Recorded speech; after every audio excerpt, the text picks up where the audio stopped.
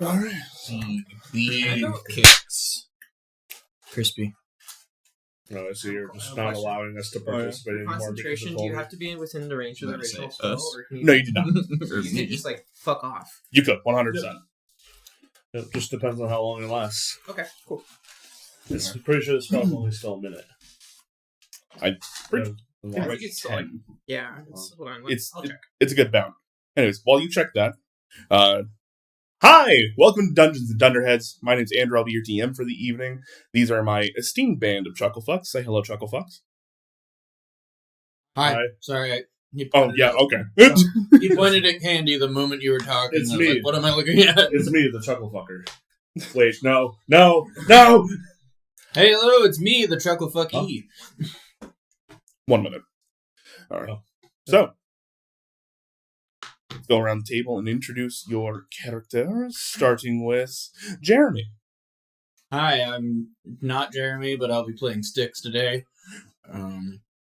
He is a bird, sometimes a kinku, sometimes not. Loves necromancy. Yep, loves undead things and people, and is just a social butterfly. Definitely trying to work on a buddy relationship with Kix. Yep. Kix. Yep, soon to be lover of Kex. Yes. No kicks. No If you couldn't tell, they were lying. It's basically the opposite of that. Well, I mean, we have anime on a bag, kind of here. That'll work. That's basically Jeremy, yeah. Jeremy, if you're in the chat, how'd you like that chapter today? Mid-tier anime, basically Jeremy.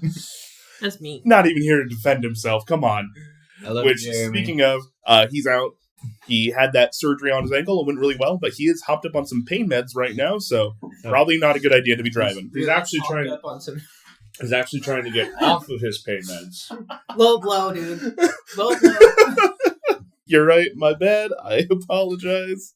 Big old rips. He's not even here to defend himself. I know. What the fuck? Why are we dude? laughing about him How being dare. hopped up? Hopped. Because he's only on 1 foot. He hops everywhere. That's how he gets around. He's actually really good at it. He was hopping upstairs when we went to the bar. Look, man, I'm struggling. All I sleep right. so much. Like, Sticks. Now, Sayul. Colby. I'm playing also Sail, the one I usually play. Watery Boy. We are here for some water. Yeah, we are here for water, and then we're gonna go get a boat, but the boat is not good for water. And Sail has mixed feelings about that. Watered down.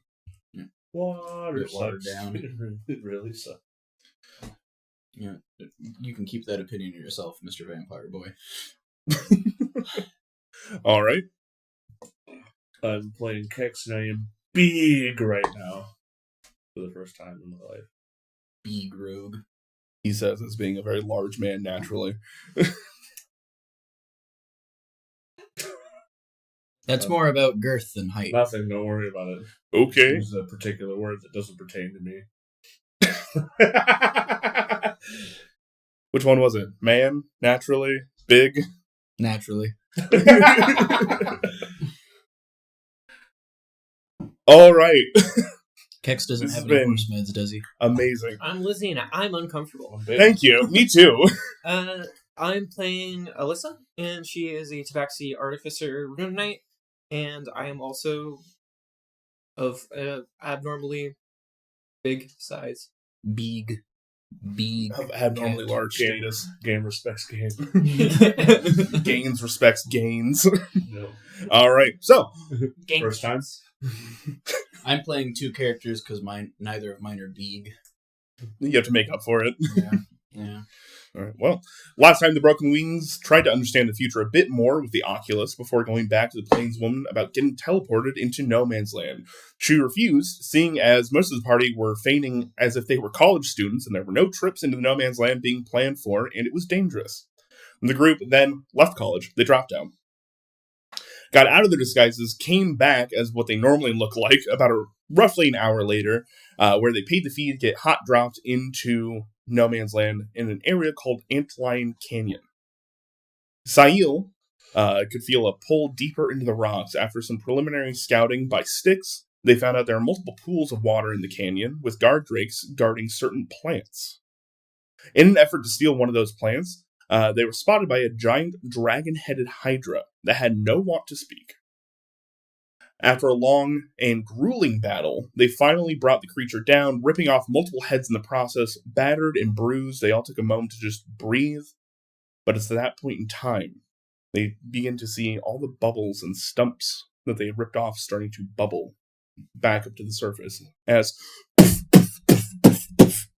I went back and rewatched it, just to make sure I had the right count of heads. All of them regenerate when it goes down? At this point in time. So, we are currently dealing with 2 reds, 1 blue, 2 green, 2 black, and 2 white heads. Nice.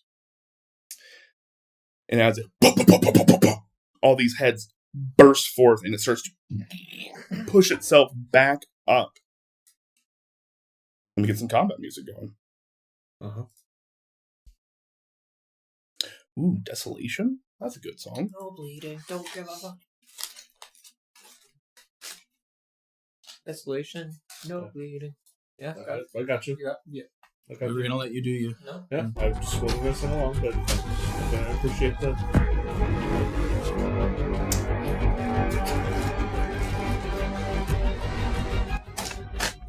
All right, so as it stands up, you guys see the head starting to slither out. This weird, mucus falling off of it as it shakes off, scattering across, hitting Sail and Sentinel with it. It looks around. That is unfortunately its entire turn to regenerate that way. So it is standing and it is ready. They'll bring to this guard drake, who is not going to do anything. In fact, neither is the blue guard drake, as they are actually all starting to pull back out.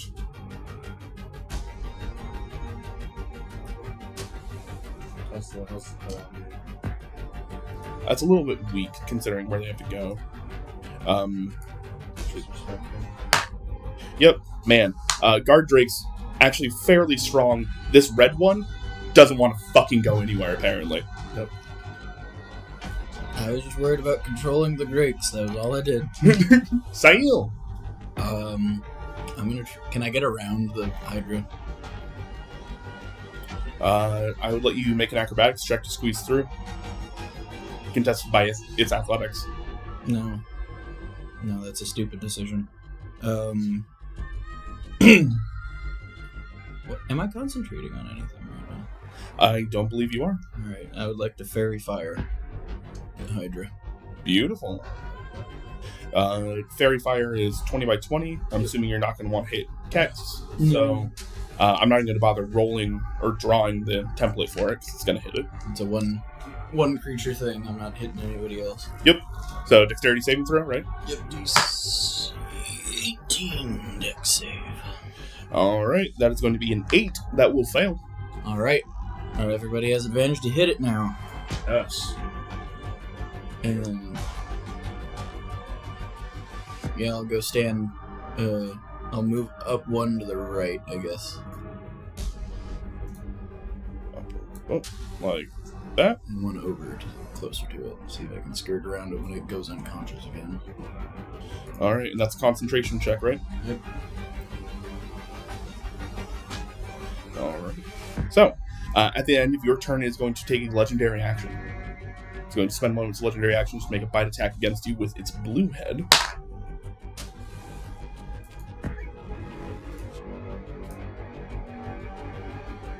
Does a 18 hit. That'll hit. Yep. Alright. So as this red head, newly bloomed since Alyssa ripped it off.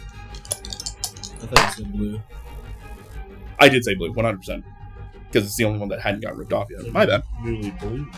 Newly blued. Yes. Reaches down, it's going to hit you for 9 points of damage. Rolled pretty low as it kind of bites into you. 9 points of lightning damage. And I rolled a 15 on the dice for concentration. Okay, beautiful. That'll bring to Saffron's turn. Saffron went through most of her spells last time.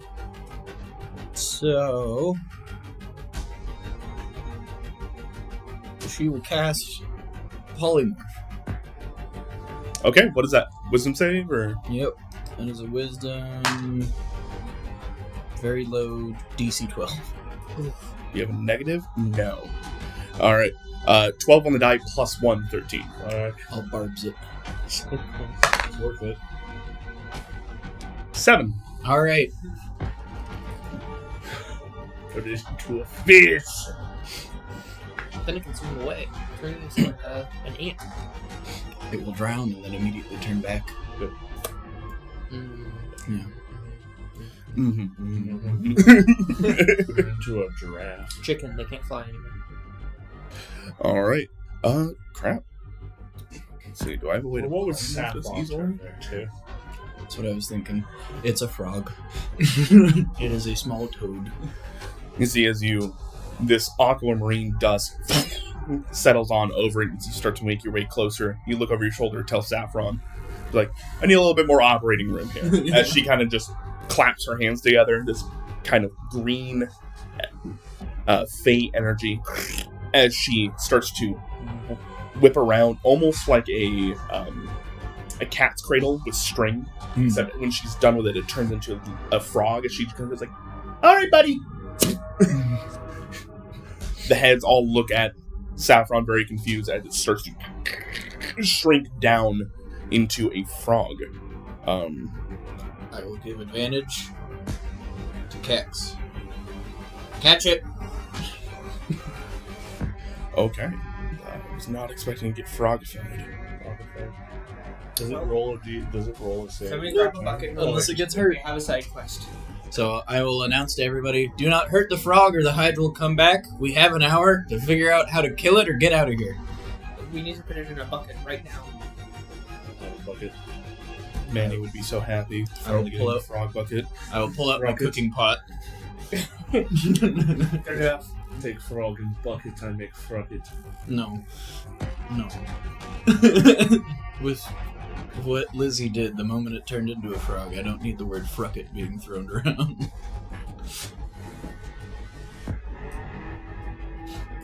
The froggen. Stop. I implore you to not. It worked! Hey! Hey, look at that little guy! Frog! You little stupid asshole. Let's see. Have 5 minutes. Catch that frog! Do we put it in a bag of holding or? It'll die. I have a pote. Just catch it. Alright, that is going to be Saffron's turn. Styx! Stick will try to pick up the frog. Alright, Styx is currently 40 feet up. Does he have 40, 30, or 60 feet of movement? I can't remember for Alan. I believe 30. It's almost like I had a character sheet. I do. He'll fly 30 feet down and just keep an eye on the frog. I'm going to assume at a diagonal. I will never kill the frog. At diagonal, while going down, that'll put him 10 feet above the ground. About there. Alright. Can Styx take a moment and try to remember back to all of the religious holy rites that the Gruul may or may not have had or he have known, to see if there are any figures of their legends or myths that match this creature, so we can get some information about the Rainbow Draco Hydra thing. Ooh, can I cast down? Styx can Try. make an history check for me. History or religion? Religion, sorry. It might register as a frog right 8. now. 8. Hydras are seen as the one vague thing that he knows is that they're seen as the undying. Mainly because the more you fight them, the more heads they grow, and the more powerful they become. Which is right up there with Gruul ideology. Yep. Which is why the Gruul like them so much. Alright. That makes sense. There's not as much information as I was hoping for, but he will relay that. The Gruul like them because they are called undying, since they keep growing heads. Without actually dying. They're not actually undead. Yep. Alright. That'll bring it to the Blackguard Drake, who is also GTFOing. So they're all running. Yeah, the target's game statistics, mental ability scores, and Except for its alignment and personality are replaced when it's polymorphed.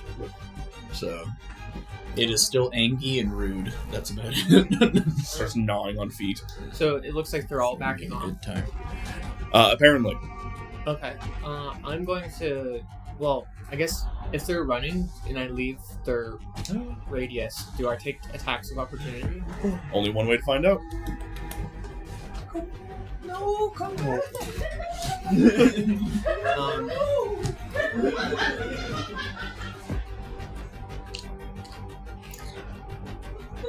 Just I continue.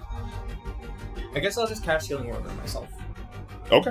I don't really want to take an attack of opportunity at this. Fair enough. So that's touch, cure wounds. I'm gonna cast it at 2nd level. You turn the light off too. Yes. Do that. Cure wounds. Which is one action.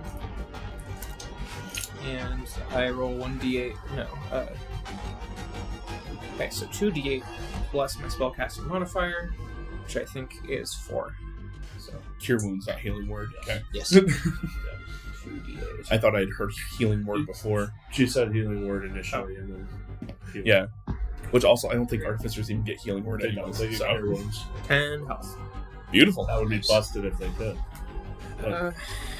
And let's see for There's like too many classes already to get that. does a potion is a bonus action. To yourself is a bonus action. Yes. Cool. So then I'll just take one of my graders that I have. Get all that heal juice. Beautiful. Top up this round. So that'll be actually. Let me just check to see if I have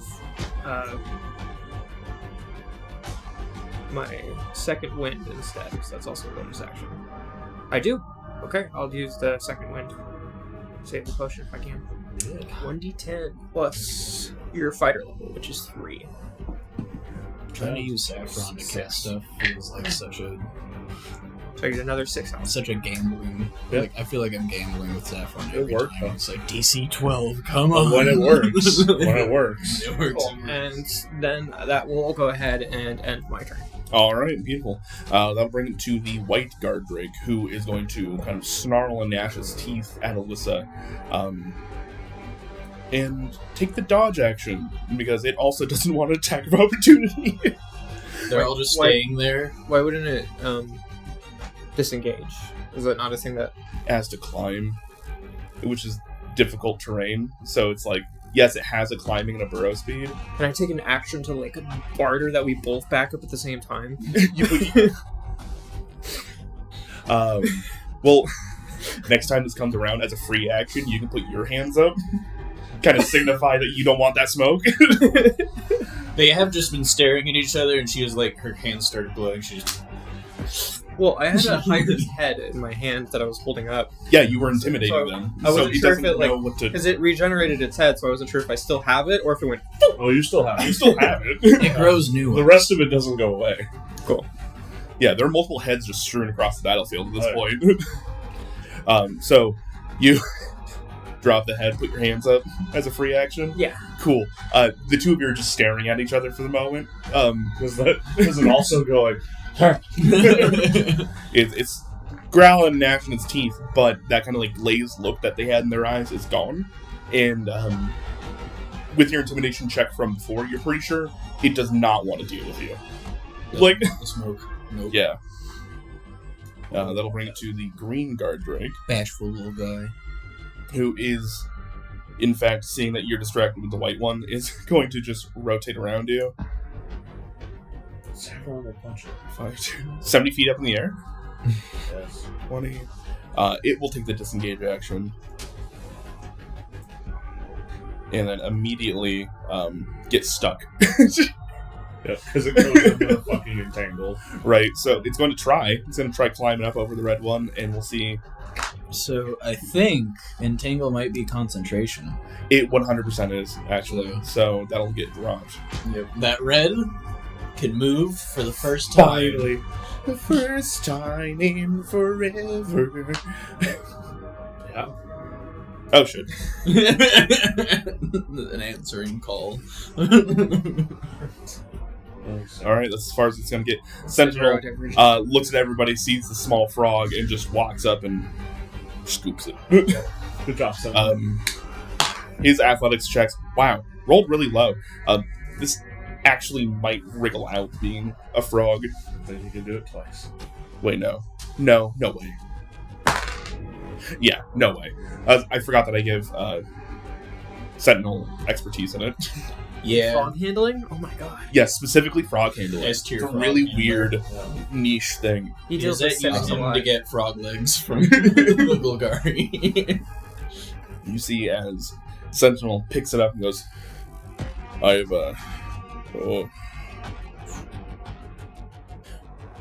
my servos are slowing down. Oh, so are you okay? I'm fine. Did you get injured in the fight? Is that why you're slow? Above table, he didn't attack or get attacked this round, so his rage is ended. I see. Okay. I had a moment like, oh no. I was like, wait, somebody cast haste on? I'm like, what? That said, at the end of his turn, after his rage is dropped, the frog is going to try and bite him. Okay. Natural 20! He crits. He crits, dealing... 2 damage. Sorry, I opened it up and it's still giving me the Hydra stats. So I was like, fucking excuse me? Does the frog get legendary actions? Is that why he's attacking on not his turn? It's still the Hydra, and the Hydra still gets legendary actions. I don't know how that works, so I'm ruling yes. Okay. Also, it's a fucking frog. It's a legendary frog. Yeah, it's a legendary frog at the moment. We need to keep it. You know how For an hour? You know how crazy the girl would go if they came back and it was just a frog? Okay. Oh no. It's not actually giving me the frog stats, it just changed the abilities. So I have a way that I thought of that we might be able to, like, kill it or at least really fuck it up. Which is? Saffron just flew up for about 30 minutes and dropped it. Or Styx did that.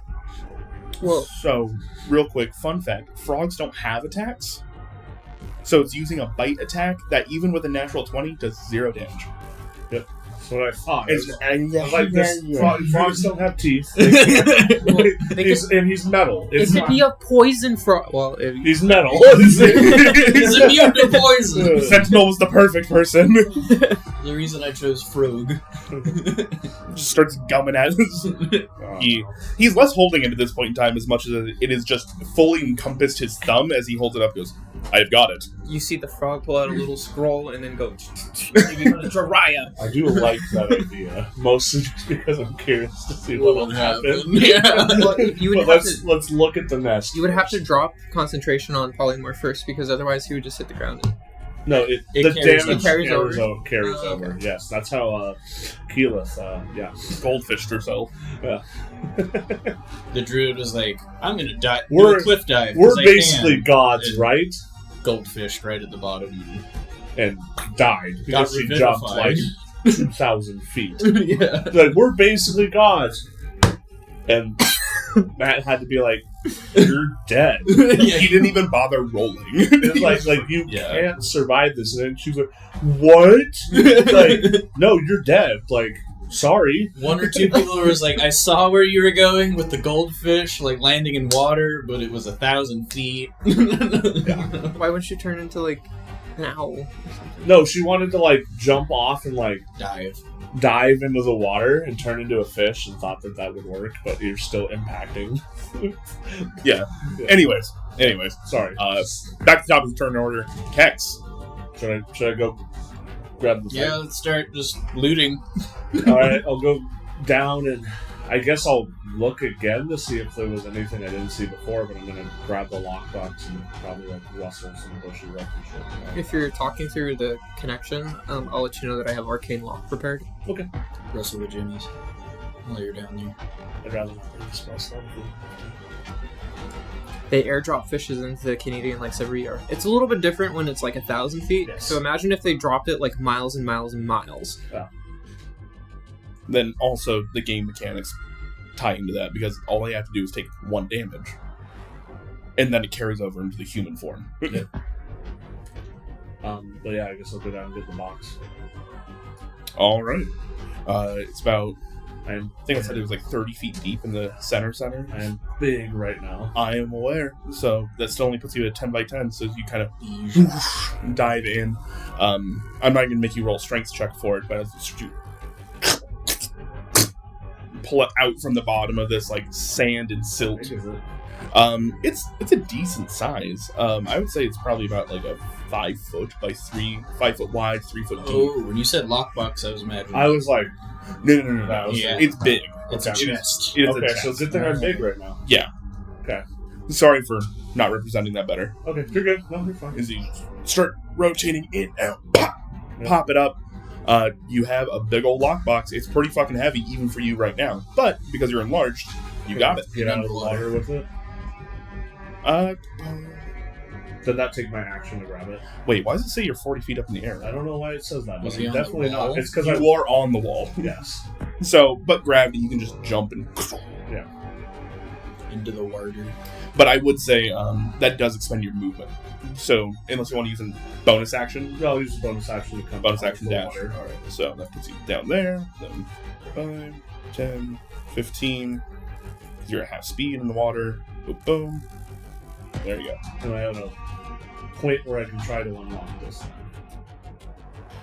It was your action, get it out. Bonus action dash. Okay, So you're all tapped out. This one's okay. So there we go. All right. I have it.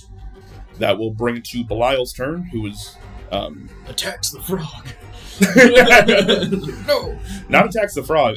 They are ready to attack anything that gets near them at the moment, though. But they are 80 feet up on the cliff face currently. So they just again stand there menacingly.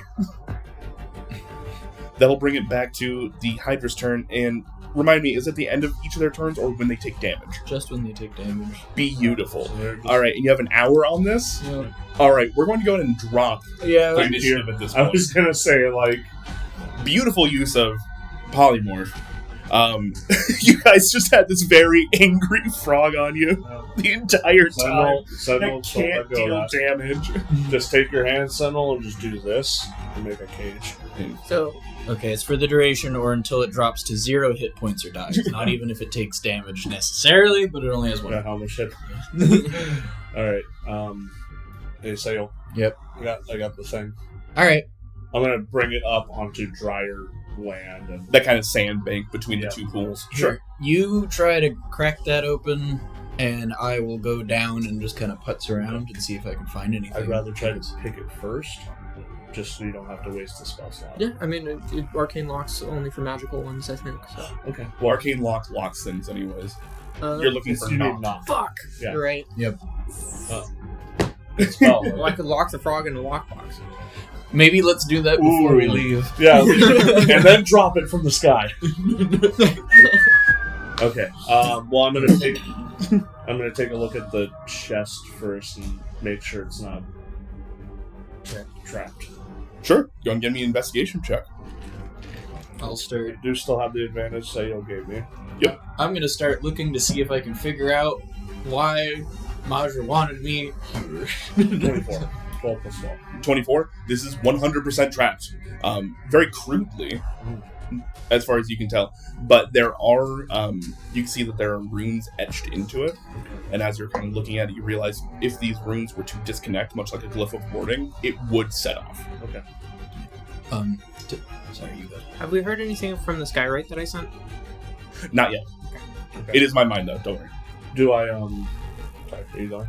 I'll also just say to Saffron, like, just try to hide for the hour while we got that Hydra turned into a frog. I don't want anybody looking for you to let that guy let back out.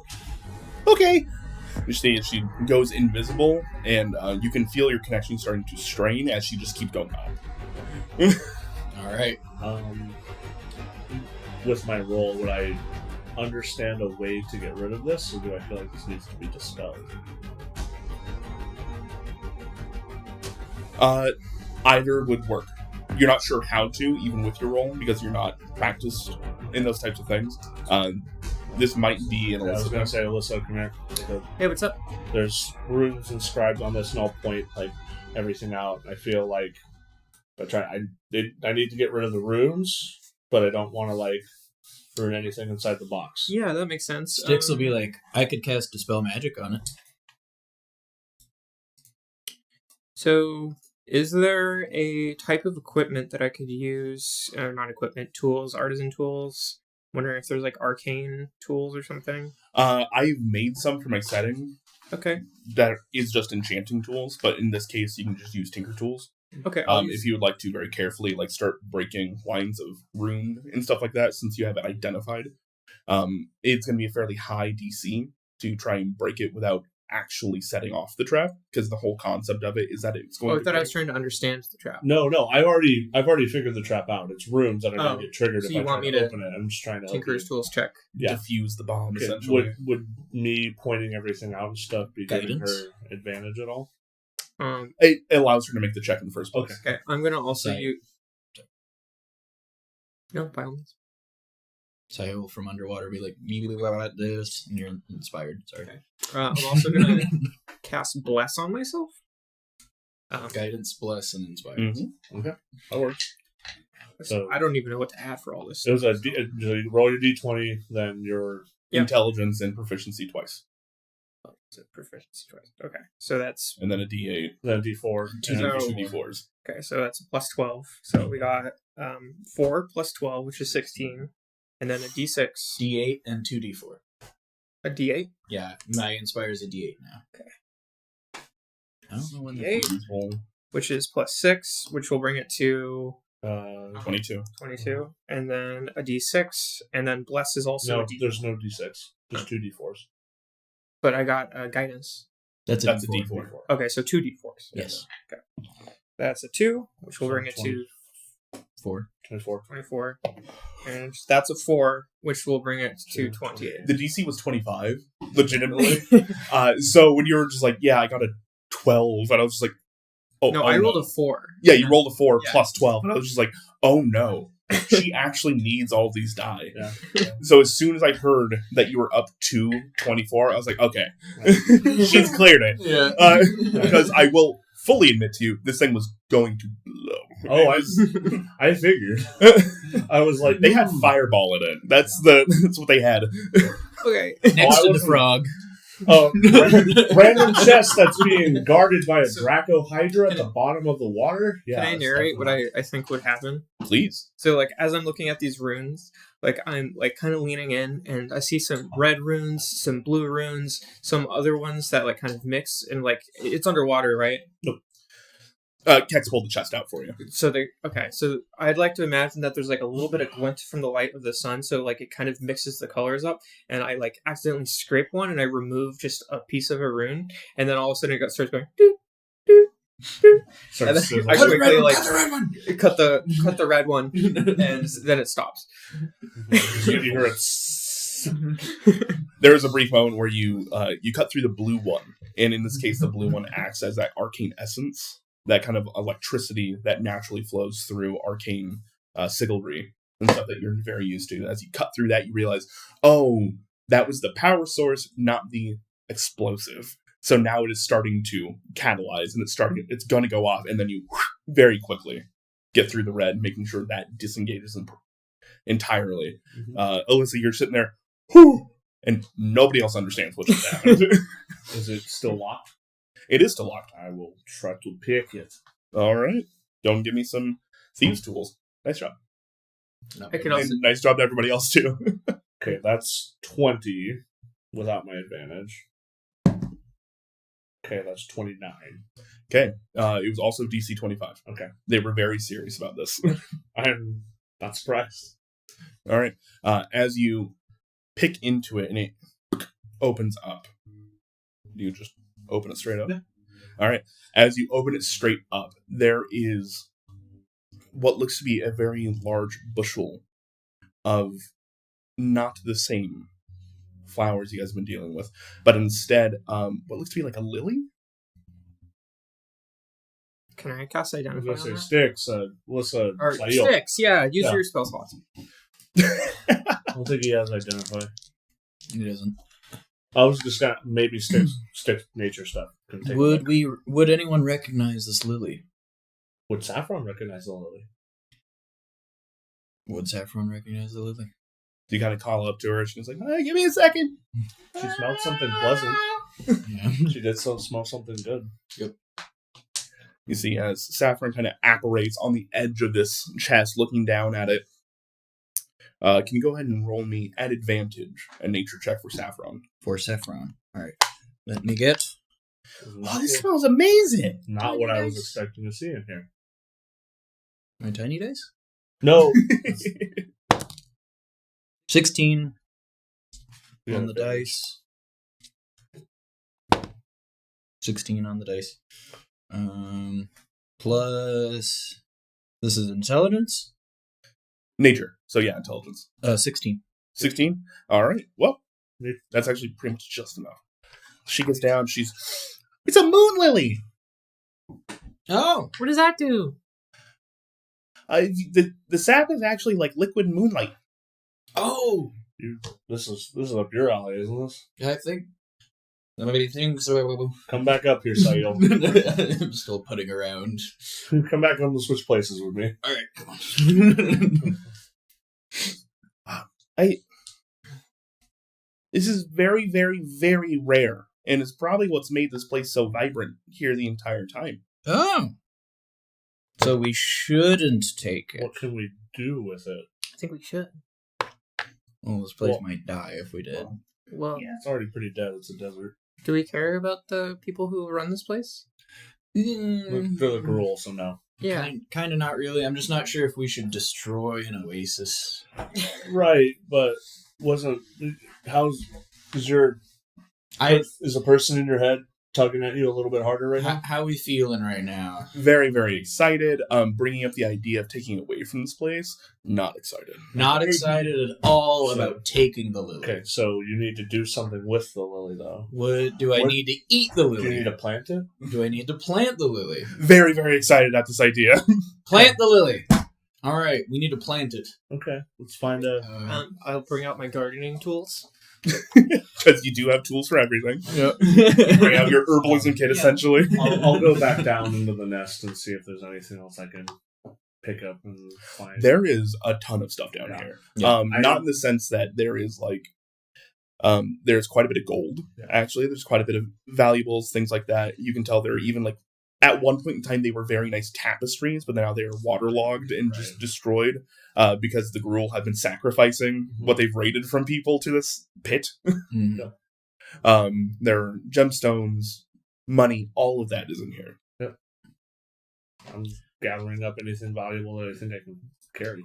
I I'll need to. probably get Alyssa in on that with me too. Well, I'm gardening right now. I was going to ask if I could make a gardening check. I was gonna ask if we could get everybody's heads together and be like, how do we take care of a moon? Like, how do we plant it so it's happy? Maybe. Oh, we're going to take it. I thought we were going to leave it here. No, we're gonna plant it, but how do we plant it so that it's like thrives? You know, does it need like Well- shade? Does it need like to be kind of submerged in the water when planted? Like that. Start running through ideas in your head and see what the I lady can thinks. cast Identify and maybe it would include that information. You can try. Just get like. In the sky, there's a giant red flare that goes up off into the distance. Doing just a quick judgment, if you guys were to continue going west, it looks like about better part of a day's journey. Okay. So let's take some time to figure out this with the plant. I'm going to gather up valuables, and we got to get going. Will the Hydra eat the plant if we leave it out? Probably. I think the Hydra needs to die. Oh, that's the trick. Well, I wanted to take some of the heads that we got and mount them to the ship. That'd be pretty cool. And then I'm I here think we for should that. rename our ship because the Crimson Scourge is kind of... I love that idea. I was thinking the SSHH. I don't think that the flesh will stay that long to be able to do that. I mean, I have my formaldehyde kit here. I'm a taxidermist by trade. That would take time. You just throw it in a... I mean, do what you want to do. I just think Hydra skulls would be good enough, but... The Hydra's Helldivers. Boo. Alright, Call it in the orbital! I'll see myself out. Yeah, we're just going to try to figure out how to take care of this lily and what we need to do with the Hydra. Hear me out. What if we just keep polymorphing it? That was forever? She could do that once. And then we get to the level where we can do like dominate monster. That'd be cool. No. She can't do it again. All right, whatever. I'm gonna cast identify on this. Think Styx has polymorph. You're gonna cast identify on the lily? Yeah, I want to understand like the best way to take care of it. If Sure. it's like this environment's gonna kill it, or if like that kind of stuff. All right, give me 1 second. I want to see what identify truly gives you. I want to know how to copy her. I am worried a little bit though with the Gruul coming back.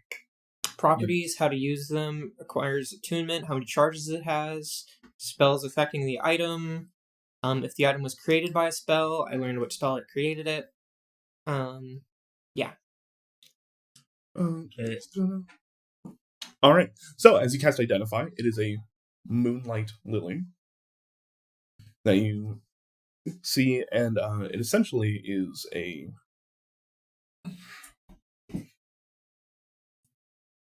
planting this in an area at midnight will then attune the area to the place that it came from, which is a domain of twilight within the Feywild. So it has to be planted at midnight. We gotta either come back or wait around. What time is it right now? Well, we can plant it anywhere, right? It's about 5 o'clock. But Majra seemed like she did not want us to remove it from this area. Do you really want it planted here? Can we plant it somewhere nearby? Like, Kind of pushing the whole fact that she can't talk to you very much. I know. It was just a go. It's like, go do what? Hear me out. What if we bring it back to the office and we keep it as a plant? No. Little house plant. Yeah, we could have a nice entrance into the Fey. Sounds like the whole point of... Sayil, go and give me a charisma nature check. Uh-huh. Mm-hmm. That Charisma it was. A I charisma check. thought it was a 20. No, I was about to say, like, it doesn't matter what kind of check. not quite. So, charisma nature would be 25. 25. Cool. Looking around at the other places here and just using your connection to the Fae itself, this was its original home. Okay. Which is why Madra probably wants it replanted here. This used to be a Feywild oasis. It was taken and corrupted by the Gruul using the Draco Hydra. And they were using the natural essence of this place to grow the dragon orchids. Okay. So, that's why Madra wants this. This would be basically re-sanctifying a Feywild hotspot. So does it require happening at midnight then, if this is the original location of the flower, or can we return it? Because it's been uprooted, it would have to be done at midnight. Okay. I will explain this to everybody. But that also means that you can come back and do that. All right. We will be back to plant this then. Or we could kill the Hydra. We have- We could just camp here and then... Well, then we're delaying getting to the people that need help. Okay, what's in a domain of Twilight? Like an archfey maybe, or a spirit of some kind. So this. Do you think that he would be happy with us? I think we Oh, need. absolutely. I think we need to do this for Sayil. It's just a prioritization thing right now. Yeah, I don't think that's gonna happen right now. I understand it's a prioritization thing right now, but we just took a beating, and if we could take a long rest here, which would maybe like end at midnight and then travel during the night in the desert We when could it's do not as that. hot. We could do that. What time is it right now? It's about 5 o'clock. That would be about... That'd be almost perfect, actually. Wow, Lizzie. But the issue is you only got an hour before on the that. Hydra comes back. So that's why I was like, I think we should try to kill the Hydra now. Yeah. So, hey, Styx, you want to fly up into the air for a bit?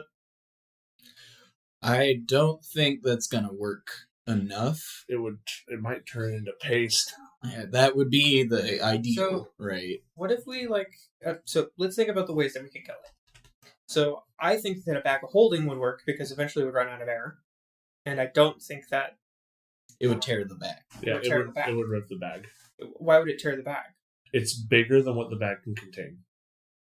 Is it though? It's 500 pounds is what the bag can hold. That will, once you overload the bag, it'll break. So if we had a disposable bag that we don't care about, We could shoot a hole into that bag when it's next to the frog and suck the frog into the astral plane. It'll just, if we damage it, I think if it just goes into that, well, no, I don't, Cash doesn't know about this kind of shit. So can I make an Arcana check to figure out what are the repercussions of ripping a bag of holding or having one explode on us in no man's land? Please, go ahead. I also have a question or two. Give me 1 second. Yep. Can you let me know what guidance? So up to a minute. Guidance is a D4. Okay, and bless probably was only one check. No, bless is concentration. Oh, okay, cool. For so many. So you're not big anymore. Yeah, We'll go ahead and say this is the last check with bless on it. Okay, cool. And that's another D4, so 2D4. Woo! 15 plus 3 plus 1, so 19 plus, and then it was Arcana, right? Mm-hmm. So that would be 27. 27. Intelligence I characters. love and hate that you guys are such fucking skill monkeys. It's required. It helps us do more cool stuff. No, 100%. That's why I said I love and I hate. Doing this out in no man's land, there is a non-0% chance that it will not go to the astral sea. It will go to a different plane. Mm. And there's nothing saying that something couldn't be on the other side willing to come through. That is a percentage chance, though, so... I could try to send it somewhere if you want. I was gonna ask, And it's a low percentage chance. is the Hydra originally from the prime material plane? You can go and give me a...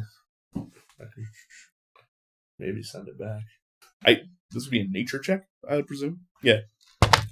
For those just tuning in, we're talking about where to send a polymorph Hydra It's a frog. to kill it. Yeah, it's currently a frog. For Sail nature, that's an 18. 18. Hydras are common, or not common. They are natural to the material plane. Whatever the fuck this one is different, though. Yeah. But putting together with what you guys know about the dragon orchids and all that kind of stuff, the guard drakes around here should not have been able to breathe fire or have any type of breath attacks. They don't naturally have those. Yep. As well as hydras don't normally have those either. So you can tell the reason they are hoarding these dragon orchids is that they are augmenting these dragonkin's abilities. Right. So hydras, normal to the material plane. Draco hydras and whatever the fuck these things are doing, not normal. So the purpose of that was how do I think banishment would interact with this? Like conferring with Styx and being like, I think they're from here. You don't have to banish it. What are you going to do with it instead? I can just send it to another plane. What plane? Any? What would be a funny plane? Would you be able to come back? I'm worried about us trying to go anywhere while we're in no man's land. Yeah. You might not be able to come back. Well, I might. I don't. So, I Jeremy, don't banishment, necessarily have to. if they're Can not you from just that send it? plane normally, it can banish them permanently. Yes. The item works interestingly, so give me a second. So, for example, if you Oh, had like wow, a devil and you banished a devil, it would go back to the hells permanently. You have to focus on it for a full minute, and then it stays. You are having it amputated anyways. So,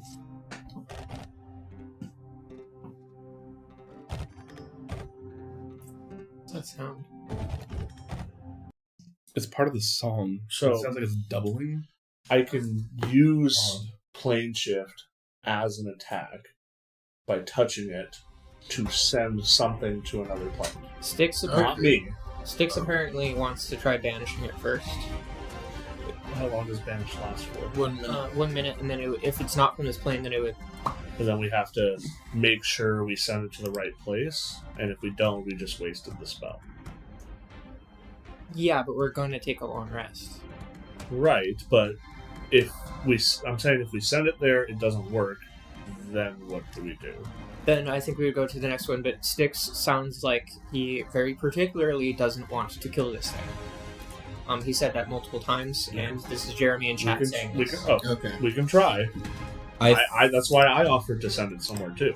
Okay, I'm just saying what Six would like to try, because he says that he would like to try. Okay. I think Kex's amulet wouldn't require the spell slot for a similar effect. So let's try the amulet first. Alright. Where do we want him to go? Do we want him to free fall forever in the plane of air? Do we want to just roasty toasty It would in always the plane be a of fire? frog then. It would still always be a frog. No, that'd only last an hour. Wait, what happens if you send it to a plane where there's no time? Then it just exists. As a frog forever. I mean, what if we where? What if we send it to the slot? What if we send it to the rig? That might. I have a feeling. That might backfire at some point. But it'd be funny. It would be funny, Sayo, but no. You would have to. The way that I only know of 3 planes of existence, technically. So you would have to tell me where to send it if you want it to be anywhere else other than those 3. What are the 3 you're thinking of? I know Feywild, don't know anything about it, I just know it exists. I know the Shadowfell, and I know the Chaos Plane. Okay. So those are the only 3 that I know. You would need to tell me where you would want it to go. Do you think Gehenna?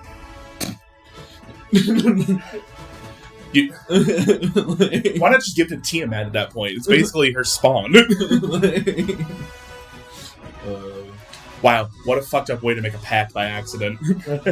Hey, I got you something. That's a favor. Oh, also, Sayil, look at this. I'm looking at what you just sent to us. Is that in the Discord? Yeah, the sketchbook from another world of the material plane depicting unfamiliar creatures and one very familiar dragon. Here you go, Sayil. Yeah. I'm trying to pull up the... I got it right here. Come on, look. What channel is it in? Queen Rooks. Queen's Rooks. I can never find it. We got a few channels. Under Dungeons and Dragons, there's the Queen's Rooks right under Rhyme of the Frost Maiden. So, Thanks. that might depict where we should send it. What? Do I recognize the... What? Who's the familiar dragon? The Hydra. Okay. Oh, so it's like its little family? And what do the unfamiliar creatures look like? Does that say unfamiliar creatures or unfamiliar places? Creatures. A sketchbook from another world Yeah, of the right. material plane. Unfamiliar creatures. Unfamiliar in the sense that they are all humanoid. You just don't know who. Okay. That said, when it's saying a sketchbook from another world in the material plane, and you're kind of like looking around in it, they have landmarks that are showing that do not correlate with any of the known world you know. Okay. Whoa, okay, hold on. Read the rest of all this. Several embroidered throw pillows depicting whirling dragons. A kneeling bench, which anyone addressing the dragon is required to use. Can you check that out after we deal with this Hydra? I'm looking at all of this because this might tell us what to do with the Hydra. I don't think that there's an answer. There's a sketchbook that's showing another world. I've read through it already. I'm saying it's like we got a time limit here for the An hour. dealing with the dragon, so I think we could just try banishment first. Okay, I'm looking at this because it could have given me an answer of where to send it. But okay, Just send it to the plane of air. is that humane enough for you, Sticks? Because that doesn't sound very humane to me. Alright, Let's send it to the plane of fire. if that's better. It says Sam, not Keck, because he doesn't know it's there. It could live. So The city of Sidwell. Send it to the city of brass. you could send it to like the Feywild or something too. I'm just worried about upsetting something in this. It corrupted a Feywild area Yeah. here, so Well, the Send it to Feywild the might Stone corrupt each Singer. other. I'm swapping. Jeremy says send it to the Stone Singer. let's send it to the Shadowfell. I'm worried about it getting corrupted there. I mean, that's the Raven Queen's domain, so... Raven Queen ain't too hot recently. Not exactly her domain right now. Well, my point is, like, we could send it to, like, what is effectively our domain, because we're helping out her, right? I mean, not directly yet. She hasn't communicated to any of us. I don't know if that's true, but... She communicated to Zach. Can I think of any Fae that would appreciate a Draco Hydra? Give me 1 second on that to see if I want you to roll for it. Because I think there is actually a Dragon Pantheon Fae Dragon. I would send it to them. Try at least. I still don't know how this is going to work, but we're going to give it a fucking shot. Because I've been itching to use this. Alright. Today's the day. Yep. The sun is shining and the tank is clean. Tank is clean! That's fucking tight as hell. Alright, can you please give me a religion check? A religion check at advantage. Guidance. Just religion, huh? Only religion, huh?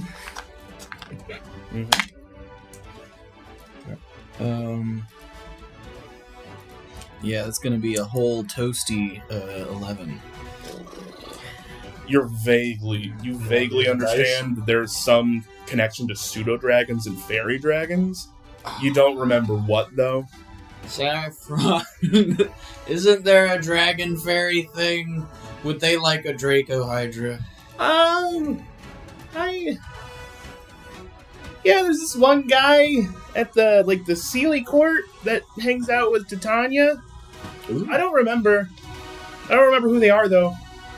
I'm kind of a small fry. I know, but I appreciate you, and we wouldn't be having this conversation if you hadn't turned him into a frog. So thank you.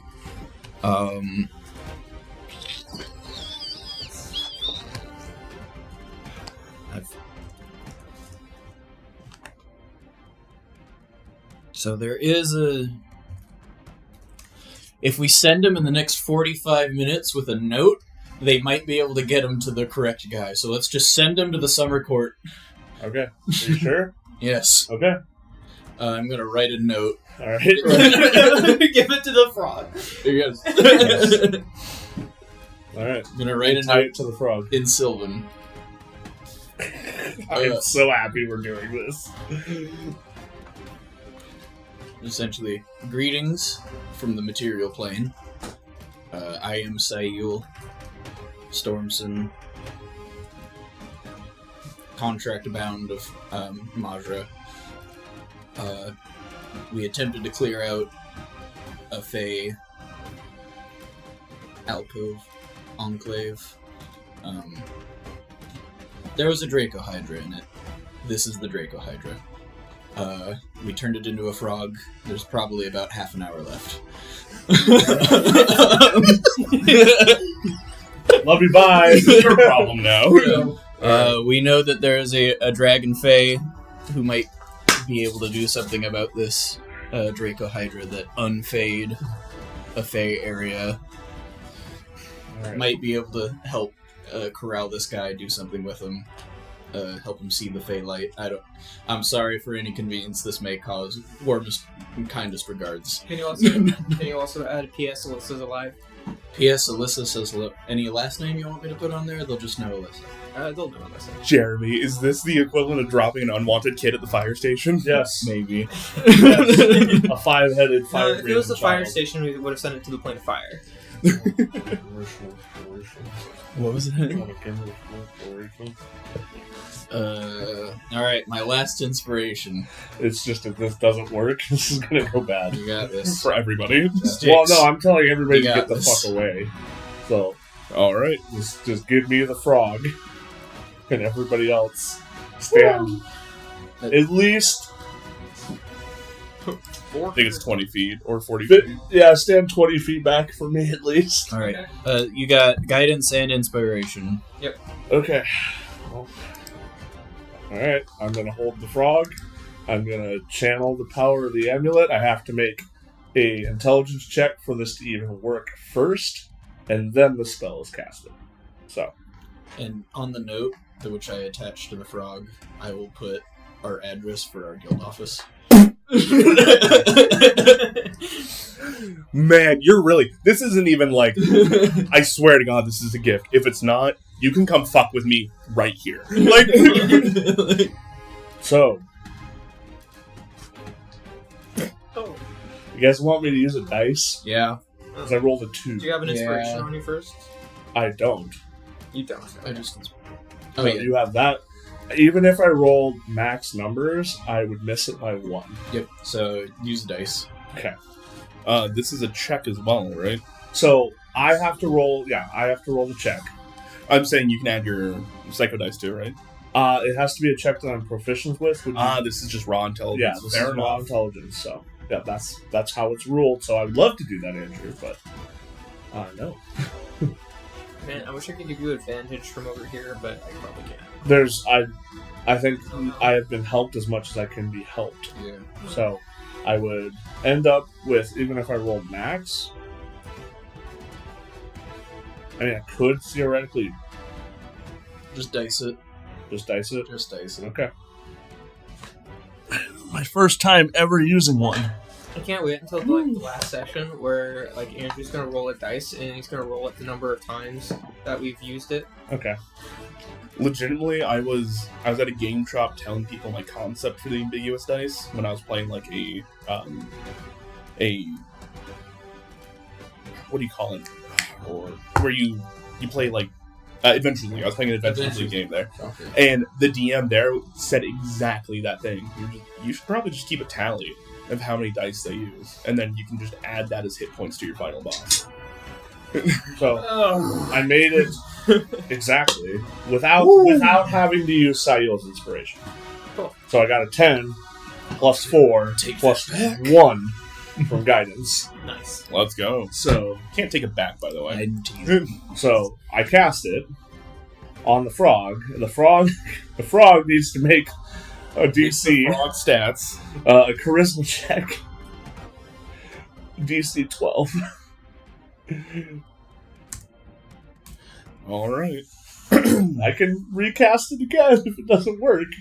So frogs have a charisma of 3. That's a -4. Yep. Nice. So DC what? 15? 12. DC 12. It's a low DC. So it has to roll a 16 on the die. 16 or higher. Uh-oh. I might barbs it. 10. Okay. It's gone. Yep. Give it the note explaining everything in Sylvan. Kindest regards, my apologies. It's gone. Do you see this frog?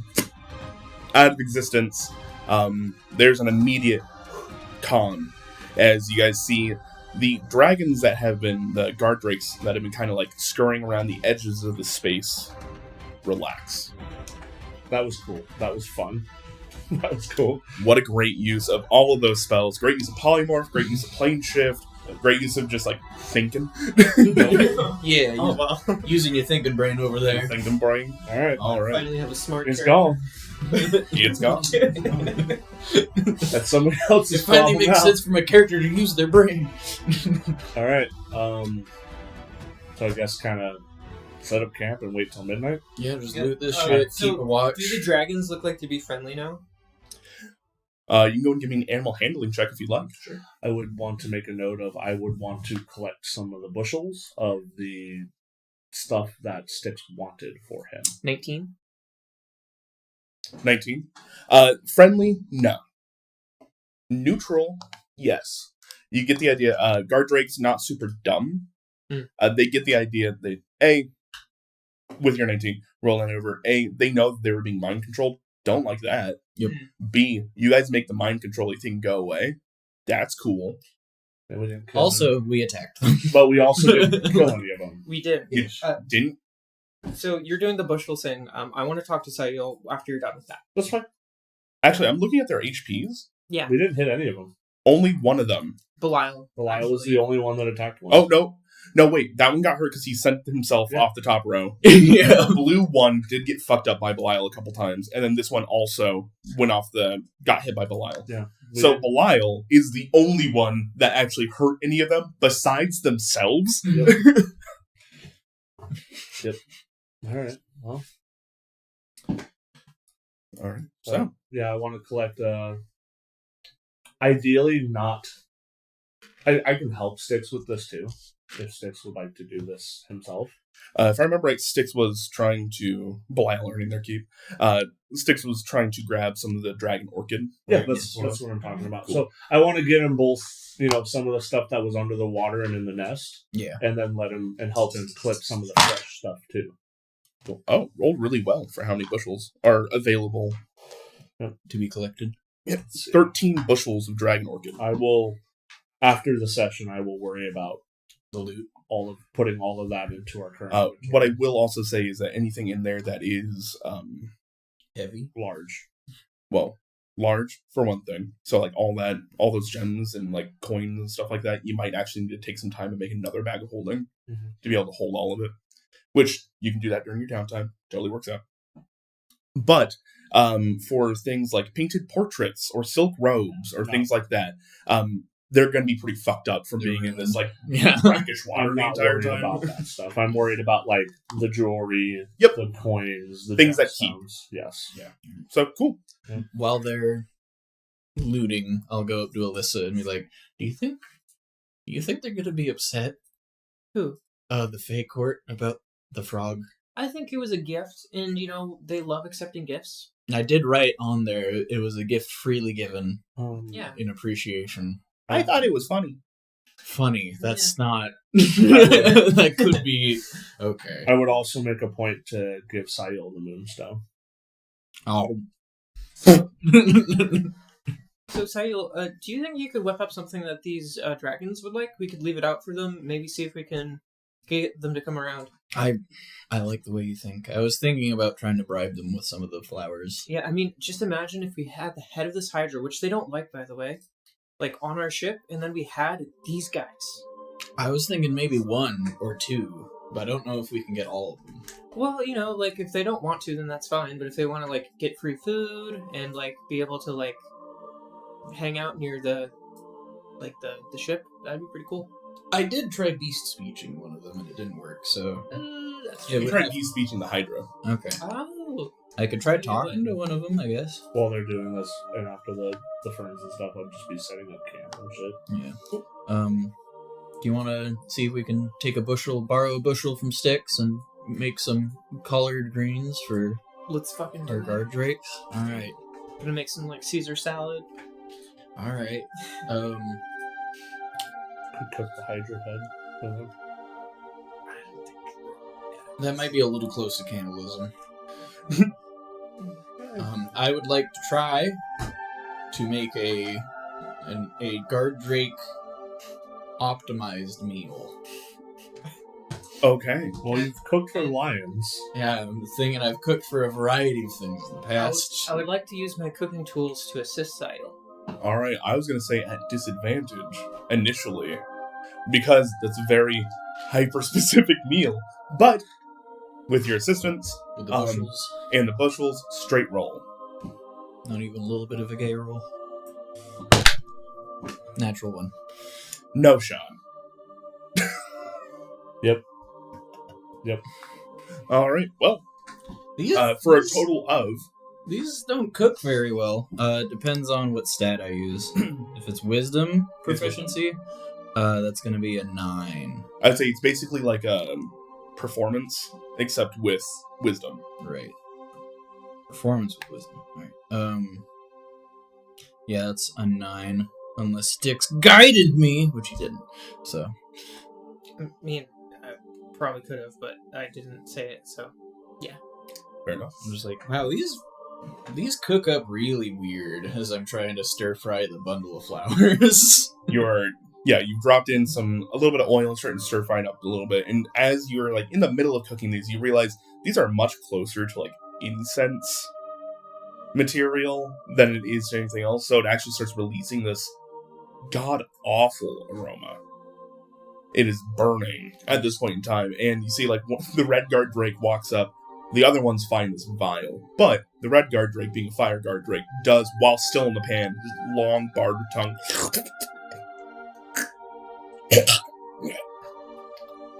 I'll let him sniff my hand. Long barbed. Not enough to do damage, but it is. This is less. They like you, and more. They're just like, yeah, more. Okay.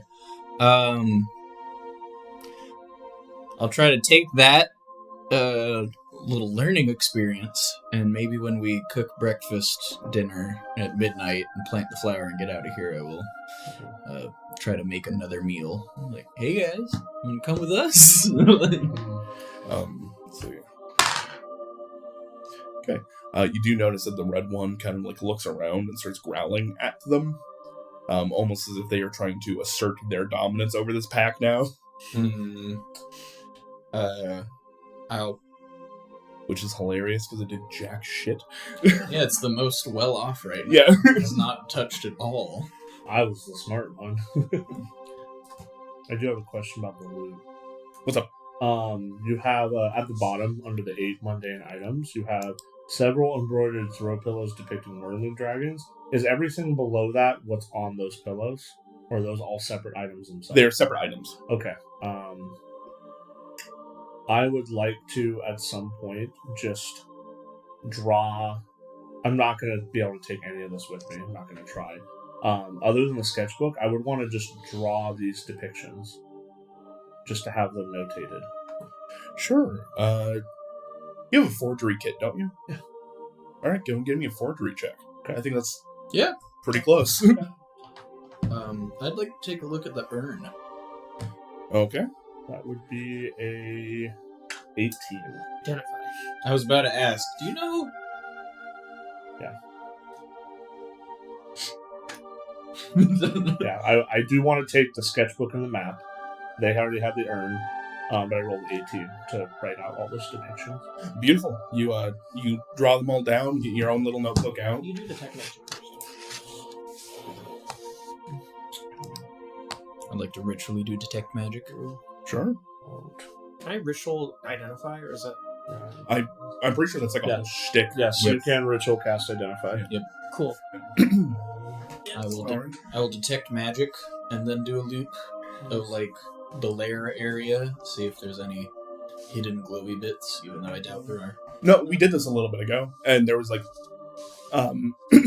faint radiations of magic, but nothing in particular. Yeah. But now that you have this opened up and you're looking at some of the things in here as Right. well, around the area there is a faint conjuration and enchantment magic that is in this area. Yep. And as soon as this Draco Hydra has gone down, those two things have spiked. It is less... it was very, very faint to begin with. But now, like, already just hours after this thing has died, whatever it was doing to siphon those energies and stuff Are coming back. are coming back. Okay. Cool. I will inform everybody that I think this place was magically potent. I feel like this is like a snarl in the ley lines, which is why there's a Fey presence here until the girl kind of kicked it out and put the Hydra here.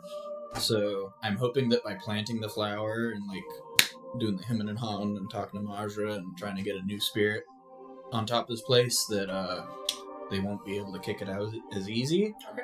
And we did send an explicit, like, hey, we just cleared out this Fey enclave in this specific spot to the Summer Court. So if anybody's going to send a representative of the Feywild to oversee this place to keep it safe, that'd probably be the place we'd want to let them Isn't know. that the Hydra? I hope to God they don't. That is the worst thing they could do. Comes back as a fairy dragon Hydra instead. Yeah, it's got tiny wings, and it's the same otherwise. Time to bed down and I got... Hold on, we got more stuff we're going over still. a lot going. Yep. With your detect magic as well on some of the magical items and stuff that you see through here, the urn in particular does have a necromancy radiation coming off of it. I'll very specifically make... Oh! Necromancy.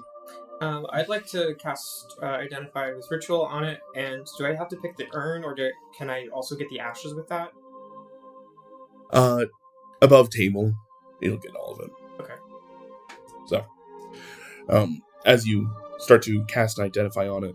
What does this look like when Lizzie's doing it? We kind of understand that, like, when Sail does the magic eyes, his eyes start to glow white and start to look around. The way that I've said or described it before is basically, like, I have, like, basically goggles that come down, and then there's different, like, lenses that come down, so it kind of, like, zooms in, and I'm able to, like, look through these lenses and figure out stuff with, like, a lexicon of things that I've seen before, and, basically look it up in, like, the encyclopedia. It's like the jeweler's lenses, or like... Exactly, yeah. Beautiful. All right. So as those lenses come down into focus and you start to look at some of the rune sigildry and stuff across it, it starts to basically auto-translate for you into common. And as you're reading through this and you start to realize, this is the Urn of the Dragon Heart. Okay. What is that? It is a urn that they were keeping a burned dragon heart in. So, this can be used in many necromantic rituals of the such, mainly in the making of a Dracolich. Hold on to that. Could it have anything to do with a Draco Hydra? Typically, no. It's kind of odd that it's in here, considering you know for a fact this Draco Hydra was not undead. Well, in fact, by its very nature, it opposes that. okay. Oh, continue, sorry. So, the first thing that comes to Alyssa's mind is, what can I do with this as Alyssa? Can I use this as part of, like, crafting, like, Stygian iron? Could I make, like, like an iron Dracolich? Draco Golem? An Arcana check at advantage. Sure. Draco Golem. I'm gonna cast guidance on myself. There's a lot of Beautiful. things that are connected with this that are scary.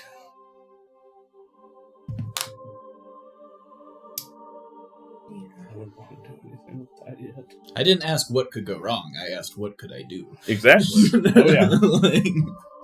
25. 25. All right. With your understanding of Stygian iron, this would not work with that. Okay. Stygian iron is inherently lifeblood that has been given to a necromantic cause. There's no blood in this. There's none of that. That said, it would and could augment dragons if it was used, like I said, in the process of making Dracolich. Sorry. Bless you. It can also be used in the sense that those that have a dragon affinity, like the guard drakes or things like that, it could also augment them. Knowing what you know of the Gruul, though, it looks like this was locked away on purpose here to prevent that. This was put underneath a guard dog, essentially. So, that, the sketchbook, the bench, that's probably the dragon's heart. So I haven't said any of this to the group. Yeah. Sorry. I'm getting ahead of myself because I'm excited because it's dragon stuff, and I'm like... My first thought is, what can I use this for? And then I realize I can't use it for Stygian iron, and then I'm like, I don't think Styx would want me to have this. Really quick, before we continue on past that. Yeah. You can't use it for Stygian iron. That said, if you were to use these ashes in enchanting, specifically things like necromantic spells, it would bolster those spells by a large margin. Okay. So if you were to imbue yourself with false life, you could 100% do that. Like if you want to make an amulet of false life, you could use these ashes in there, and it would count as a above table with the enchantment rules and stuff like that. These count as a legendary component. Which is very, very good for craft. What'd you get total again? You said 25? 25. 25. You would need to look a little bit further into it to see how far along the lichdom process this got, because this could in fact act as a phylactery for a Dracolich. Could just already basically be one. Would she be able to tell if it was actually one with that identifier?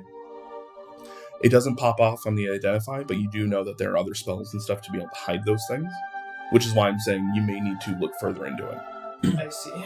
Nistle's magic aura. It's a great second level spell. It really is. You know how often I have to consciously be like, oh, it could be Nistle's. Wait, Sayul doesn't know that. Yeah. So, That's what I'm struggling with right now. I need to understand how your telepathy works, Sam. Is it a group chat, or can I talk to people individually? It is a group chat. If anybody who is linked, we are all linked. And Styx is in that group chat? Yes, all four of us are. Where is Styx right now? Me and him are collecting bushels. Yeah, they're going swimming currently, the two of them. Sayul. This is probably the most valuable thing that we've ever come across. Oh? This is used to make Draco Liches. And it might be a phylactery, and I'm not sure. This thing is incredibly dangerous and incredibly valuable, and Styx is going to want to get rid of it as soon as he sees it. I think that we should hold on to it. Is there a way we could hide it? Like, just not from Styx per se, but from, like, can we put it in lead or something? I think that would help, but I don't know if this is the heart of something else right now. So we should definitely hold on to it just in case we happen to encounter one. We can stab it maybe. If it's not already, then I can use it for enchanting purposes. Or we could just sell it. But I think we should try to break that news to Styx in a way that is not just going to have him destroy it. Yeah, I could definitely see him turn undead the moment we tell him it's a heart in a box. Yeah. Yeah. So, I have Arcane Lock. I think maybe the best thing to do right now is to keep it... away. Yeah, lock it away. And maybe we try to let Kex know as well. And kind of like then slowly loop in and make a decision about it. But this thing is incredibly valuable. Okay. Alright. Is there a way you could make a box that would make it, like, so nothing can find it or see it? I have other things that I'm planning on doing tonight, but I could definitely look into that later. It sounds like that's kind of high priority if that's how important that thing is. Yes. What are you planning on doing? If you don't So mind asking? I want to see if we can get these dragons on board with helping us out. I can work with that.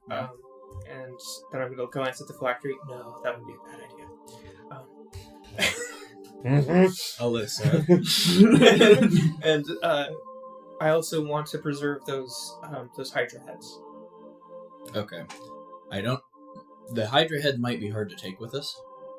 I want to preserve them and then deal with it later. I'm Okay. just going to throw them inside of something that'll keep them from decaying. Okay. Alright, if you want to focus on the Hydra heads and then that, I can focus on the Drake. I'm gonna set up camp and get us all good to sleep for 8 hours, and then I'm gonna try to work on something to get that on our side. You should let Kex know if you can, just so that way he's in the loop. He might have some ideas about how it could be used or what it was previously used for. You know what? He's a pretty smart fellow. You know what I can do right now? I will just hold a hand up to my mouth. I'll point at Kex and I'll cast a message. Okay. Hey, we found like a really spicy undead heart thing in an urn. We're worried about telling Styx because he might just try to destroy it without thinking about it. That's one of the smartest things you've ever said. So we're gonna lock it up. Thanks, Alyssa said it.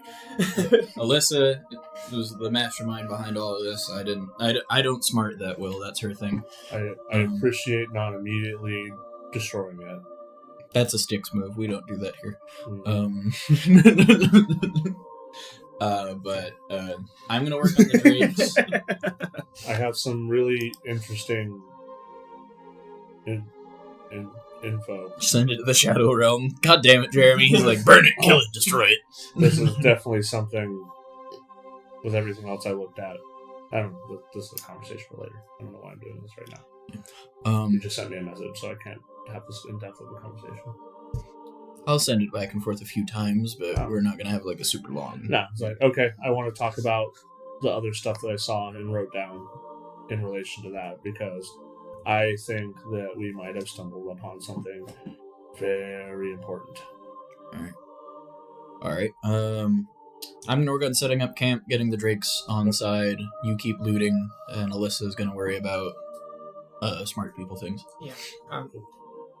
Above table. Or I guess it wouldn't be above table. Why did I say that? While I'm trying to preserve these Hydra heads, I'm also trying to think about Oculus and what he might be interested in from this. Okay. If there's anything like that, then I would probably just denote it inside of like a notebook that I have. Oculus. Other than just like magical properties, like Hydra blood, things like that. Actually, can you go ahead and roll me a nature check? Sure. Can I use guidance? Sure. Would you remind me who Oculus is? Oculus Farhorn. The blood dragon guy. Yeah. 24. 24. This is not for Oculus in particular, but just in general with some of these dragon parts and stuff like that.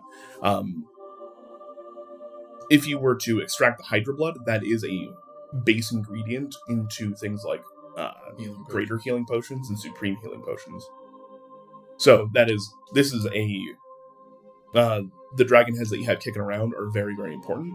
And you do know that dragon blood, based off its chromatic energy, can be used for things like potions of resistance to that particular thing. So like the red dragon head you got could be fire resistant. The blue dragon head could be turned into lightning resistance, etc., etc., etc. Okay. And you guys popped off ahead of each except for blue.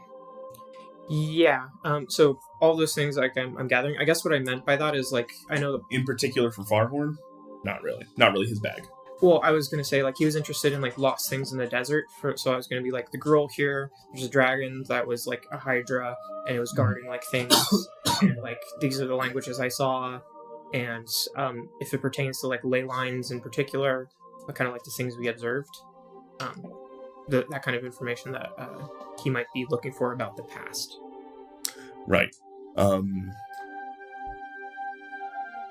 Maybe some notes. A historical. That's why I wanted to write it in my notebook. Yeah. So, if you'd like to just take some general notes on the area, sure. Yeah.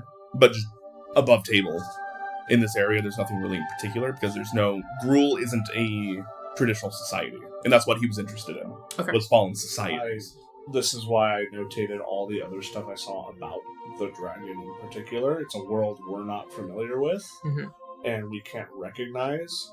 That might be a civilization that doesn't exist anymore, that he might be able to look into. Yeah. So, on Jeremy's behalf, after hearing about the alchemical ingredients, I would like for Styx to try to get as many vials of Hydra blood as he can from the severed heads before they leak too much.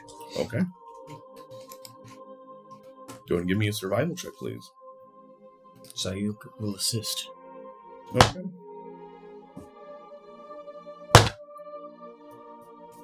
That second one was a lot better. 23. 23. All right. So, 23. This is what was the CR of this guy?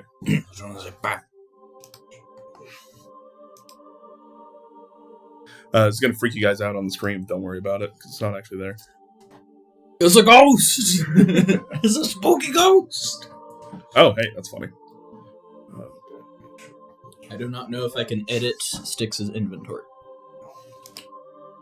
Is it 24, right? CR 20? Oh. You said 24? 23. 23. Goddamn, that's plus 50. Hey, that's what I like to hear. Are we going to be taking a break at 2, or should I use the bathroom now? We'll take a break at 2. Yeah, I'm kind of also there. It sounds like we're about to bed down. About done with the things that we're doing, getting ready to plant sails. All right. Go ahead and roll me 2d6. You know what, Jeremy, just for you. Tiny dice. Tiny dice. 7. 7. All right, you have 7 vials of very rare Hydra blood, All right, Jeremy. which was the most you could have gotten out of this loot table at all. Let's go, Jeremy. I cannot add anything to your inventory. I just looked and checked. So if you want to add 7 vials of rare blood, you got them. Good stuff. And you're going to get a shitload of bushels, too. Mm-hmm. Bushels. 13 bushels. 13. So you can take that too, Jeremy. 13 bushels of the dragon stuff. When did he get a rare longsword? That is the Glacius Gladius. Yeah. That we still haven't done anything with. Yeah. When did we get that? We got that when we looted the pirate. So Yeah, the Pirate Second Command had it. Okay. he was trying to like move the enchantment over and ended up being like just not being worth it. So we're just kind of keeping it for like a trade or something. Imagine if you'd had that when you fist fought the cold. If we got a lackey, when you had to cheat. If we got a lackey or somebody we free and just like, hey, here's the sword. We'll give it to Daniel for his signing bonus. Maybe. That, and he had to turn in all of his gear, so he's actually going to come back to you guys with nothing. Give him the glaze. So, Rare sword. We'll get you some armor. We'll find something for you, and it's like rare. We'll outfit. We'll outfit you. We'll take care of you. He's not even here. yeah, I know. So, you guys, have looted the body, looted the loot. You guys are going to take a moment, wait until midnight to plant that, and then you guys are going to head out during the night and travel during the night. How many heads do I end up preserving? Did I have you roll anything for that yet? You did not. Alright, go and give me a survival check. Okay. I'd like to try to do a stealth camp. So, like, if there's a tunnel of theirs or something that we could, like, set up most of our shit in, so if somebody just looks down, they don't see us immediately. Would it be a survival check if I was using like a kit for it? Yes, because you're still just trying to preserve heads. Yeah. There's no, taxidermist kit. That's the... This is what you have to do when you're like harvesting anything that happens with the monsters. Oh, I see. I will never actually provide tried. assistance. Remember when I got the poison gland from the salamander? I still had to do survival with that. Total of 17. 17. Alright. Can you go ahead and roll me a d4? Did we? 4. Oh, nice. Nice. 4. -4. I'm just kidding. I'm so glad I have this loot table. I remember when Very you helpful. You have 4 uncommon Draco Hydra heads. Fuck yeah. Cool. That said, this is not you don't actually have formaldehyde and stuff on you through your kits. So that's how well you've kept them together and kind of preserve them in a physical sense. They will begin to rot if you don't put them in something soon. If I put them in a bag of holding with a plant, and the plant consumes, well, I know we create oxygen, something to consume all the oxygen, would that kind of mummify it? There would definitely still be an amount of degradation. Damn, okay. I'll figure it out. This may be something in your next bit of downtime you might want to make a bag of holding if this is something you see yourself doing on the regular. Yep. Alright, so you got that. You guys are going to start camping down. Yep. Alright, we're going to take a break about 10 minutes early. Wait for somebody else to do this thing. Beautiful. See you guys in a little bit. And then we will plant a plant. And then, go fight some gruel or something. Whatever you guys feel like. Yeah. Or the Archfey. Or fight the Archfey. Oh, God. Let's not do that. I've come here to take your spot. No, see. I meant we're opening a Twilight domain, so who knows what the fuck's inside it. Yeah. Hopefully it's helpful. Alright, we'll see you then. This brownie's filled. I love the fact that the first thing we come back on is Sam. It's brownie filled. Do we need to start having a Sam Fat moments? Oh, man. That's pretty good. Welcome back. We, Bussin'.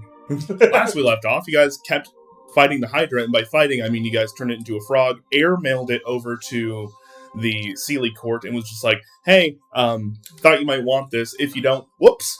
They'd be able to kill it faster than we could.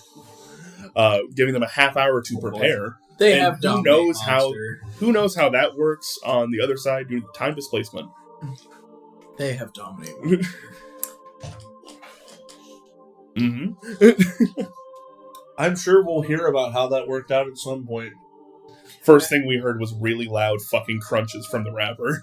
Imagine if like that thing specifically feeds off Fey energy and like empowers itself with it, and it just depleted an entire like zone inside the Fey. Nope. That's It's why a walking powerhouse now. Oh no. Prime opportunity for me to become It's the new just- Oberon. Am I the only one that's I been will be thinking the about king. Ghidorah this entire time? Who? Mm-hmm. Mm-hmm. Godzilla? Oh. Ghidorah? Oh no. I guess that kind of works. Anyways, He's Dragon Hydra. you guys sent that back to the Sealy court and was just like, hey, this is your problem now. Looked over all the loot you guys got, did some looting of the corpse, essentially. Yep.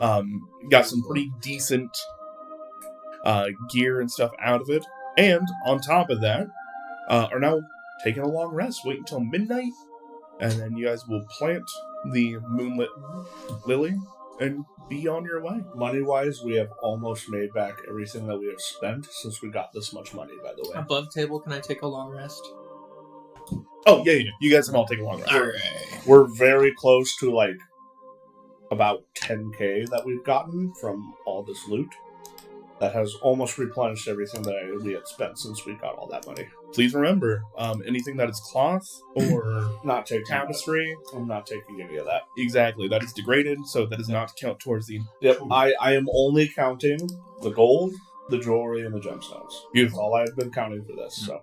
I cannot long rest sticks, so if Jeremy is there, I think I might be able to. Gerbilsel. Excuse me. We got the grumbles over here. I always got the grumbles. But load faster for me, please. Long rest. Just depends on what grumbles they are. Alright, you be long rested. Alright. 3 HP off of a really cool number. I saw that, did the math in my head. I can't think of a way to get that number of HP. It just doesn't. Yeah. You have to roll it. The stars have to align. Okay, so. You guys are sitting in the Antlion Canyon, hanging out, resting. The Red Guard Drake is kind of asserted that this is their zone now, and keeping the rest of the Guard Drakes somewhat at bay, as they are very quietly going to some of the bushels you guys haven't taken up, and are just... That's fine. As long as we got what we got in our loot notes. Yeah. I won't fight him for it. Right. You ready? Once midnight approaches. Is this a above water or aquatic plant? Through your nature checks and your identifying, things like that, it should be planted very, very close to a water source, but not in it. Okay. And it's supposed to be on the border. Let's say right in between that gap. I was gonna say where Styx is. No. Or maybe where I actually am on the battle map still, so that way it's not right in the middle. It's right next to water. I'm not gonna get stepped on. Sure. That works. As you all take a moment, wait until midnight, the temperature begins to crash in this area. It's very, very warm. Naturally above the canyon walls, but at night it gets even colder down here than it does compared to on the surface. So, as you are digging in, getting ready to plant this, it is frigid. Is there anything special you're doing while you're planting it, or are you just leaving it? No wrong answers. Okay. I'll be using mold earth almost to like create the right amount of like rocks to sediment, like so it has good drainage and like Sure. be able to drain properly. And at the base of it, I will take that moonstone that we got from the loot pile and I will plant that kind of where the root bulb will eventually be. So that way, hopefully, the root bulb will form a little bit faster around that. And I don't know. I'm almost tempted to pull things that we got from the loot for this, but I don't think we really have anything else that would be of too much assistance. So I'll just do all that, and then I will do a little. Let's say, other than maybe grinding up one of the gemstones, I wouldn't think. Yeah. And I don't really have any. Let's use the, hold on. We have a hogshead with 65 gallons of clean drinking water. We could just water it a little bit right when we plant it. Oh. I don't know if that would be more potent than the water that's already here or not. Just an idea. Yeah. Rolling over some of your nature checks and things like that. The water here has been a little contaminated. Okay. In the sense that it is almost brackish and gross with all the dragon filth that has been kind of sitting in it for a while. Mm-hmm. Then I have an idea. I would like to use one of my warlock spell slots to cast Purify Food and Drink, specifically on the plant food and plant drink in the area near this little plant. Beautiful. You have a pleasant smelling ash as well that we could maybe sprinkle about. I don't know what the ash is. It says it's just a pleasant smelling ash. Well, it says that, but is there secondary property on it? Not that we know. Nope. I'm just throwing ideas out from what's in Can I the ritual cast Identify on it? Sure. So you take a moment, get your lenses all lined up, and you ritual cast Identify. Looking at it, this is... Sorry. Its actual title is Ritual Incense of the Dragonkin. Okay. Never mind, but we can keep that. It essentially acts as another spell component for specifically dragon spells. Okay. Let's keep that. Follow-up question. How does that interact with the heart? In what sense? As if you were to sprinkle some of that in there? No, so are those two things oh, this is a component for this, oh, this is a component for that, or is these two things in conjunction would be really bad or really good, or you see what I'm saying? Yeah. I will give you your choice of an Arcana check or a Religion check. These will give you two different sets of information. In fact, actually, can you go ahead and roll me an Arcana check in Styx, assuming you were speaking with the rest of the party through this? Styx wouldn't know about Oh, yep, never mind. I'm gonna cast Guidance on myself. Then Arcana or Religion for you.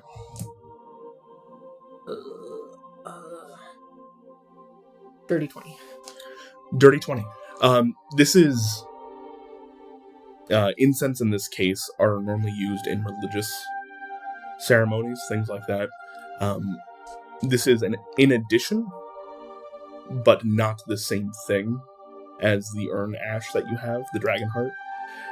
Essentially, you could probably use this in conjunction with the ritual, but it is not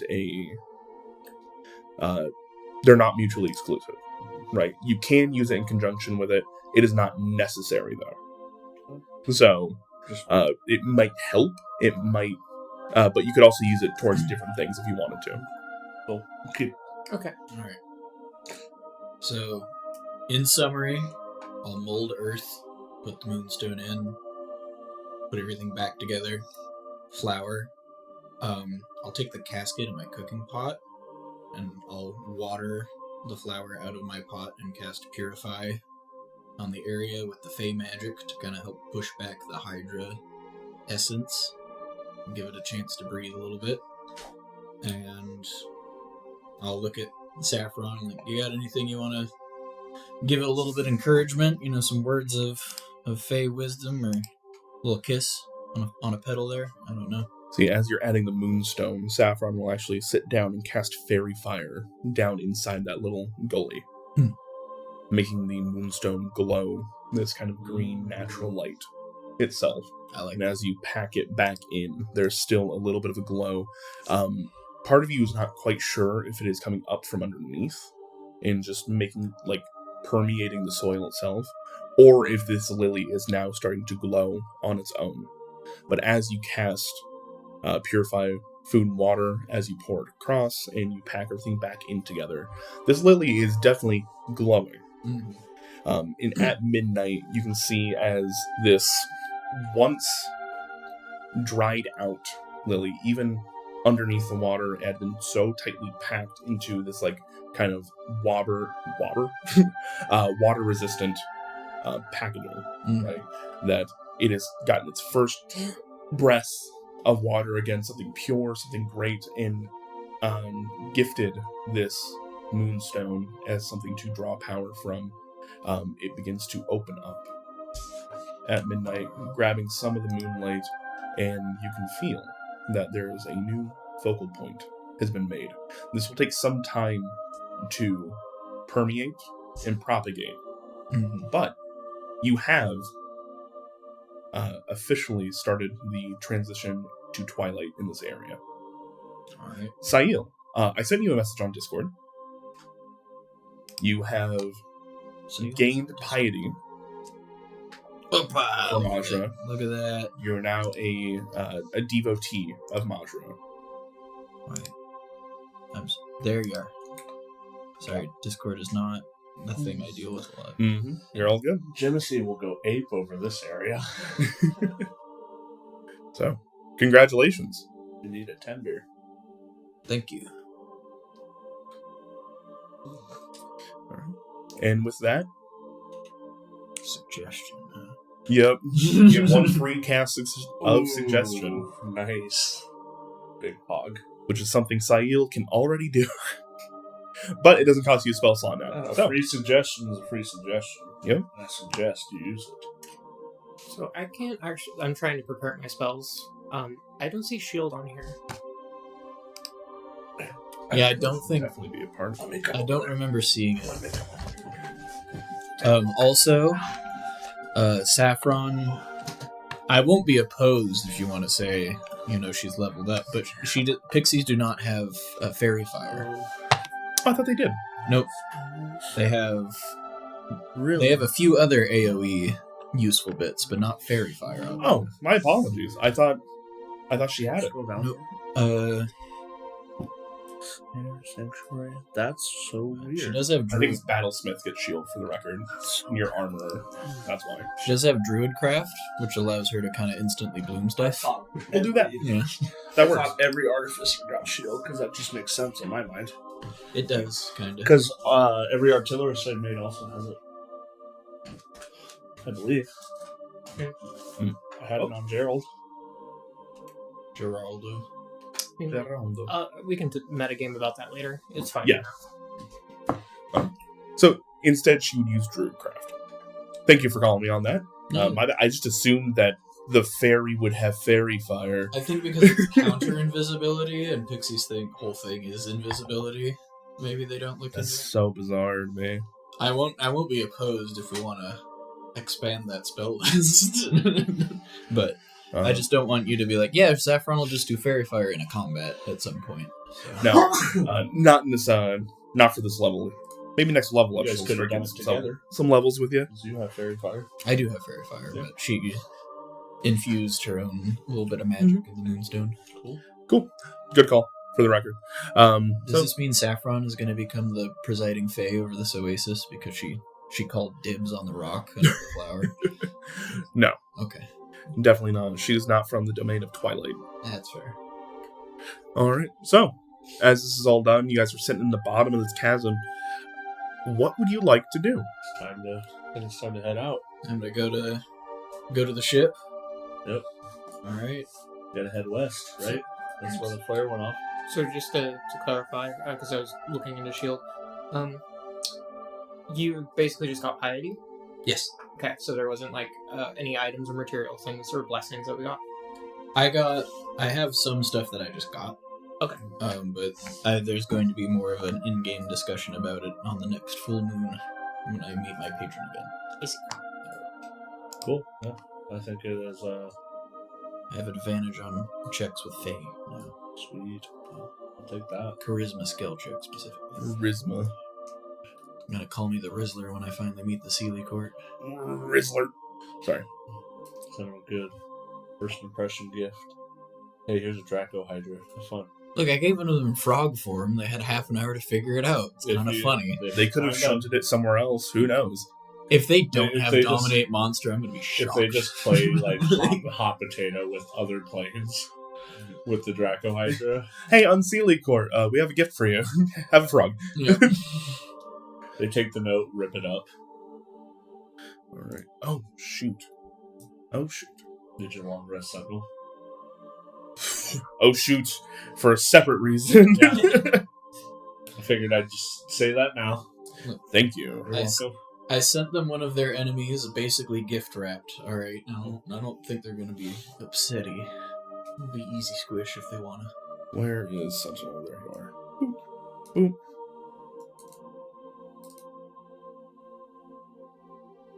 Boop. Boop. Boop. I would like to really just. I want to make sure Sentinel witnessed everything we just did. Doesn't need to partake, but just see it. No, Sentinel did watch it. The entire time he's a little confused. Yeah, Mainly because he's just like, So as you're planting this flower, he goes, "How does this help the greater good?" Because it puts a Fae spirit in charge of this area where it used to be Gruul that were uprooting the Fae that were initially here, and now that they're back, they'll help us. I thought the Gruul were part of the Guild Pact, They are, but they're also attacking the Parahilleon. which is not currently part of the Guild Pact. We're here to help the Parahilleon, because they will shortly be a part of the Guild Pact once we usurp the Boros that are committing crimes and have a warrant out. Okay. It's like, Real quick, how do I assuage Sentinel? can I guess maybe it's insight, but I would like to understand how the morality of Sentinel works, and if there is a chip or logic board that is specifically like ingrained in him for that. Are you going to swap it out? Can like you they do in please Reaper give me 6? a Wisdom Arcana check? Wisdom Arcana check? So you're going to use your Arcana proficiency with your Wisdom score. Okay, Arcana proficiency. Okay, so that's +4 instead of +8. 12. 12. All right. So you do not deal with automatons very frequently. It's something that you have a somewhat understanding of and how they work. You know that he was probably given a prime directive. Where that is housed, you're not quite sure, because he seems relatively hollow, besides like a wooden skeleton substructure that he kind of uses. So it's, as far as you know, it's probably housed, that logic standard that he was giving is probably housed within the rune etching that makes him work. Mhm. Is probably housed within that entirely. Whether that's housed like within the head, within the chest, what section of the body, you're not quite sure. Okay. But that was just, even with a 12, your understanding of Close it. arcane stuff. Fix the mic. Click it. You would understand that it would have to be done this way. Also, just for the record, I've switched my armor type to Infiltrator. Okay. What does that bring your AC to currently? Let me check. Important. Yeah, 22. Still 22? It changes the saving throws and checks. Like, Infiltrator will take away the disadvantage that they get. Got it. Okay. Does it remove the disadvantage, so now you can have advantage when you sneak? Yeah. So Oh. I have a flat roll. Off we go. I can hit from 90 feet away now. So, as you guys, are you guys meandering through the rest of this gully, trying to find an exit, or are you just going back to your guys' ropes that you had before and just climbing out? I think Up and out. yeah, up and out. All right, Just getting on with it. beautiful. So, as you guys kind of hand over hand climb on out, get back to the top there. Sticks go and scope the area out, see if there's anybody waiting for us first. Go and give me a perception check for Sticks, please. Elf. Plus 19. 19. All right. Around your current area, coast looks clear. Alright. Though it is midnight, and there's not a ton of moonlight out at the moment, so it is a bit dark. We're taking one of those Hydra heads with us. I kept 4 of them, and I put them in like my bag of holding. Alright. It might be a good idea to pull one out when we meet the Gruul, because they kind of like worship that thing, and they could get See, upset. I wanted to put it on the ship head, so that way, when we roll into combat, they see what we've done. I think it would be very effective for that. I also think that we could rename the ship. Yep. I propose the SSH. See, you're gonna have to explain that one before we agree. The SS Hail Hydra. No. What about Hydra Dominatus? I don't know. We could call ourselves the Alpha Legion. That'd be cool. I think it would be cool to be called like Hydra Bane or something like that. The Headhunters. That'd be cool.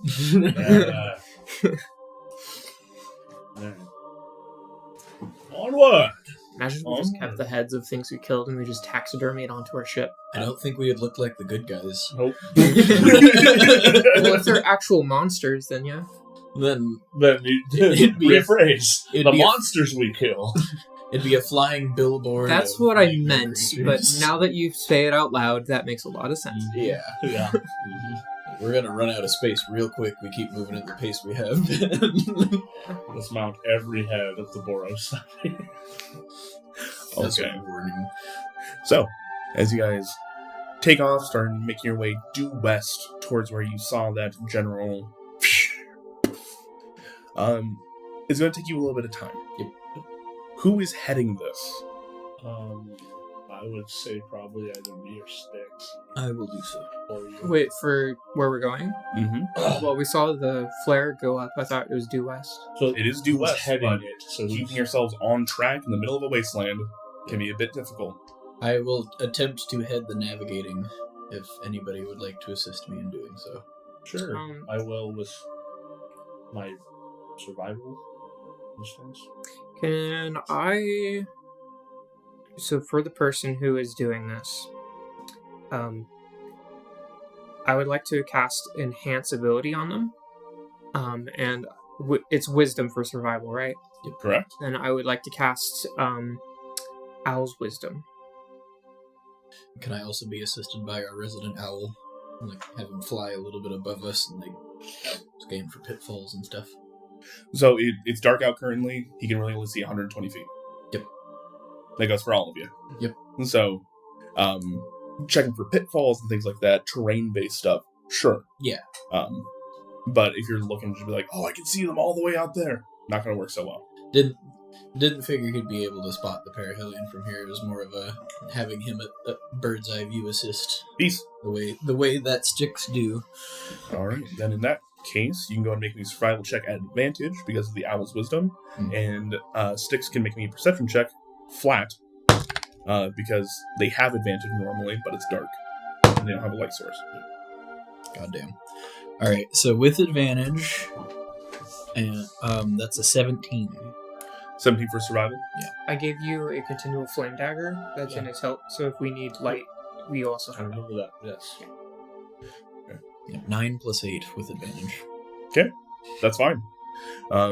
For your first leg of this journey, you are keeping on track. You guys are currently in this kind of badland scenario. It's much less sand as much as it is different steps of sedimentary rock and sandstone that you guys are kind of having to traverse. This canyon is not the only canyon in this area, as you guys are having to spend some time going ways out of the direction that you need to find a place where you can jump across or find a way across. That's not going to expend a ton of your resources. What did Styx get? 26. 26. All right. Got an 18 on my little purple dice for him. And with Styx scouting ahead, he's the one that is helping guide you to those areas where you can jump across. Sayil, you are mainly making sure people stay on the course that you need and are not falling into any of these pitfalls that Styx is pointing out. So, as you are kind of working in tandem together, you guys are making pretty good time. All right. It does come to a point, though, where you do see palm trees? See what? Palm trees. Interesting. It's a little out of the way, but there are palm trees kind of due south. If you guys are heading west, so it'd be to your left. While we're doing this, is it possible for me to like use cartography tools to like kind of create like a rough map of where we were and where we're going, so that way if we need to backtrack for any reason, we can do so? Can you do a star map? Is that possible? Because I don't imagine. I just imagine it'd be hard to do at night. But navigating off the stars is like a thing. Okay. Either way, it is going to be difficult at night, because to make a star map work, you do need to have a starting point on the ground for you to look up at as you're starting, right? So for you to be like Antlion Canyon, these are the sections of the sky that I can see at this time as you guys are continuing on for the next few hours. Is it something you can do? 100%. It being a little bit dark out, and is cartography tools a tool or is it a kit? Because they are technically different how they work with you. I think it's tools. They're tools. They're tools. Yeah. It says cartography tools. Then you automatically have expertise in it, which is fucking insane. Right, but yeah, go for it. Okay. That'd be wisdom plus double proficiency. Wisdom plus double proficiency. Okay, why would it... It should be your proficiency before, so plus 8, plus whatever your wisdom is. It's a plus 0. So But I have guidance, because I'm saying so. So 30. 30. All right. Even in the dark, you are making a pretty decent start chart as you go across. Not pretty decent, a good one. Goddamn. So you are keeping it in the back of your mind that this time tomorrow you could backtrack if needed. Oh, cool. Good job. There was palm trees to the south of us. Yes, a little bit to the south of you. Alyssa, you do know that the Tabaxi keep some of these oases. They are places of respite, and generally they will even leave gifts at the oasis. It'd be a little bit out of your way, but you could go check it out and maybe pick up some supplies. Question for you. Is there a way for me to, like, go ahead of the party and, like, just check, stealthily if, like, the oasis is, like, one of those Khajiit ones? Or is there, like, a way that I would know that it is from a distance? Khajiit. Sorry. Thanks. Tabaxi. My bad. Playing a lot of Skyrim recently? No, actually. I've just, like, I just convinced... They're basically a 1-to-1. Yeah. Kinda. Yeah. Khajiit, that's what Could you go ahead of the party? You could. I mean, there's nothing stopping you from doing that. Okay. You're just telling us to wait then. No, I have... So, in Infiltrator armor, I have, like, increased move speed. Mm-hmm. And I also have, like, feline mobility. Right, but you'd have to if be we able to kept find us. going, you'd have to go there and then go the distance back to us. If we're still going, we're going to be way ahead of you. We can go with you. So, If we're going to stop, we might as well just go. okay. Never mind. I'm just... If we're taking a second to talk about this, I'd be worried about you trying to find us after we've kept walking and you come up I behind us. imagined that somebody would have a source of light that I could see. But I wasn't too worried about getting lost either, because I just made a map. Right. or a star chart at least. Up to where we are now, but if we kept going forward, Lizzie does not know enough about how this would work. Right. I am trying to figure out. yeah. Pause. Can I go to the Oasis, or is there a way of identifying if it's even worth going to? Like, is there like a Tabaxi sign that I would know because of my background? That essentially is like those palm trees indicate that this is one, or something to that effect. So, with your background, you know that Tabaxi, they naturally keep these oases as a general rule for them. That is not to say you'd have to get fairly close to see if they are currently holding it, right? Right. Gruul could have taken it in the meantime, things like that. Yeah. So, if you'd like, go ahead and give me Actually, this be a survival check. Please give me a survival check at advantage due to your background. Guidance. So the survival is a +0. 21. 21. Putting two and two together, you know that the Gruul and Tabaxi are kind of natural enemies in the sense that Tabaxi are constantly trying to elude the Gruul, because the Gruul see all of the ruins and stuff in No Man's Land as theirs. Yeah. So they're constantly going and stealing from it, running back to Guild's Row. They do not treat the Tabaxi kindly. That said, with a combat zone so close to one of these Tabaxi oases, even if the Gruul had taken that point, they would have taken their forces out to go deal with the Parahilleon. Okay. So, at this point in time, even if there are no Tabaxi there also shouldn't be Gruul. Okay. And it's really just a matter of, yes, you have increased movement speed, but we are talking about long-term overland travel, not combat travel, which is a different deal. Okay. So, your movement speed may be like 40 or 45 right now, but that translates to combat sprinting, not long-term treks. Okay. So, effectively, overland, you guys are moving at the same speed. Okay. So, if you were to branch off, you would have to pinpoint a trajectory where you are going at an angle that you would reconnect with them. So, not to say that's impossible, it is a little bit more difficult than just breaking off as a whole group. Okay. Inspecting and then leaving. So, Alyssa would know there is a high likelihood nobody's even there. There is also a likelihood that there is something like a cache left behind by the Tabaxi. And there's also a chance that her mom's there. So, she's like, hey, everybody, we should go to the Oasis and like stop and check and see if there's supplies that can like help us out. I didn't mind going there. It just, you sounded like you wanted to do it by yourself. No, I wanted to identify if it was worthwhile. Okay. And I didn't want to like delay the entire party just to like be like, oh, this might be something that's like Tabaxi specific. Well, that's what I did with the Hydra, so it can't take longer than that. Yeah.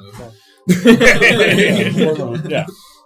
Okay. It was more so just like, we should not split up in the middle of the desert at midnight. Yeah, real quick, I've probably encountered these caches before. Mm-hmm. Would there be things that are helpful, like, for example, actual maps that are, like, detailed? Or is it mostly just supplies? What kinds of things are actually included in So it's a bit of a grab bag. You know, it is... Leave a book, take a book. 100%. Yeah. It's very similar to that in the sense where, like, they will show up, and if they realize they have more water for their journey than they need, they will leave behind water to make sure that the next caravan that comes through, this might have just saved their lives. Yeah. They will leave food. They will leave sometimes they will leave potions. It is not going to be anything of material wealth that they're leaving behind, as much as it might be like dried preserved food. There may be maps, things like that. Maybe even hints going like, hey, in Tabaxi scroll, they'll just be like, avoid these areas. And then like a date to tell you like how long ago this was. Be like, oh, saw Gruul here. These ruins are now taken over by this clan, this Gruul clan. Mm-hmm. Avoid here. Okay. Things like that. Cool. Definitely we're going. Alright. That's fine. Okay. I'll let you lead the way. So, you guys break off, heading to the south a little bit. This is going to add a bit of time onto your guys' total trek. So, you're looking at probably an additional 4 hours. So, you're going to have to go 2 hours off, then 2 hours back on. But angling back out, it'd probably be actually closer to about 3 hours. Because you can just angle back to where you were supposed to go anyways. Okay. Assuming that you have some good rolls in insights. So, making your way there, you guys start to break away from that Badlands kind of sedimentary rock, sandstone, and it starts to become more true, like Sahara desert. There's a bunch of sand that starts to get shifting, and as you guys get close, you realize there's a water source. There's a small, real quick. So, because I know that there's probably animals attracted to this, I would like to keep a lookout for things like camels that we could use to increase our speed, but also things that are like predators that are trying to go for like a watering hole attack. Good call. Please go and give me a perception check. And I would also let the party know about that too. All right. Yeah. Probably all got our heads on a swivel. Styx is providing air support. And what did you say it was again? Perception. Okay. I think that's one of the good ones for me. Baldur's Gate has forever changed the way people Total of play 16. D&D. Total of 16? Yeah. All right. As you look at it, you do see that there are some... There are definitely some beasts out there. Not a camel. I think I could go talk to him. Oh, no.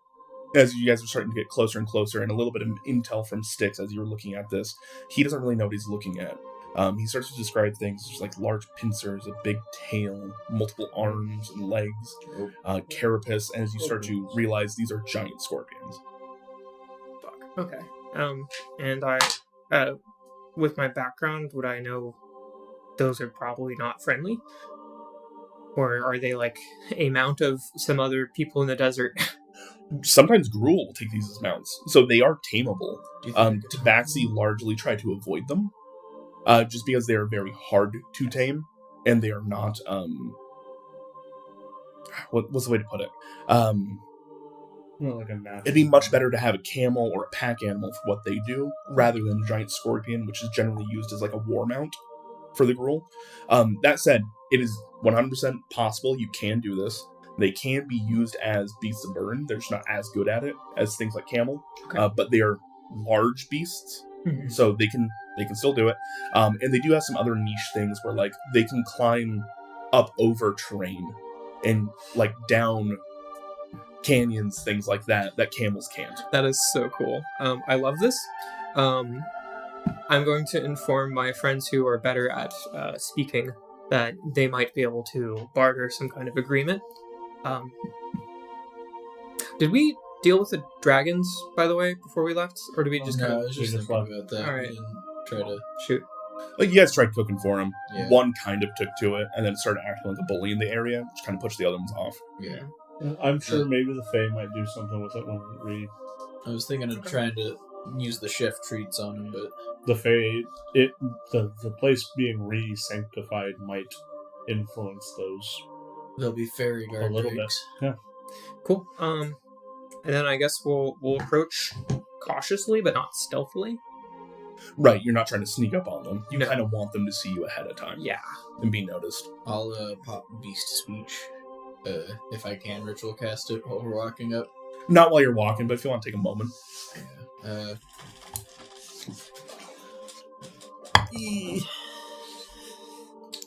I'll just blow it so we're not wasting more time. I think you also have advantage on like animal handling, because of it's a wisdom thing, right?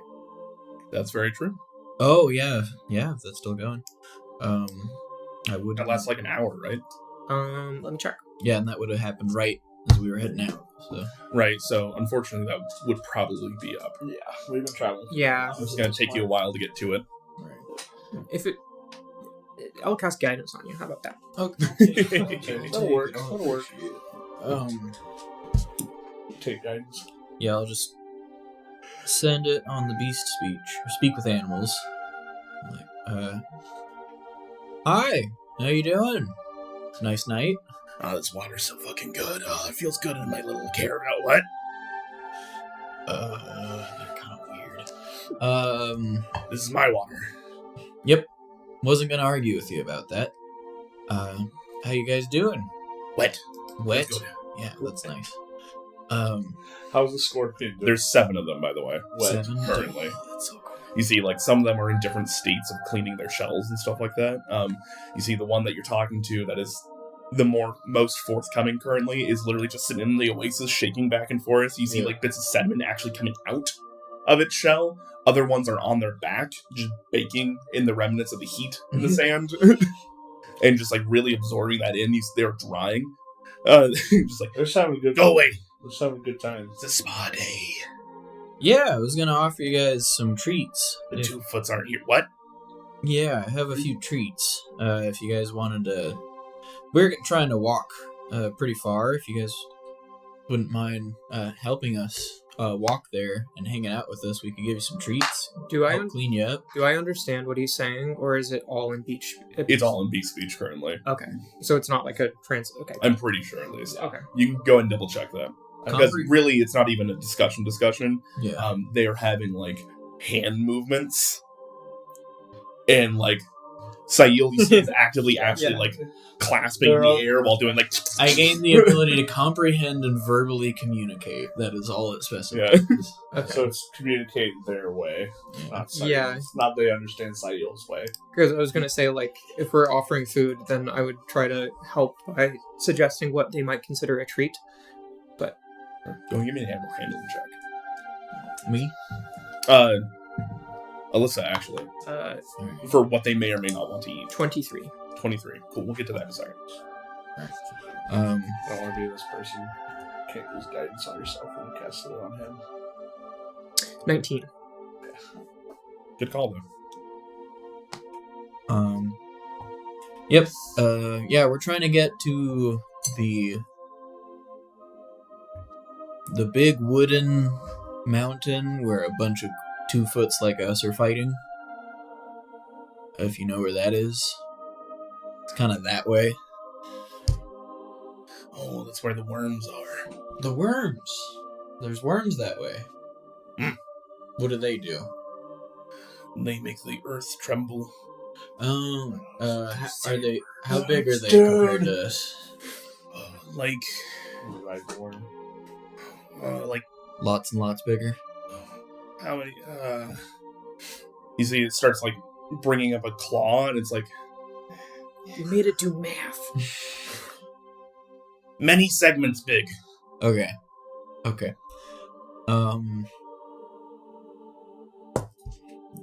Yeah, well, I was gonna offer you guys some food, maybe play a song for you if you guys wanted to hang out. What is song? Have you ever heard some of the 2 legs here singing or making noises that sound kind of nice? The lullaby debate. Yeah, that one. Yeah, something like that. They speak calm and purr and whatever the worm sounds are. The worm sounds? Warm, heat, Yes. fire bad. Yeah. Warm. Big ball in sky. Yes. They make sounds like that. Yes. I love this. Yep, like that. They then make harsher sounds like cold, and then they attack us. Yeah, that's because they can't talk to you like I can. I'd rather be friends. What is friend? I give you food and scratches and help clean. What is yourself. scratch? Do you mind if I get close? At this point in time, can you please go and make me an animal handling check? I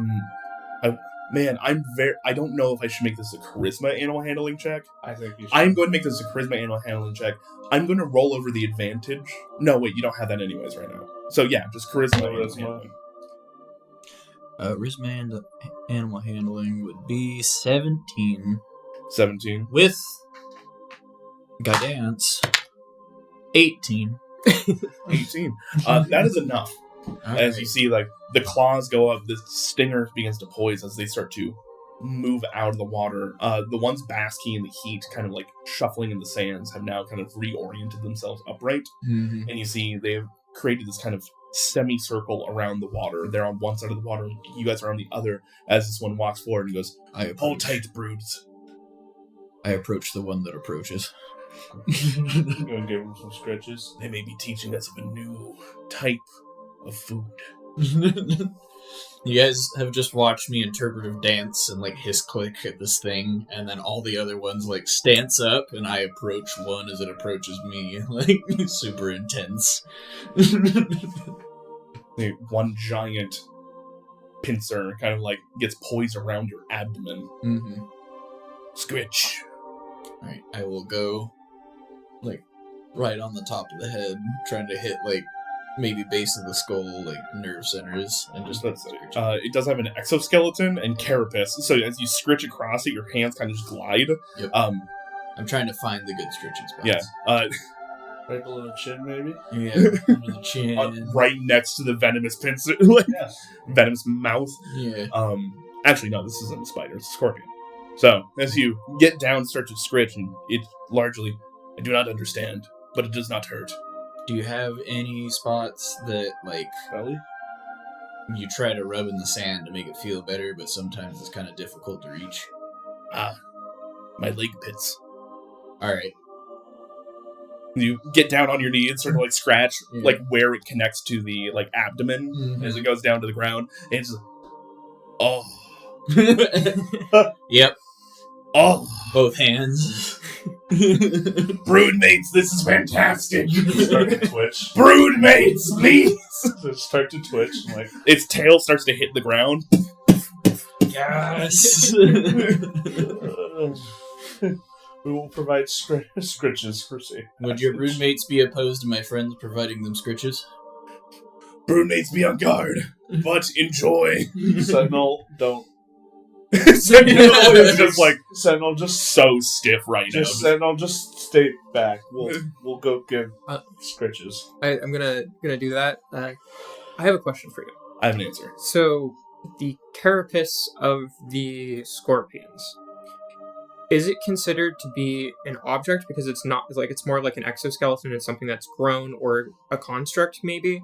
No. Okay. It is very much still part of them. Like if you were to separate the carapace from them, it would cause them a large amount of damage. So my question was actually going to be, can I use mending to see if I could like repair some of like maybe the exoskeleton? Ooh. How alive is an exoskeleton? It is connected in the same way like a turtle shell is alive and So connected. I guess like a different question. If I came across like a rhino horn and it was broken, could I mend that? It's then separated from the creature as far as like the game mechanics and stuff. What if it was cracked? Right, but they're okay. I'll let you go with your line of logic. What if it was something that was like cracked? Like not. I would say mending wouldn't work. Cure wounds, things like that. If you want to go around and use that could. You could probably flavor it with like mixing mending and cure wounds together a little bit, and just kind of like. How about this? Is there one that looks like maybe it's like been damaged by like some kind of combat or like misuse or something to where like it would actually be beneficial? You can have sticks dump all this. Excuse me. Sticks is just like, I would love to heal scorpions. I would love to investigate for that. I cast Mass Cure Wounds at 5th level. Can you go ahead and give me a perception check? Wouldn't be quite investigation. Yeah. Okay. I don't have that. So perception, that would be 15. 15. You do see one of the ones that was kind of like nesting in the sand. It wasn't on its back when you guys showed up because it looked like it was trying to favor a claw that had been kind of crushed by something at one point in time. As it stands up with the rest of the brood, its arm does not move. That large pincer does not move and come up with the others. It is dragging across the ground. Okay. Could you ask permission for me to fix this? I don't want to surprise him, but I'm also going to scritch while I'm scritching. I'm just going to say, would you mind? I can scritch him while you fix him. Okay. One of my friends with extra good scritches wants to take a look at your broodmate there. Is that okay? The Ancient Ones damaged in battle. Yes, they wish to scritch the Ancient One. They're many moons old. Extra good scritches? Yes. Okay. Okay. So, with it, you said it was a pincer or a claw? Same thing. It's the giant scorpion, right? So it has giant pincers. So like the kind of forearm part that leads into it, that looks like it was crushed at one point in time. Okay. And everything kind of from the elbow down is just dragging. So The name of pasta. I know a thing or two about like exoskeleton and exoskeletons because I basically have one. Pretty much, yeah. So I'm going to like target like the nerve endings first, and I'm going to like massage life back into it, and then I'm going to try to like as I'm doing that, make sure that like the exoskeleton that was like probably like crushed in like is also at the same time like getting bent back out. Popping out. Yeah. Beautiful. This is a great... Guidance. Oddly enough, you know what the funny part is? I rolled this encounter thanks to you, Lizzie, actually. Hey, nice. This is your random encounter.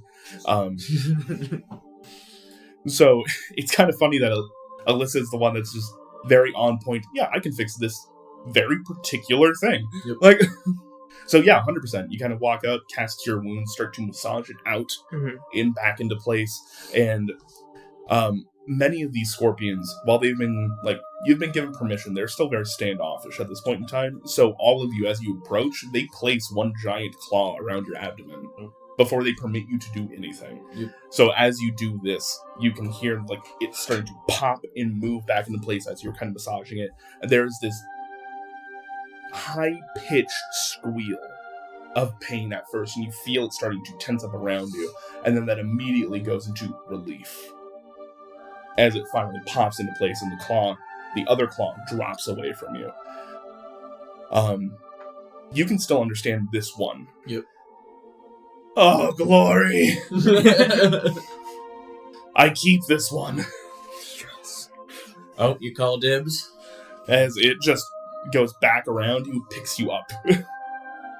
Was that good? It says that it claimed you. Yes. Is there one that's kind of like away from the rest of the group? You're an edgy loner. Yeah. There's one that's a bit smaller than the rest. You don't know if it's younger or if it's just stunted in growth. Does he seem like an outcast? Outcast is kind of hard to determine as far as like a brood of scorpions go, but very much it is more standoffish than the rest. Sure. Even with permission given, it is kind of just staring at the rest of you guys with its beady little eyes. I'll go to that one. As you approach, the stinger comes high and it starts to pinch and you hear, "Back off, filthy two-leg." That one really doesn't like people. He just wants to give you scritches. And here, Kex, I'll give him a treat. He just wants to... Actually, really quick, you had asked earlier what they would like to eat. They love worms. Okay. Mealworms specifically. Mealworms. I don't cook those. That's granola. I'll put it down and just be like, Treat? bitch. He wants to give you scritches if you like the treat. It skitters sideways towards you, one claw up, and then kind of like buries its face into the sand, trying to sift through it to get this granola. This is not food. It's food. They lie. They provide no sustenance. Can I? Oh, I can't.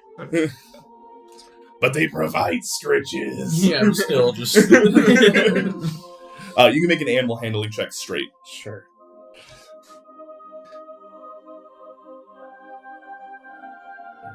Can't make the joke every time. I know, I was thinking about it.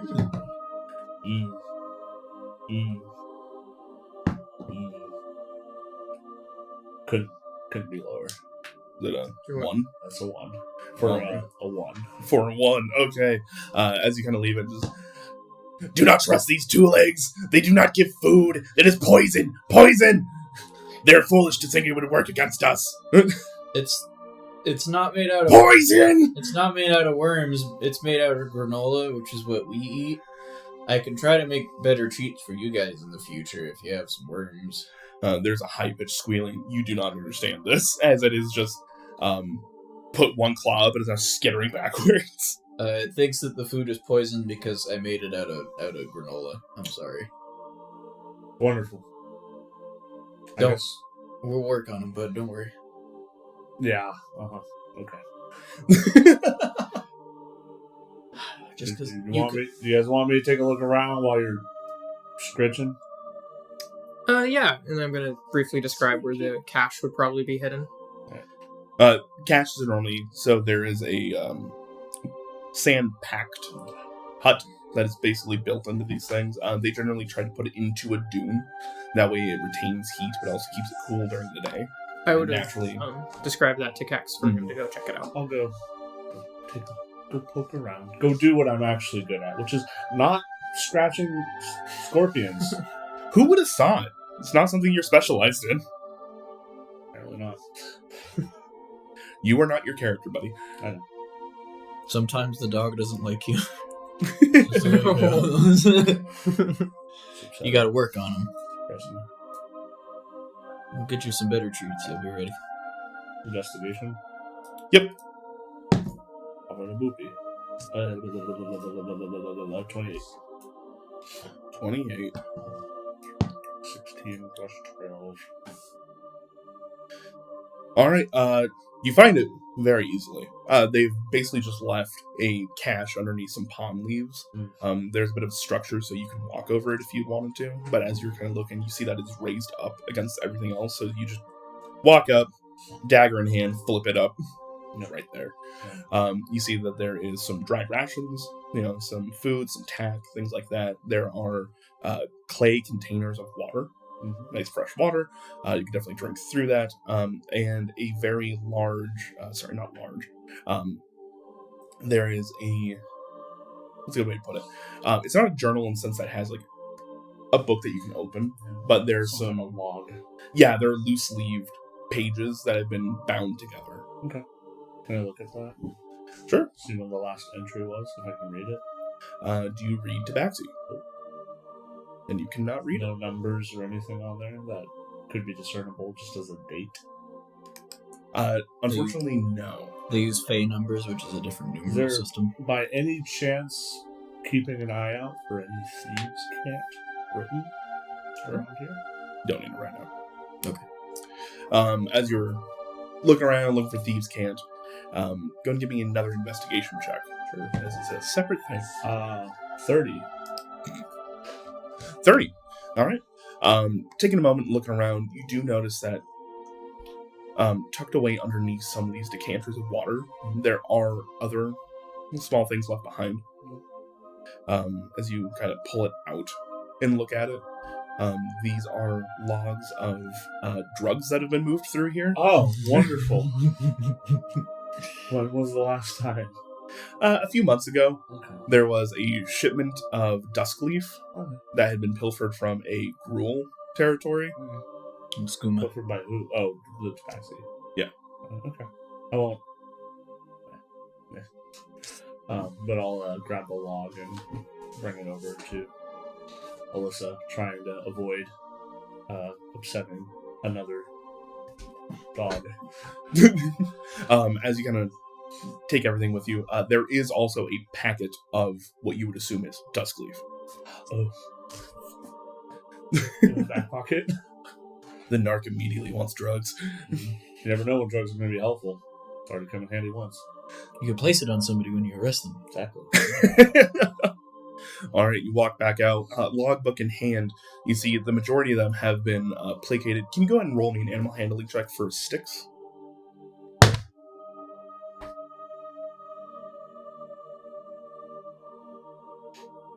Halfling 1. Oof, for a total of 6. 6. All Doesn't right. get any plus. Much like a natural 1 doesn't automatically mean they're going to try and fucking kill you. Would he have casted guidance on himself? I could have, but I didn't call it. They make it a 10. Yeah. So, the two of you are having some pretty good interactions with your particular giant scorpions. The rest of them are a little confused, and you keep hearing just like, why do they let the two legs touch them so? Well, I might fix the ancient one's claw.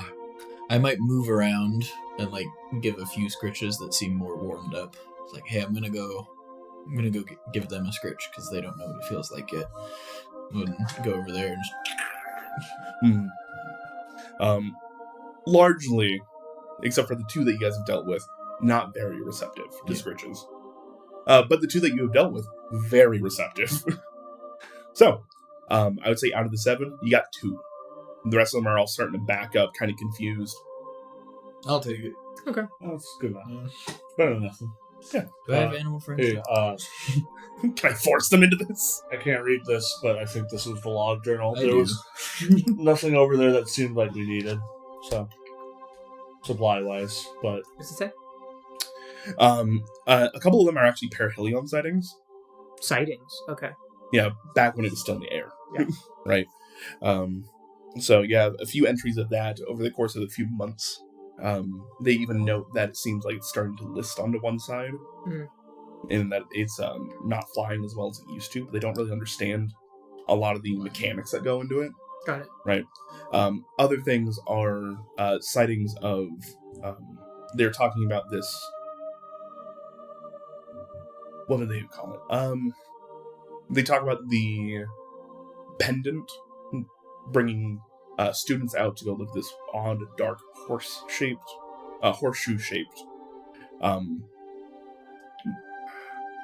structure, and that they've not been heard from since. And then later on, it talks about how some other adventurers have been sent out there. They weren't quite sure who, and that really only one of them came back. That one. They then start talking about sightings of other people leaving that area. There is talk of a very large Minotaur man that has left that area. Somebody clad in black plate, as well as a woman wrapped in black robes. Though they left themselves hidden and did not engage under any circumstances. Understandable. Other sightings see that same Minotaur man has now incorporated themselves in with the Gruul. And that is who is currently attacking the Parahilleon. Got it. I'm gonna share that information with all my friends here as I'm reading it out loud. I'm also going to specifically check the cache that you found to see if there's maps of the general area. I'm not sure if that was something that you found. In the logs itself would give you those maps and locations. Yep, it was just water, a little bit of dried food. Just basically stuff that I don't think we really need. We can just leave for the next batch of people that come through that need it, probably. Okay. Well, I'm gonna add my own scroll to Sure. Stuff. Specifically mention that the Antlion Canyon, out of Hydra, been dealt with. Possibly they domains coming into being there now. New Fey Anchor. Don't need to avoid it as much. That's great entry. You see on the maps themselves, it also says after the Parahilleon crash, they are abandoning this outpost until further notice, just because of the proximity to the Gruul and the fighting. Okay. So that was left a few days ago. Okay. Could you ask our friends if they'd be willing to carry us to increase our travel speed? I think we have 2 that are willing to go with this. They can carry heavy things, so I imagine that they would be able to carry multiple of us. Give me just 1 sec. I'll point my loot at the one that Kex tried to talk to. Well, and I would have done this when Kex went inside, so he didn't see. And cast Animal Friendship out of my loot of tides. Okay. I think they might just be better guides. I don't know how much they can hold, but they could definitely probably speed up our travel. I'm just looking for ways to increase it. Mhm. It sounds like desert traversal is something they're pretty decent at. Yep, they do be living here. They What do. does animal friendship do? You don't know off the top? I have a vague idea. Shadowbug. That makes friends with animals. It's a 24-hour duration requiring a morsel of food for materials. He's already there. And it lets you convince a beast that you mean it no harm. It must see and hear you. If it's in just 4 or higher, it fails. Otherwise, it has to make a whiz save or be charmed for the duration. Let me double check. Giant scorpion. I'm guessing their int isn't super high. Here's the hoping. I don't know how what the cap for beast speech. Are you smarter Guidance. than frog? They have an intelligence of 1. Hey, that's what I like to hear. Yeah. We love stupid creatures. Big himbo energy. Oh yeah. Yeah. So it just works? Or they have to make a saving They have to throw, make a sorry. wisdom saving throw. I'm going to have to make a save over 4. 10. All right. Minus what? No, 11 minus 1. Oh, 10. For wisdom, yeah. They are friend for 24 hours. They eat the granola and you very quietly hear, it's kind of, what is that flavor? They also now have temporary hit points. So, Oh man, I was not expecting to have to give you guys giant scorpions, but okay, let's fucking go. Andrew, you gave a pack of animals that just didn't attack immediately. What did you think was going to happen? What is the track Buddy, record? I just rolled for this encounter, that's What is the Not track planned record of by this him. group? Oh, there's an animal over there. Can I talk to it? Can it be my friend? Can it We be will a be pet? friends. it's a coin flip of friendship or fire, right? Like- Friendship or fuck. That's a different kind of interaction. Alright, that's just what I heard Colby saying, and then he stopped. I said fire. But, so I got up to 3, and I'm hoping that maybe the one that was most vocally against it will help sway the other ones to be like, maybe they're not so bad.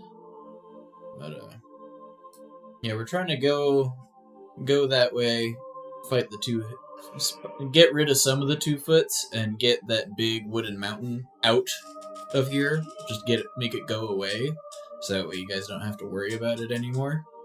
If you guys want to help us with that, we can get you some food, some more scritches. 2 legs have many, many 4-leg angries. Yep. Do not want to fight. Don't have Get hurt. That's how the ancient one got their pincer crushed. Well, you don't have to help us fight. We will get you there. Appreciate it. For more food? And scritches. What is the sweet? The sweet? Worm. Worm? Worm. We can get you some worm. We will do this for worm. Alright. I love it when Andrew has to talk like super simply because it's a dumb animal. It's an It's intelligence just 1. very. Yeah. What is sweet? Worm? Worm. We will do this for worm. I'm glad I can bring some joy to your life. Alright, so you guys have 3 out of the 7. Good haul. They can each carry 2 people. And there's how many of us? Well, 5. 6 is gonna fly, so Well, we also have Belial and Sentinel. that's true. Belial can run alongside, doesn't need to ride with you. Yeah. They are a construct, so they are immune to exhaustion. Okay. So they don't need to worry about it. They can literally dash Is every that turn. Sentinel too? Sentinel, due to being a Warforged and things like that, I believe can still become exhausted. Okay. But regardless, one of them can carry Sentinel, and then the other one can carry 2 each of us. And then Belial can just track behind us. Yep. Cool. They are a little bit faster than Belial, so they'll have to slow down for them. But you guys are making good pace. And you guys are not going to have to worry about exhaustion levels, which I was going to start rolling in here. I'll like nudge Kex and be like, I got the little guy. You know, I made him realize that you were his friend, so you could hang out with him. So I know you probably just cast this spell on him. That's not how magic works. Yes, it is. Okay. I've been around you long enough to know that's how that works. I don't doubt your abilities to convince anybody of anything. I know you used a spell. You got I'm not upset. You got a day to make him your friend, alright? I can do it again if we have to. Okay, I'll keep it in mind. I just, that might have been a little eye-opening. Just that experience there. It's just like trying to go befriend the... It's a dirt-dwelling bug that's had to fight every day. How of much its faster life. do we get there? You can show it love and affection, it'll learn and grow. Like me. Yes, exactly. That's what I was trying to get at, but you didn't let me finish. I'm sorry. It's a little bit faster than you guys, and they deal with the terrain a lot better. So this little 2-hour excursion, 3-hour total, as you have to like angle towards it, has probably actually gained you guys about 5 hours of travel time, if not a little bit more. So this is a net positive for you guys. Sweet. Hell yeah. Dope. You guys have watched Clash of Titans, right? Remember when they get this? They literally do exactly what we just did. Oh. Well, they get new friends, some scorpions, and ride them. That's pretty cool. I've never seen that. Don't watch it. Okay. Yeah, it's not a the best movie that movie. happened, but It's one of the movies of all It's a really good movie if you want to watch it stoned. Okay. Mm-hmm. if you're gonna watch it as like critiquing it as a film, It's a Greek mythology movie Yeah. about Perseus. I really want to see these scorpions walk up walls. Like, Yep. That's so cool. You get to see that every day with me. What was that face? Why did you just like pog face over there? I get some Andrew Pog face in the chat. Boom. There we go. All right. I finally used some of my own channel points and rolled a D100 because I felt like it while you guys were talking. Got an 89. That's good. Is it good for us or good for you? That's like a random event table, and I got really excited about the random event. That was all. I love how this is just crack. She had to blep and finger wiggle immediately upon seeing it. Put that on the cards. It helps the heart of the cards. All right. So,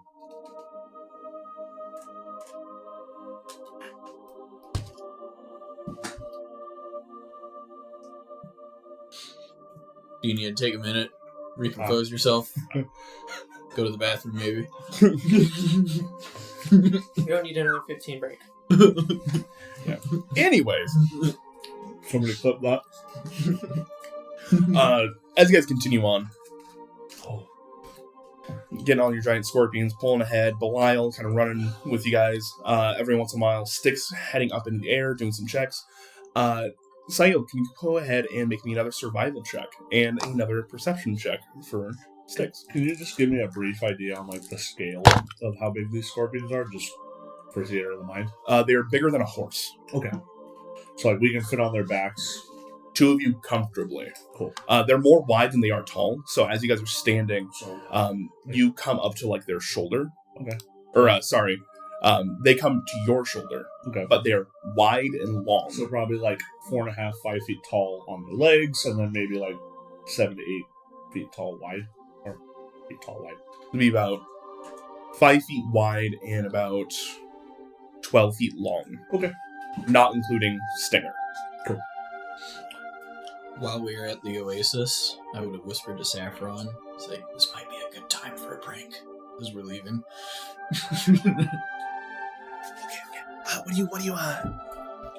What's in your pack? A few things. Do we have anything really stinky we can leave behind?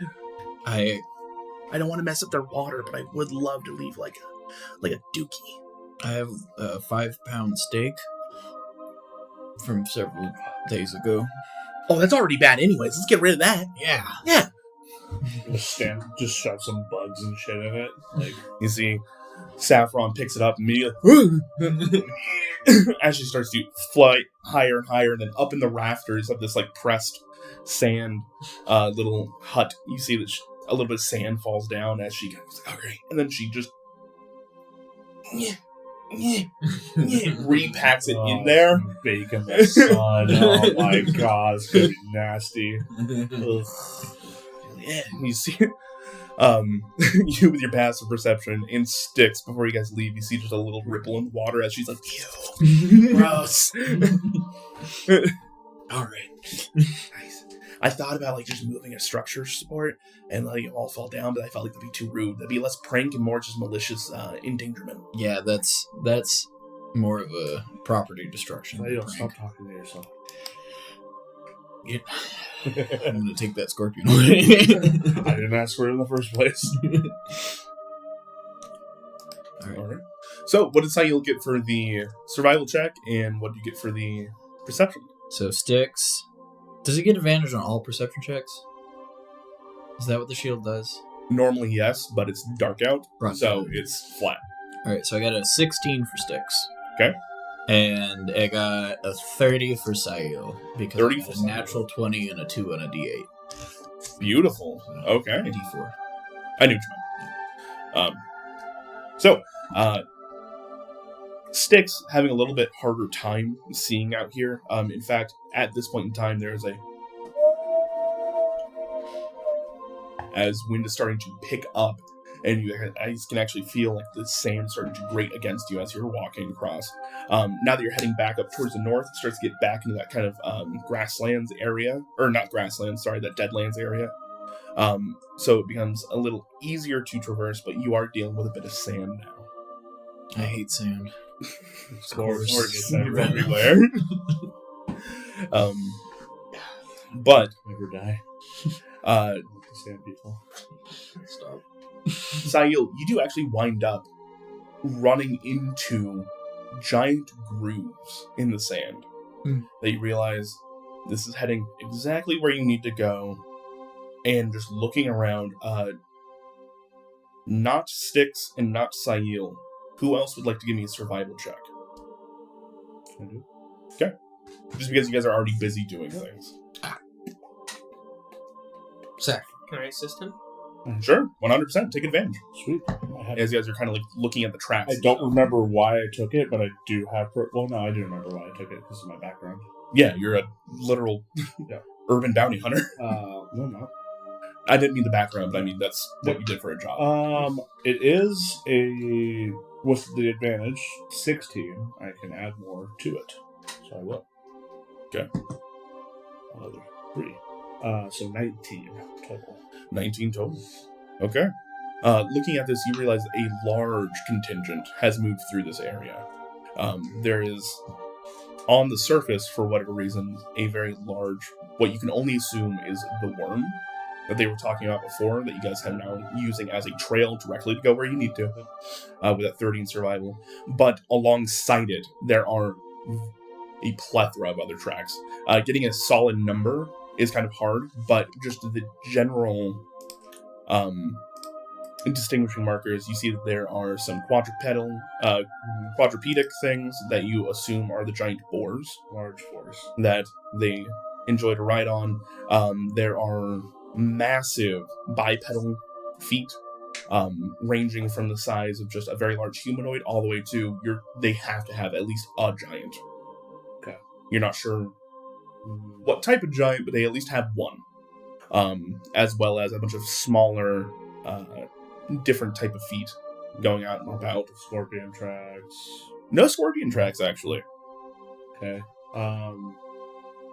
There's an even larger set of quadrupedal footsteps that are massive.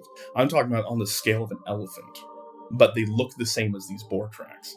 There is the biggest boar you've ever even thought of that is probably in their contingent. And the worm thing, this might be Sam just remembering false information, but the Gruul, do they use those worms to travel in the Badlands?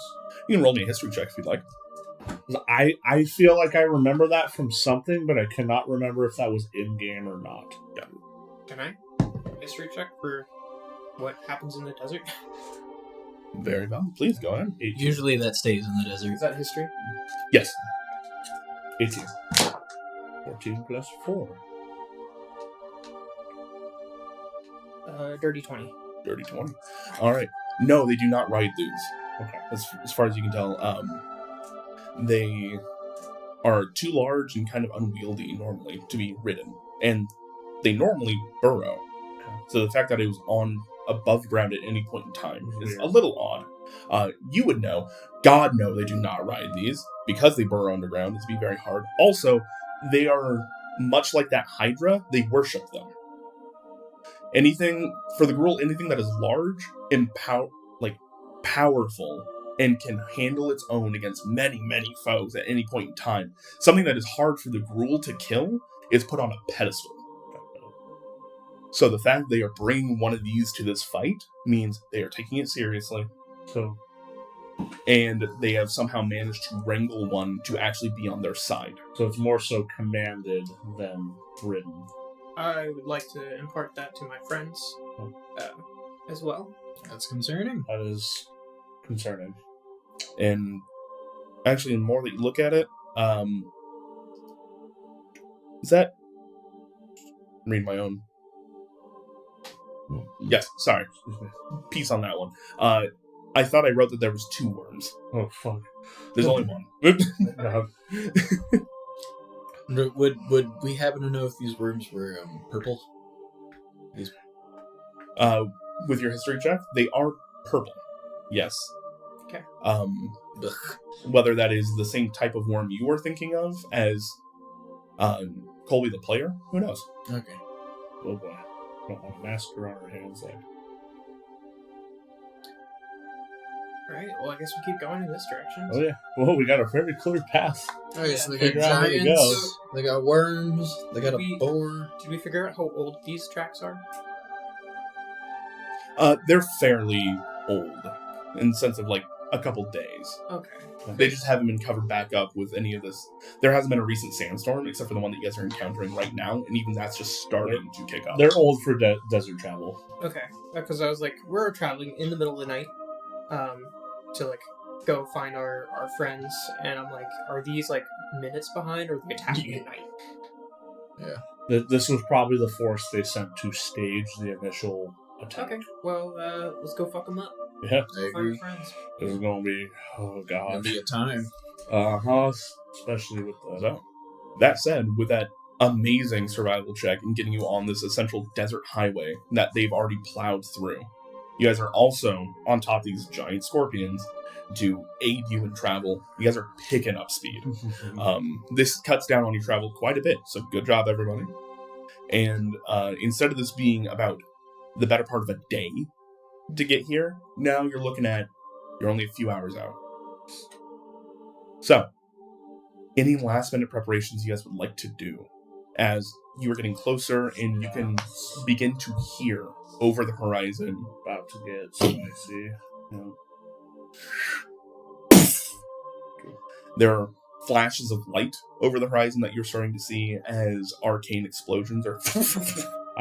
I would ask Styx to send a message to Harbeck. We are close. And we are coming in from where they came in. Coming in from the east. Yes. Advise. Essentially, like, hey, we're almost there. This is the direction we're coming in. Advice on, like, do you want us to go around? Do you want us to hit them from behind? Sabotage? Like, what do you want us to do? What can be helpful with the current situation?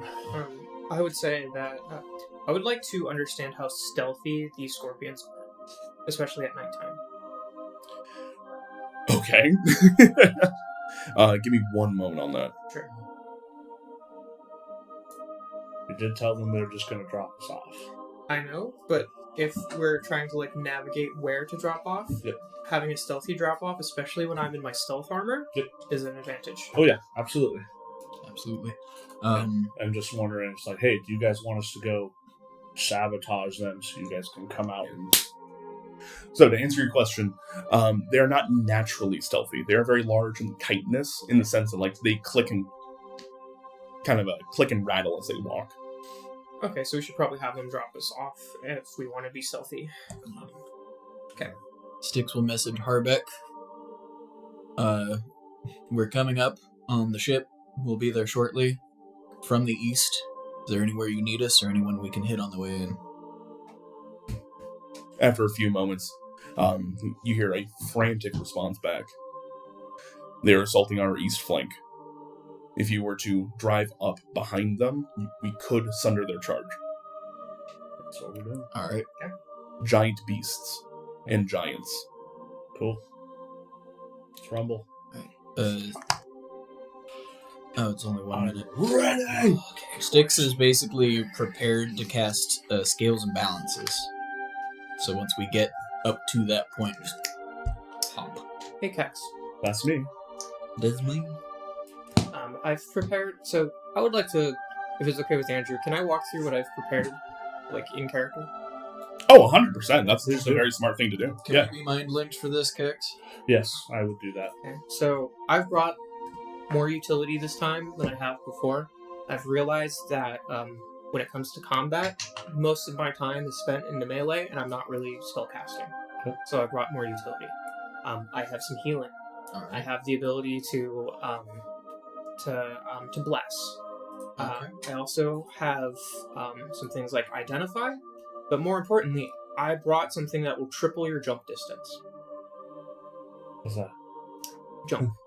Oh. This is the name of the spell. So it'll increase your jump distance by triple the amount until the spell ends, and it lasts for a minute. So I'm thinking that would be a good one for you, so that way you would have higher mobility when it comes to moving around. I have an idea. Uh-oh. I have a really wonderful idea. Uh-oh. So I have this acid that I picked up from Cloudwold. And you didn't share? No, I told you about it. Oh, I took you down there. that acid, yeah. Yes, very strong acid. I also have this, and I'm going to hold out the speed potion. That will make me very fast for a short amount of time. If you can also make me jump really far while I'm really fast. So here's the other thing. I don't need to concentrate on that. Yeah. And I do still have enlarge and reduce, so I can make you smaller if you want, or larger. Are you harder to hit when you're smaller? I don't know. So here's my idea. It just lets you squeeze through places that you might not normally be able to go. Here's my idea. Yeah. I will They do less damage. when you see me drink the thing, do the jump spell on me.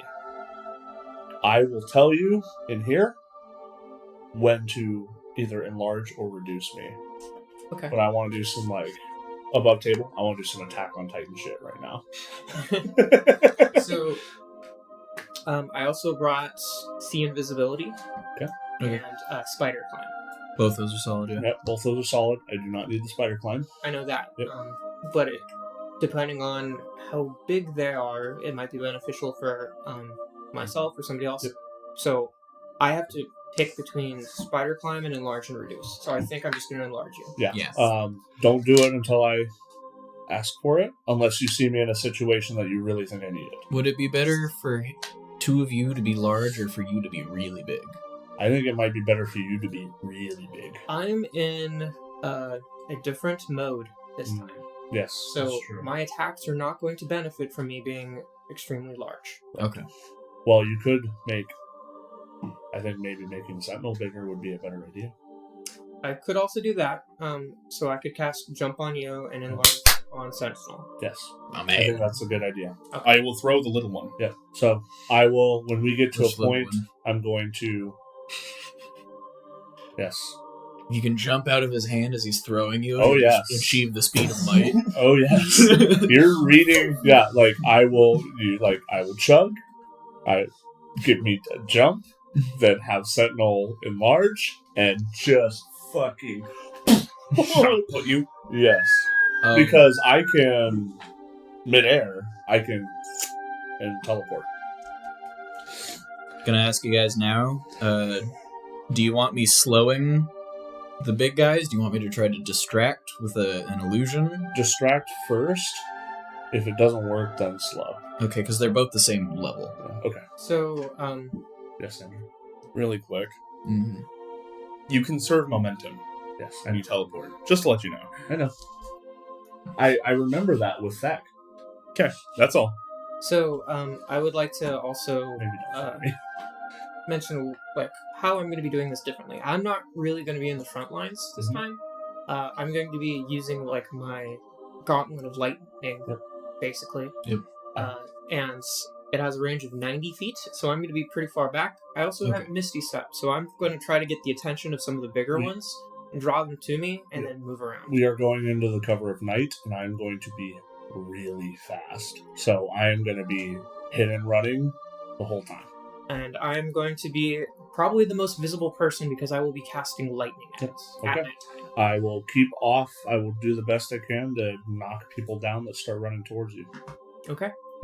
And my goal is to try. It sounds like they have artillery. I'm going to try and use my acid to destroy said artillery. If they have any casters, I'm probably going to silence them. So if you see somebody casting magic and then you can't hear them anymore, if you go within 20 feet of them, you'll not be able to hear anymore. Sentinel, Yes. keep her and him safe. You do not need to say it like I'm dumb. I know. I'm kidding. His processor Understood. is pretty Yep. powerful. Which one is more important? Both of us. Neither. I only have 2 hands and 1 body. So Keep an eye on I'm her. harder to hit. You should. Yeah. You should be protected. I think I can handle myself. You're going to be gathering more attention. Yes, but I'm also going to be faster, and I have multiple ways of getting out and then hiding. Alright, Sentinel, I will be trying to slow down or confuse or throw off some of the larger creatures. If you see any of them that you think you can stop or grapple or anything like that, if it's near me, great. If it's kind of far away, I don't mind hanging back and being on my own. We're trying to interrupt the charge more than keep any one of us safe, so I'll be kind of close by when you're fighting. We're serving as a distraction to allow the bigger force to just kind of... We want to take the momentum out of them. Shut down their artillery. If they have some. Do any of you have any thrown objects I can use? Saffron? I actually... You can throw me, but I think I could just fly better. I have some javelins. May I? Alright, how many javelins are you giving him? I don't know how many I have. I will You can give... only start with 4. I apparently have 2, so I'll give him 2. I will give him 1 of the 4 vials of acid I have. This is really good at just destroying structures. Or... Do not hit the Parahilleon. Please don't. So if you see this as large artillery, cannons, anything like that, that's what you hit. Understood. Okay.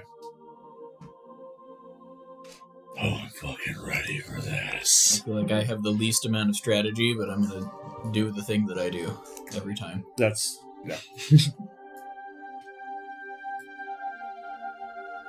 Alright, so, as you guys are talking about this, kind of getting your game plans figured out, the scorpions skittering up the hill, you finally realize why it's been so difficult to see the Parahilleon. They have crashed in the worst spot.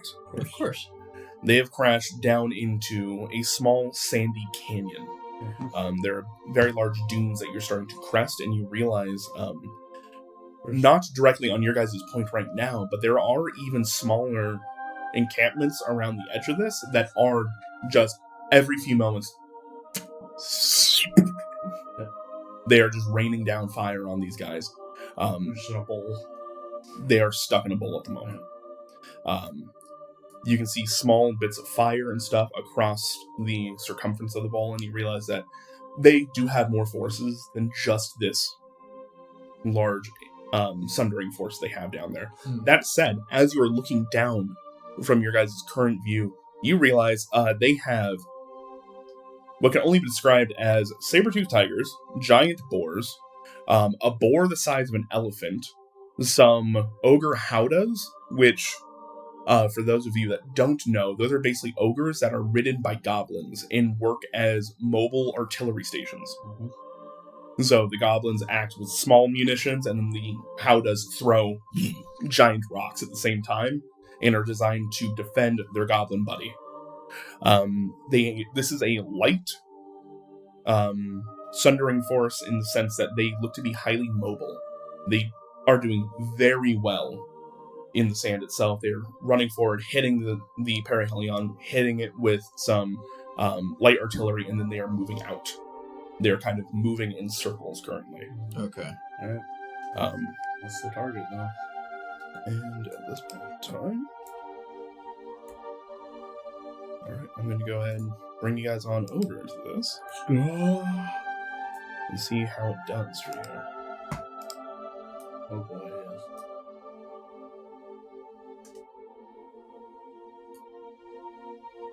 To give you the idea of the scale of this battle.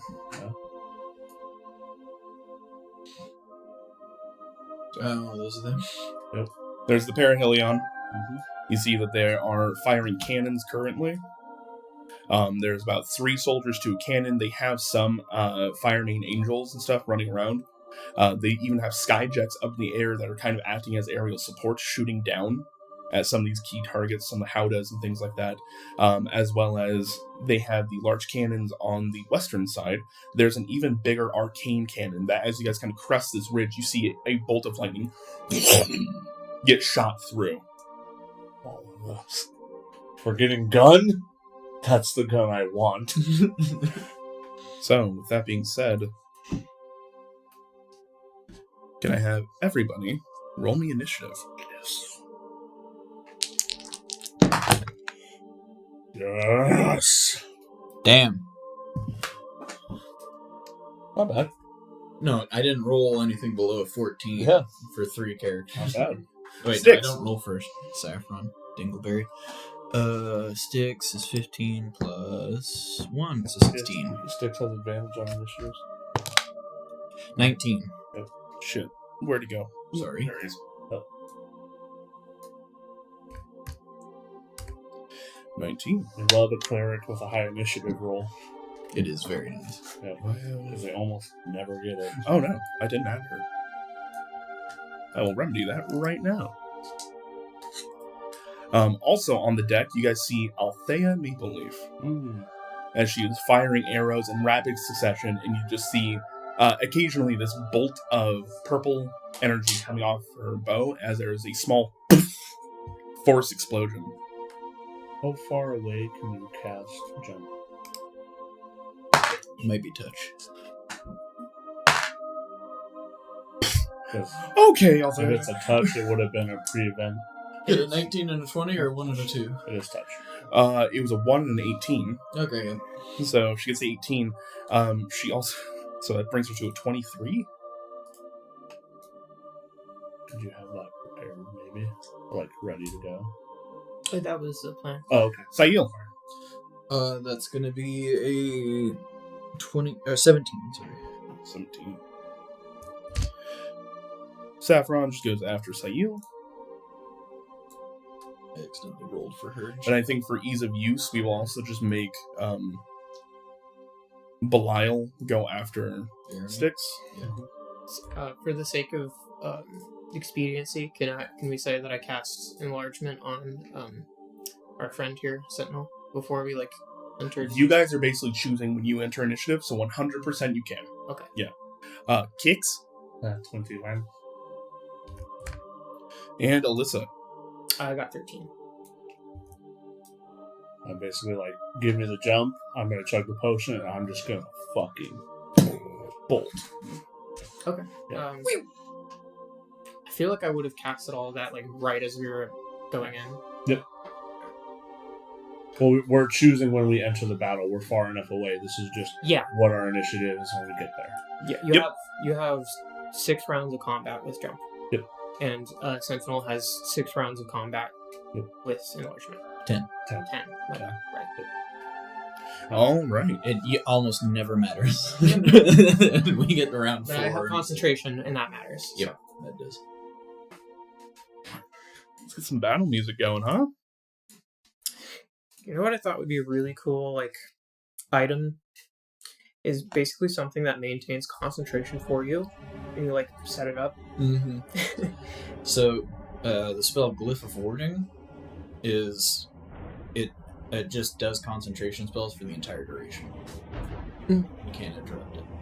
That's crazy. Yeah, so you could do theoretically some kind of a concentrationless enchantment through Glyph of Warding, but I don't know if you can repeat it. All right. So, top of the turn order, Althea Mapleleaf is going to fire. She's going to fire Patience.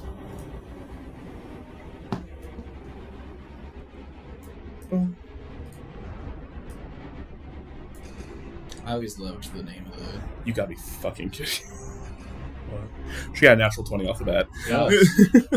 I always love the name of the virtues, because it's like, I stab him with humility. I shoot him with patience. Alright. Seeing as things are kicking off currently, she's going to fire at one of the boars running in, and she's going to pull back with patience. Fire. Why is Saffron defeated? It's like a railgun. That's... Yeah, why is Sad Saffron? Poor Saffron. I made sure to do a prank recently, so she'd be happy. 15, so she does 31 points of damage from her first attack. First attack. She is level 18. 17.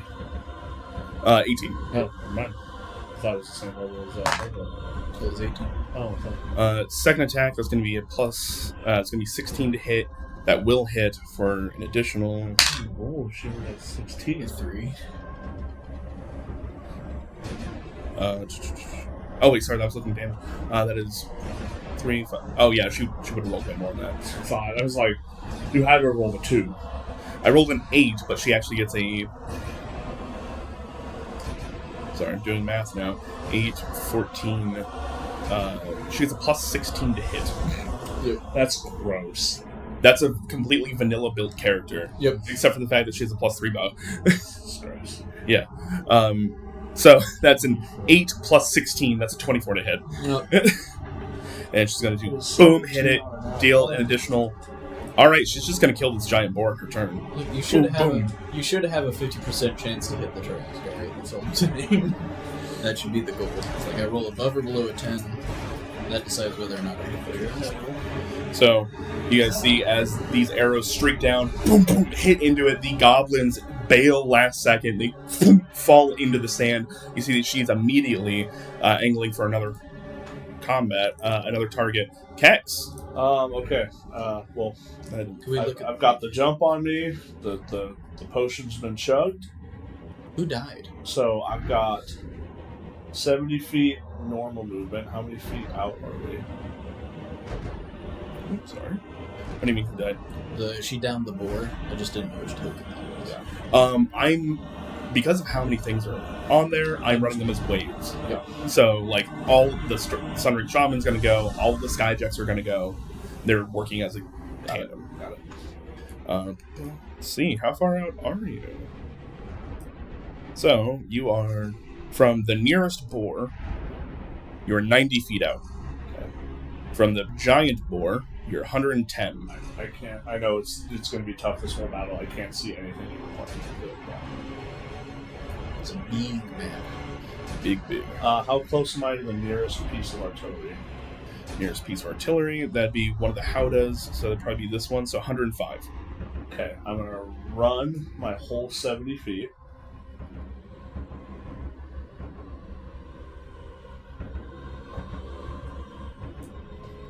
Okay. And then I'm going to bonus action throw teleport dagger to get right behind, ideally if I roll long enough to get the feed for it. I might have to roll a 2. You could just or not 3. I could. Yeah, I'll just dash. Oh, you already took the potion, that's why you're at 70 feet. Yeah. So no, yeah, I'll just dash because I don't have to waste it. Bonus action dash. Thank you. Yeah. That's 30 feet. Yep, and then I'm gonna fucking clap that goblin sitting on top of it. How high up is he? The goblins probably, because they're sitting on top of a platform as well, they're like 12 feet up. Are they two different HP pools? Yes. Okay. Well, I either climb up the fucking dude or I just throw a dagger up and hit the goblin. Which would you like to do? Yeah, we'll throw it. Okay. Why not? And I'm guessing this is sneak attack because we're surprising them. Are we? They're already in combat. They are not surprised. Because they're already fighting things. 21 to hit. That will definitely hit.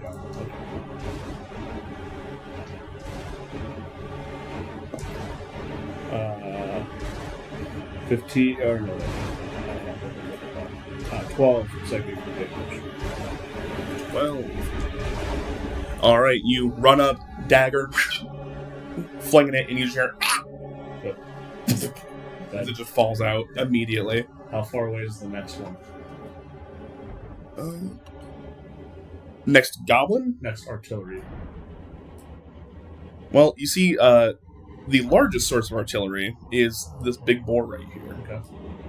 As on the back of it, it has multiple people slinging artillery. I'm running straight from that to... With the rest of your dash, you're going to run on over? Yep. Cool. 5, 10, 15, 20, 30, 35. You have enough movement to get boop right there. Okay. One of the people firing visible. Oh, yeah. Okay. We're going to aim for them, too. This. There are 2 berserkers and a ogre on top of it right now. Okay. I don't have any movement, so... We'll just actually, no, we'll just hit one of the berserkers. Okay, you got it. 25 to hit. 25 will definitely hit. Nope. I don't like this music for this. I want something a bit more upbeat. That is also 12 damage. 12, all right. These guys a little bit more tanky. Yep. So as you throw this, it hits it directly in the head, and you hear, "Hey!" as it looks down and sees you. Hi! Fire! That's action, bonus action movement. So, time spent. All right. Sorry, I'm getting some better music on for this. I wish we had the rights to that. One day. All right. There we go. That'll bring us up to the layer action where all of these soldiers who have been loading these cannons fire. Do they hit Kex dead on? Positive. So that is an 18 to hit the battle board up front. And for the other one, that is a dirty 20 to hit the other battle board. So here and here. Those guys. Yep. And that is going to be 8d10. Casual. Nice. No big deal.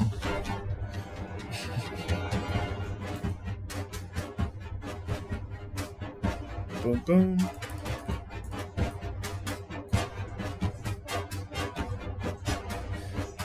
Dealing 49 damage. I'm just going to keep the same roll for both. That way we can save some time on that. So, 2 cannons. And the heads of these giant boars just eviscerate. You immediately hear, "Reload on it now! Go, go!" as they are moving as a well-oiled machine. So, that one is dead. So Althea killed something, and the cannons killed 2 things. Yep. When I took out the goblin on top of one of the artillery rangers. One of the houses. I need to turn down the music a little bit. Start to pick up the mics. There we go, I think. All right, so that will bring us to the Sundering Shaman. Sundering Shaman, seeing everything that's going on, their allies kind of falling over. They're going to make a called shot, actually, as they take up one of the stones in their sling and throw it as hard as they can at one of the cannons, trying to damage it. So they're going to roll at disadvantage, but they do have siege. So if they hit, they're going to deal double damage. Yep.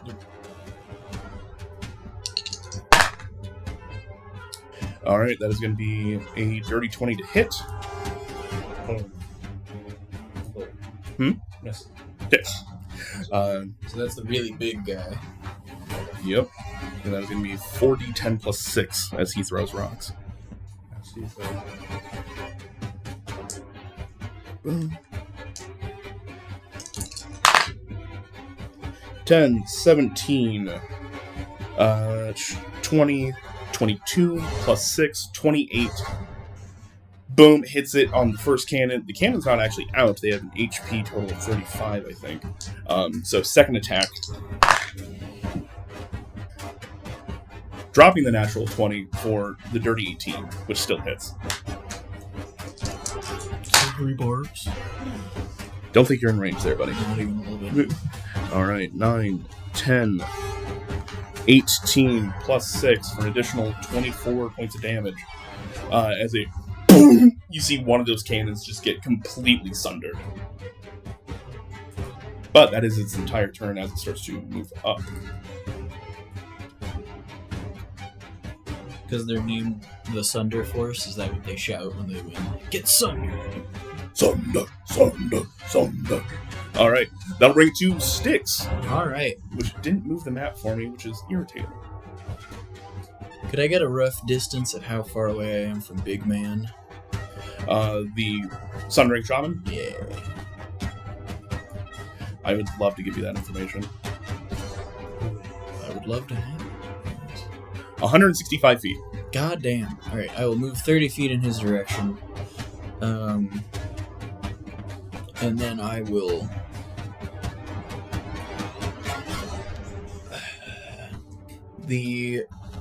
There's a big guy in front of Kex, correct? Let's move that back over. Big guy in what sense? There's a bunch of big guys. So there's the boar. Is that the one? Is that one of the ones that got hit, or is that one untouched? I went after the berserker on top of that boar. Correct. That boar is the one that's the size of an elephant. It has been untouched. So I got the berserker's attention. I don't know if I got anything else. Styx frontline, do it. I will cast Guiding Bolt on the big boar. Let's double check distance. 75 feet. 125 foot range. Beautiful. 120 foot range. Fucking send it. Guiding bolt's got good range. 17 plus stuff. AC 13. Alright. That's gonna be a few d6. It is big pig, so big pig is not how to hit. Yes. Big pig gets pogged. Big pig gets pog in pants. Yes. Stop, I implore you. 13. 20 points of radiant damage, and they're lit up like a Christmas tree. Alright, I put the marked condition on that, so that'll hopefully help me. And how much was it total damage? 20. 20. Good guiding bolt. The golden light of Kellenbor smashes into this boar, kind of in some like rear quarter, and you guys just hear a that kind of shakes your core as you guys see that it is currently trying to actually turn around now and see what was fucking hitting it, as the ogre on top is just bending down forward. No, it's like the guy that was taking care of the rank. Yeah, pretty much. Yeah. All right, Belial. Lyle will dash up just directly towards the Parahilleon. Belial moves 60 or 40, I forget. I think it's, 30 or 40. I don't know why I'm asking you, I can open it, don't mind me. 50. Remember when I was like, oh yeah, Belial's gonna have a hard time keeping up? I lied. Belial would actually have been faster than them. I was confused when you said that. I am a dirty, dirty I liar. wasn't gonna argue because I've never seen his stats. So 100 feet. 100 feet, Belial could get up to one of the boars instead. If you'd like to do that, or you just send them straight forward. Belial will go up to where Kex is. So if he could move the full 100 to get to There we go. Exactly. Could I flank instead? Alright. No. I'll go right there. Just another body. Okay. You got it. Alright, that'll bring to the Skyjack's turn. Skyjacks are only going to move as a formation.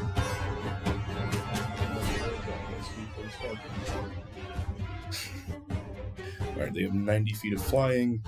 They are mounts, though, so they're just going to dash anyways. So... No. It's a very dead meme already.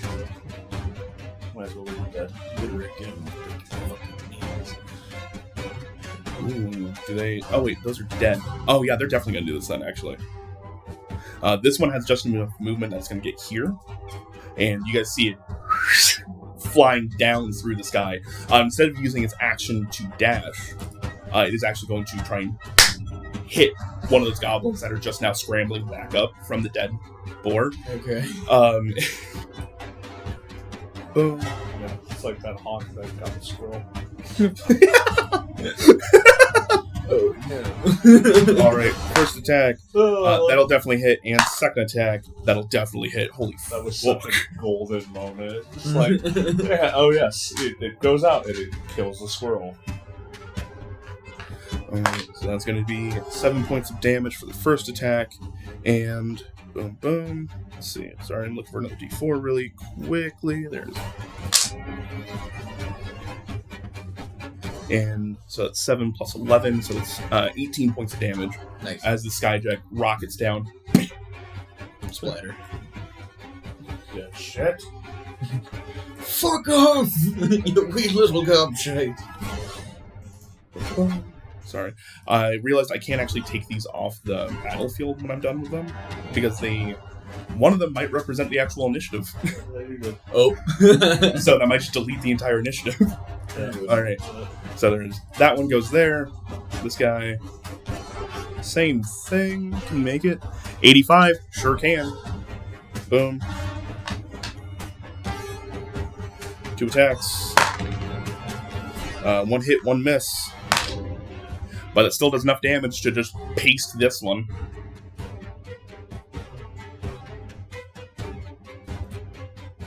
Boom.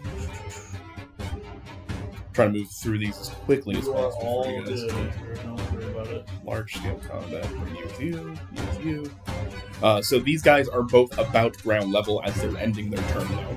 So just a reminder for that. This one, we'll put them all at like 60 feet tall.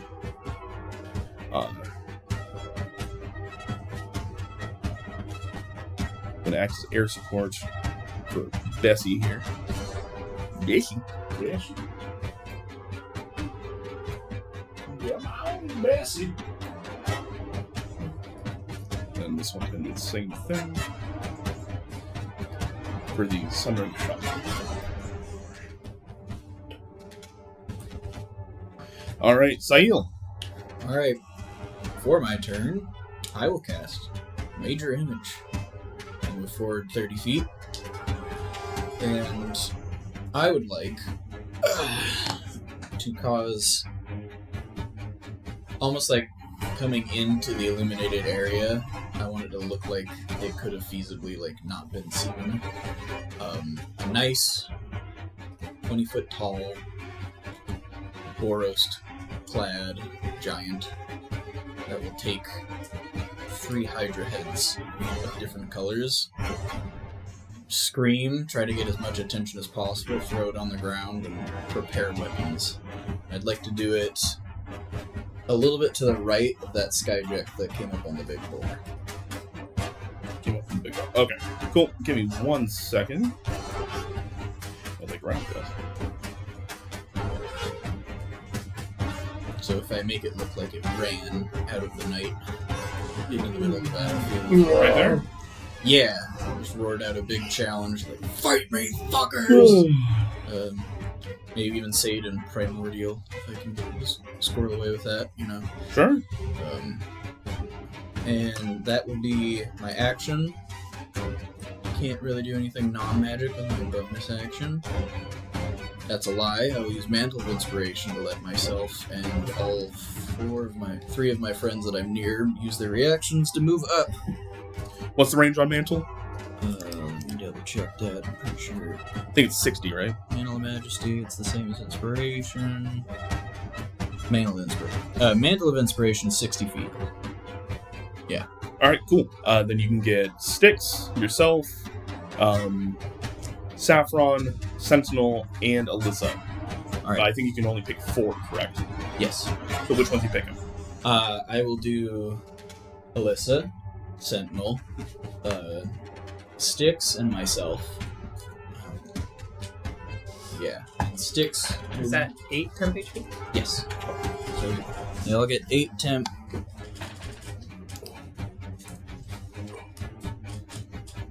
Oh.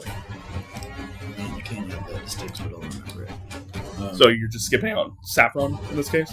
Yeah. Okay, cool. And that'll be bonus action, and I will not use my reaction to move, but I will have Styx use his to move 30 feet close to Sunder Shaman. Sunder Shaman. Alright.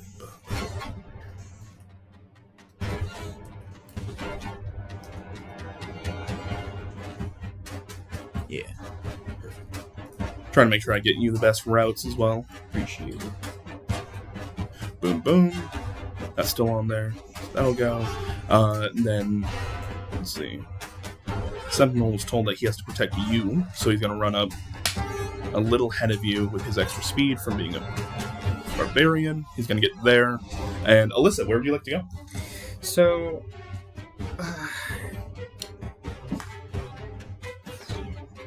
If you start your turn next to Styx, you get that extra D4. I'm not sure if zooming in like that helps or hinders your planning. yeah, I guess, like, for me, I wanted to be further away from everybody. Okay. And I have 90 feet of attack range, so what I'd basically like to be doing is, like, standing more on, like, the outskirts, trying to divert their attention away from, like, the group with how loud I'm about to be. Okay. You want to go left or right then? Can you zoom out so I can see, like, a better lay of the land? 100% I can. Okay, so I'm thinking, can you point out the ones that are, like, the goblins with their artillery real quick for me? Sure can. We're less concentrated right now on the left side. That one was taken down, actually. Okay. So, you see that these goblins all have some form of artillery, right? They all have ranged attacks on these battle boars here. So, but the ones that are specifically on the howdahs that have also artillery. Yes. Okay. This is a howdah. It currently is goblinless. That one is dead. Okay. And then you have another howdah here. Those are the two main ones. And then anything you see with a big boar has at least 2 goblins on it. Okay, so I'm thinking I'm going to be targeting the big boars to bring, like, their capabilities down on the left-hand side. Left-hand side? So you want to go 30 feet diagonal-ish to your left? So I have 35 feet of movement normally. I'm also going to be using my Tabaxi special to give me double that. I don't know if you can do that on your reaction.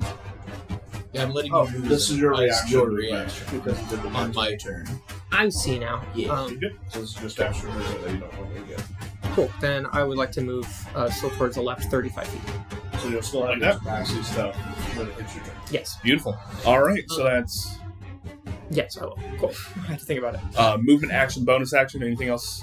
Anything else you'd like to say? Love you guys. Beautiful.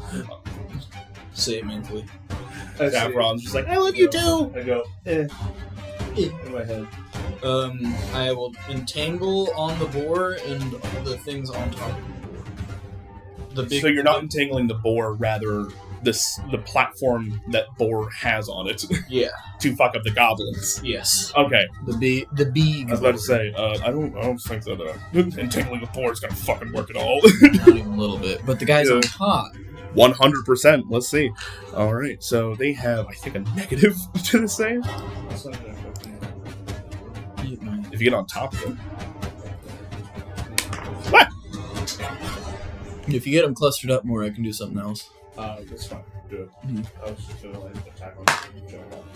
It's a fail for one and a success on the other for DC 12, right? Yep. All right. One of them fails. All right. Don't mind me as I move this boar out of the way because can't do layers, right? Oh, and the ogre. I forgot the ogre was there. Ogre succeeds. Yeah. Who would have thought? They got a 17 on their die. They're a little squirrely. Oh, the one with the white dot is the boar. Yes. Okay. I was like, I thought it was the goblin. Oh, wait, shit. It's berserkers. My bad. Yes. Fail.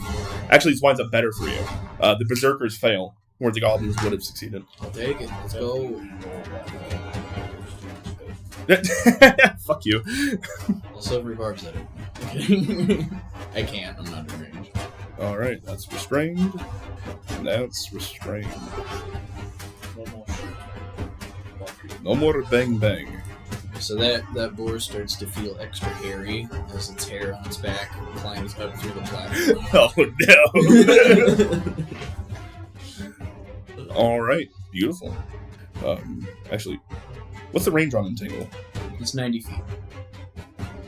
You would miss. I made sure that I could get close enough. All right, let's look at the berserkers. Berserkers are back here, basically just hucking shit. Do they see a giant A Boros giant. They sure do. Reaching over to And let's see, it's an investigation check against your spell DC, right? 18. Yep. All right. How smart That's a fail. rule infantry. Natural 20. Silver, but no. Natural 20 minus 1. Still a 19. Just barely. All right, so one of them is just like, brother, to disregard it is fake. They killed the Great Hydra! Burn it with fire! As you see, it throws alchemist fire out into the middle of the sand. Oh, good. Bless. So one of them is going to just waste their turn, throwing something that's not there. That said, it is going to ignite fire down in that area, so I'll go ahead and pick that little 10 by 10. Does it try to hit the giant in the chest, therefore hitting behind it? 100%, yeah. Okay. Don't worry, I'm already on it. Boom. A little bit of fire right there. As the other one goes, fool! And then seeing you, but due to the height discrepancy here, just has to huck a javelin. Yeah, well, you also can't move too. Correct? So it's going to be a disadvantage. Alright, let's go. Bessie, turn! I'm trying to not. Dropping the natural 20 again. Damn it. My AC is 19 right now. So, speed. Haste. Trying to Barely misses you with an 18. throw extra nonsense at him right now. Wouldn't you be rolling a disadvantage on intelligence because you're just doing No. trying not to distract with stupid nonsense? Alright, they'll bring to the veteran's turn who is on the ship. They're spending their action to get this cannon back up and operational. Not the one that got hit, but their arcane cannons that they've been shooting, which will bring it to the ogre. Ogre. That is the one that is not caught up in the restraint right now. The Bessie hair is going to leave my Bessie alone and hop off of Bessie, landing on you. So go and give me a dexterity saving throw to try and reduce some of this damage as it comes down 20 feet. I have advantage on these right now. Uncanny Doge. 17 plus 8, I think. Yeah, that'll definitely do it. 25. 25. All right. It is still going to hit you. You're going to take half the damage that it would take falling down. Sure. So you're taking half of half, essentially.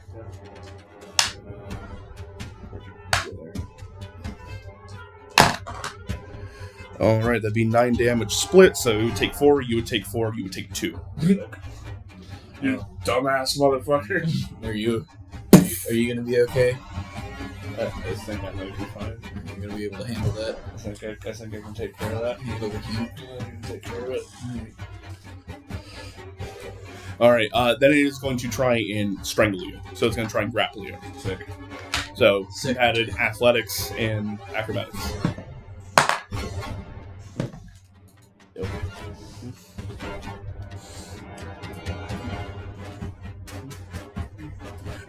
16? No. All right. You were close though. 18. All right. Roll a 10. It has a second attack. Okay. So- again, bish. It dropping does not count as an attack because it also took damage from it. That was my confusion. Acrobatics. I'm looking at a 22. I am looking at a Psychic dice. 22. I believe it goes to the defender. Yes. So, as it jumps down, crashes into you a little bit, you manage to dodge out of the way. It kind of just falls on your ankle, and for a moment you're really scared that might have just broke your ankle, but as you pull it back, you feel the ligaments snap back into place due to your undead kind of nature. He then goes, "Come here!" and tries to get you in this big old bear hug as you just dip and weave out of the way. Huh. You'd be really pissed if I ran away from you right now, wouldn't you? I might. I got bigger fish to fry than you, shit for brains. Oh my gosh. Alright, that'll bring it to Battle Force Angel. Where are you at? Battle Force. How many of you do I have? Sounds like the most anime fucking name ever. I did Battle Force Angel. Battle Force. All right. It is actually a Gundam that they haven't been able to activate. Fuck yeah. Do they not realize that the giant is an illusion? Can you Good call, considering the giants did not go with them. Can you scroll the initiative down? No, not yet. Okay. Let's see. They are not aware, actually. So they think it's real? Yes. Okay. Combat on the field! Get ready! As they start to chant hymns. Basically, a normal Battle Force Angel can add a D4. Yep, to its attack rolls and saving throws. As an action, they basically give bless to everybody. Okay. I'm going to say, because they're all doing it in conjunction with each other, I'm going to act as if they are concentrating on a spell together, but for everyone that is continually concentrating, it bumps it up a die. Oh no. So, it starts at a D4, D6, D8. There's 3. Or is there 4? There's currently 4. So D10. they're adding D10s as long as they are all concentrating. For everyone that stops concentrating, goes back down. Okay. But that also means that's all they're doing for their turn. That's fine. Is helping. Okay. All right. That'll bring it to the huge battle board. Yep. That's perfect. Oh, this is up next. Yes. Dun, dun, dun. I wasn't sure if we were going to get to me. There's so many enemies on this field. My goal, for the record, is to get through this round of combat, because it's going to take us pretty much the next half hour. Yeah. And then guess what? We're in it. We are in it next session. Oh boy. I have to tell Get Jeremy, fucking ready. my plan for him was to banish the Sunder Shaman. Oh, that was my next objective, was going after that guy. Now that the ogre was stupid enough to jump off the board. And get away from whatever equipment he had. Yeah. You can't come down the board now. The 2 guys are stuck. Could have left it back on Bessie, fish. Well, Bessie ain't even going to be fucking waiting around for him either. Because Bessie is about to truck through you. Uh-oh. Come on, Bessie. Come on, Bessie. And these guys don't even need to make saves because they just go automatically. All right. Bessie is using Trampling Charge. Yep. Bessie is going to move 20 feet through you. Can you please go ahead and make a strength saving throw? Strength. Do Belial and the Skyjack get attacks of opportunity? 100% they do. Good call. And so does the giant. One of them gets advantage because of Oh yeah.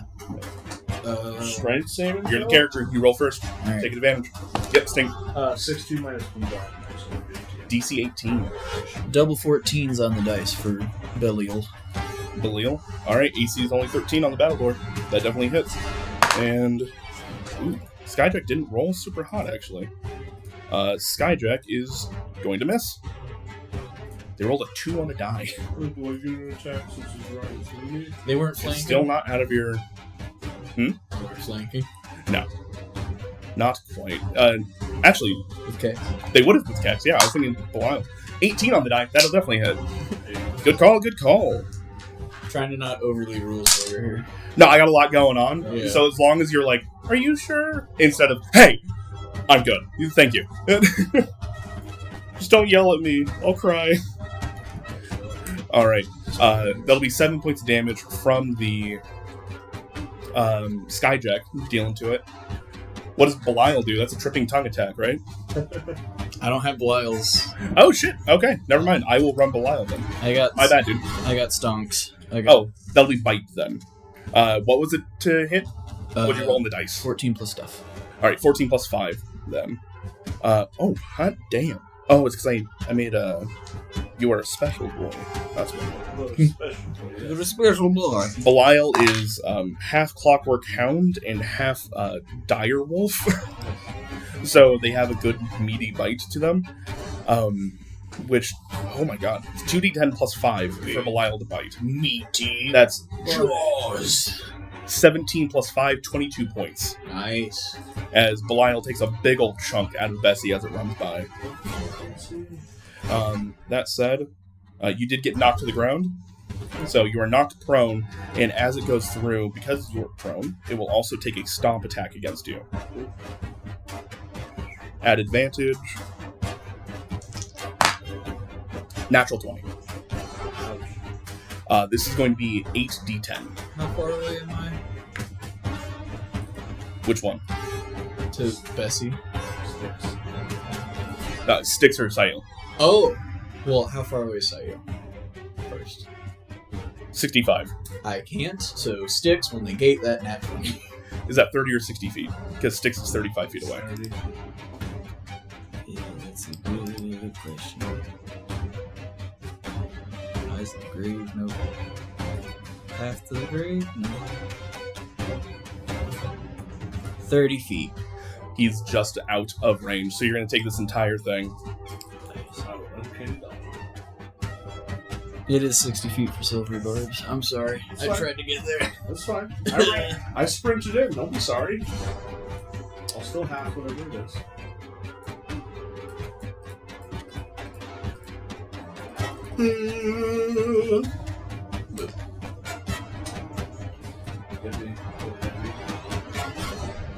You're going to take 50 points of bludgeoning damage, halved to 25 due to uncanny dodge. That would have been rough. Yeah, that would have. That would have sucked. All right. That is going to be Bessie's turn, and I need to actually update her name to Bessie instead of Huge Battledore. That's so rude of me. There we go. Fixed. Alyssa! Hello, it is me. Where am I on this map? You probably can't see me right now. Somewhere.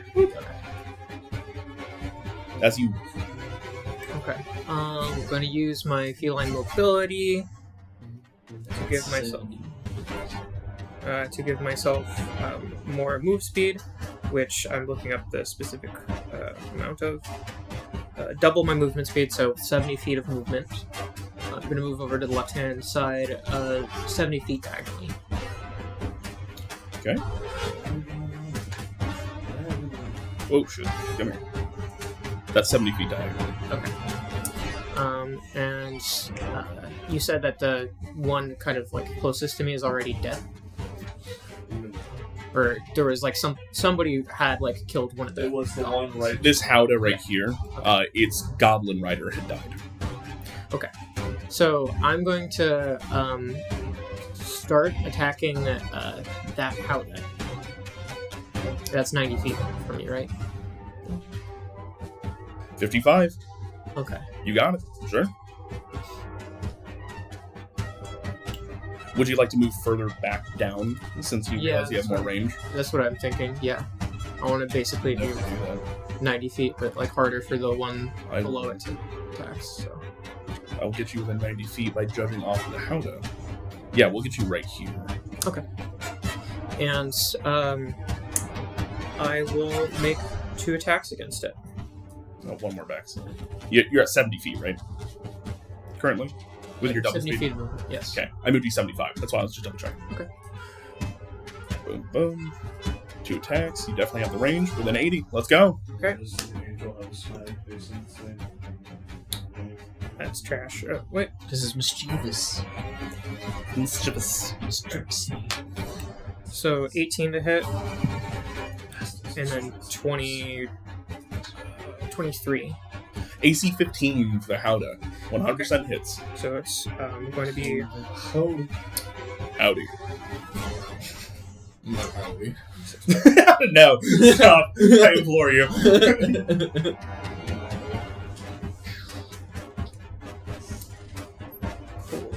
I'm looking up the thing that I get when I'm attacking with the gauntlet. Oh, lightning gauntlets. Yeah, I think it's an extra d6 once per turn. Guardian armor. Let's see, keyword. Once on each of your turns, when you hit a creature with it, you can deal an extra 1d6. Beautiful. Okay. Let's go. So, 4, 2, 1. So that's 7 plus 4 plus 4 would be 15 total damage. Nice. For these gauntlets, how I've modified them is I've basically taken like the idea that you can change the color of fire by adding chemicals to it. I'm using gems and I'm changing the color of the lightning.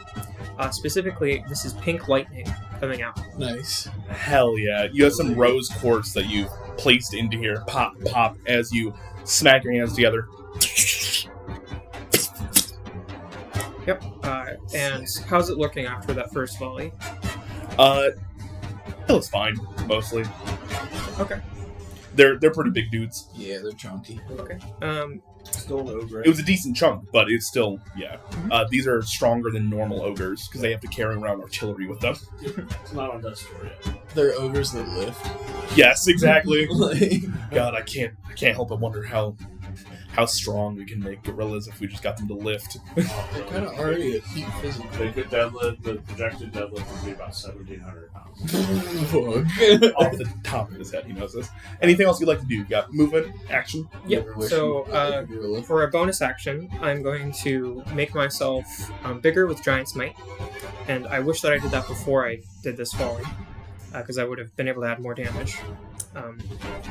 But then I'm going to action surge and make another volley against it. Hell yeah, let's go.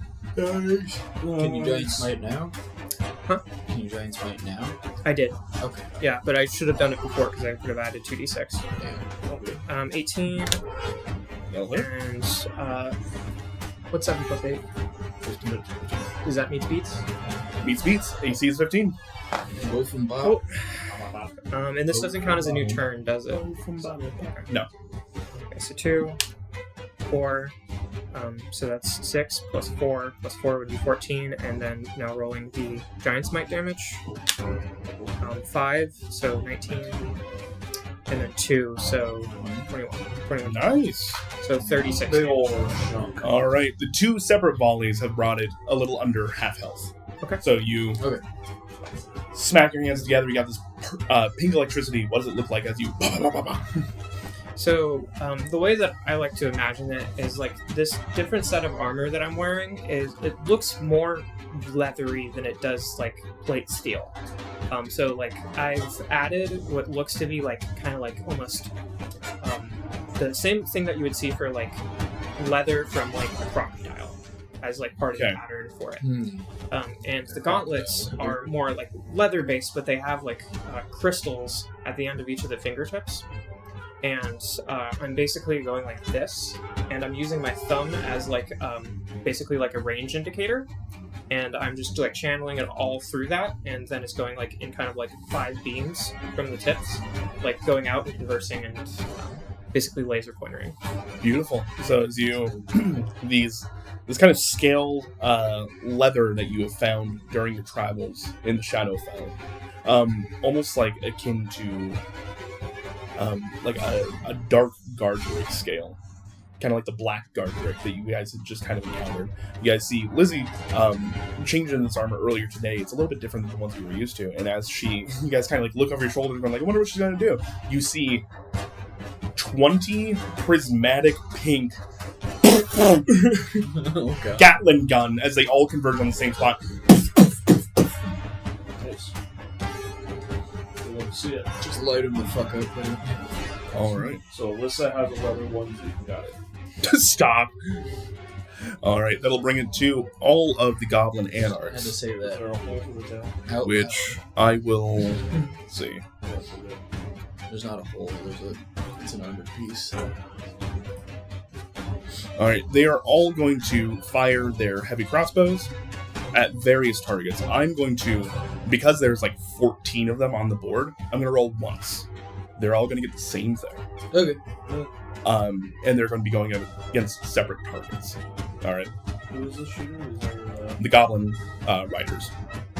All the guys on the horse. So they get, for their crossbow,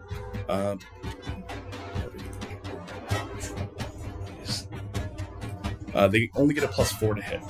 That's why there's so many of them. All right, so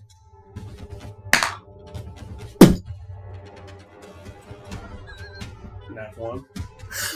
I'm going to honor this because I said they're all going to get the same roll. They all got natural 1. I manifested it! Wait, can minions critically fail? Yeah, sure. Why not? They all try to shoot the giant and kill each other in the crossfire.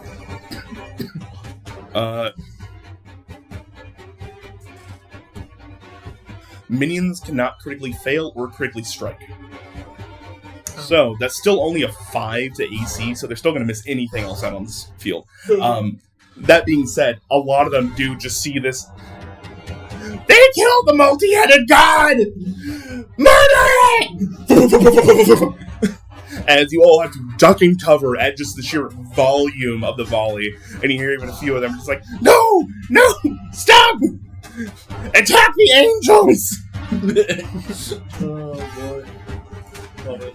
Alright, that's their turn. Goblins do goblin things. Goblins do goblin things. They do that. Alright, that'll bring it to this giant boar's turn, who is going to see Belial right there, and they're going to just turn and charge at him. And same thing. How many boars do I still have in the field? Dead, dead, alive, alive. Alright, there's only 4. Oh, 3, you're right. Sorry, I had to zoom out. There's one on the far right. There is one on the far right. Because there's not 14, I will roll for them separately. I think that's a bit more fair. Yes. Alright, so against Belial, plus 5 to hit, 19 to hit for 2d6, 9 plus 3 for 11 points of damage on Belial. I will mark that over here. Belial has 71 HP normally, for the record. So that brings Belial down to 60. This giant boar will then move up as well. Go into the fire trying to attack the giant. Nope, they do be dashing. Because it hasn't been given a different directive.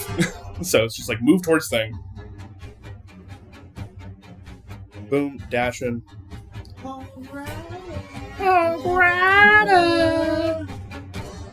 Some days I'm so sad Baron is not here. Let's see, and then this one is going to... I'm forgetting that I left clamps. You say that every session. Because I find it with my foot and I'm like, oh! There you go. Boom. Lizzie's starting to get the choppy hands out. Yeah, so he's like, doo-doo, doo-doo. They're also going to dash forward. Alright, that'll be the giant boar's turn. Soldiers, they are reloading, aiming, and getting ready to fire for the top of the turn. That'll bring to the Rubble Belt Stalkers. They are going to... Let's see. Rubble Belt Stalkers. They are basically the Lightfoot infantry of the rest of this brigade. So, question: when you say Rubble Belt, is that the same Rubble Belt as Clappy? Yep. We've got Snickerdoodle and Zippity and Gemma Rubble That's Belt. where my head went. that's hilarious. That's where my head No, Because that that is is not. not. There's a section of Guild's Row about like a lot of ruins and stuff on the outskirts of Guild's Row that is also called the Rubble Belt.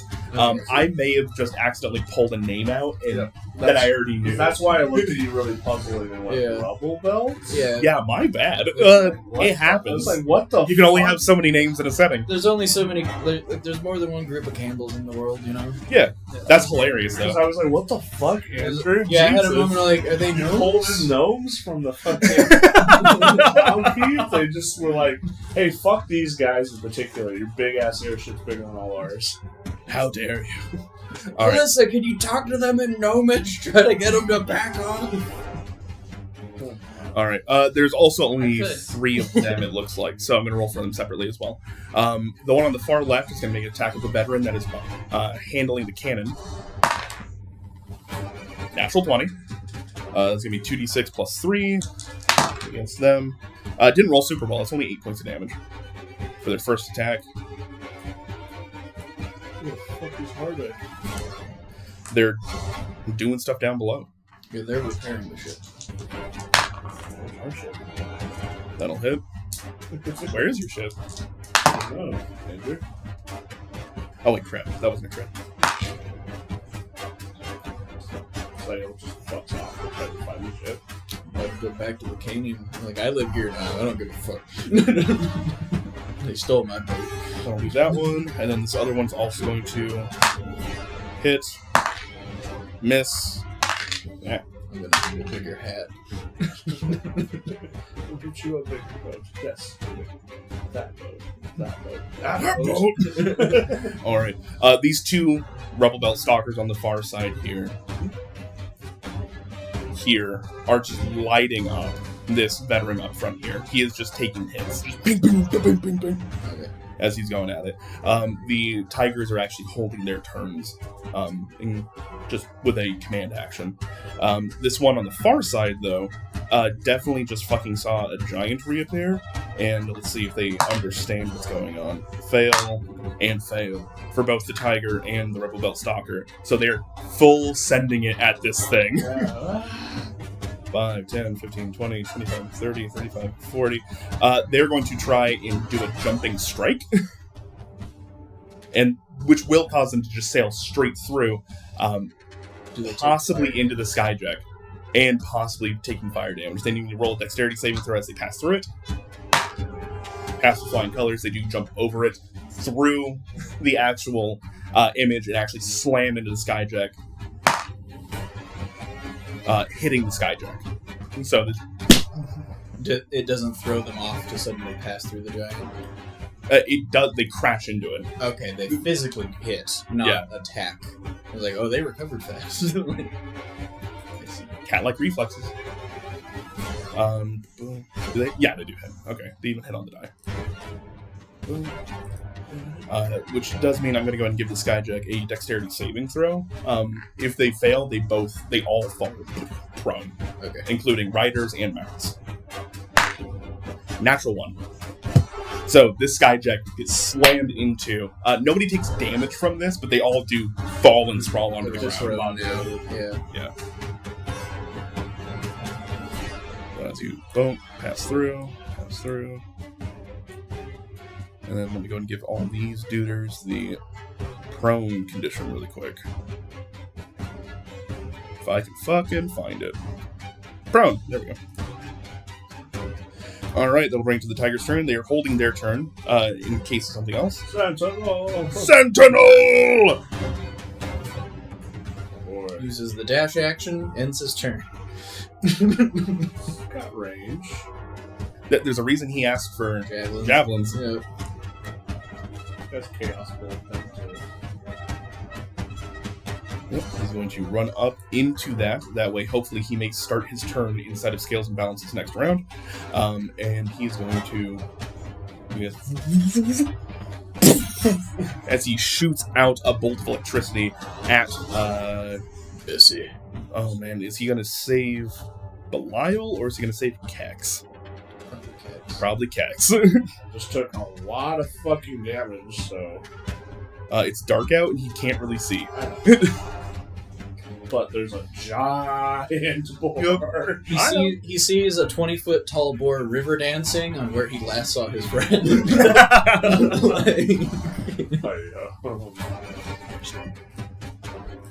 All right. And he's not... Oh, that's his action. Perfect. No, not perfect. No. I was going to say he's going to bonus action rage, but then, there's a chance something might not attack in between them. Well, he's making an attack. Yeah, but he's casting a spell currently. Oh, the Arc of Electricity is Chaos Bolt. There's Chaos Bolt, and then he actually he has his Storm ability, which he can then unleash as bonus actions while he's raging. Yeah, that was my control. Yep, there are two different things. All right, so is he a Herald Bird? Storm Herald. 2 cold damage. All right. Nothing else would make sense. Ancestral Guardians has all the data chips and the failed projects before. Yeah, it's not a bad idea.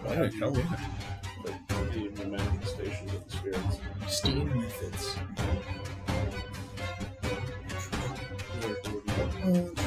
Wait. Ranged spell attack. Cool. Alright, that barely hits this thing currently, as a bolt of electricity fires out, dealing 10 points of electricity damage, of lightning damage, to Bessie. If there is ever a wild-minded barbarian, it would be an Azet Warforged punchy thing. Valid. Yeah. Alright, and that brings us to the Fire Name. the single fireman.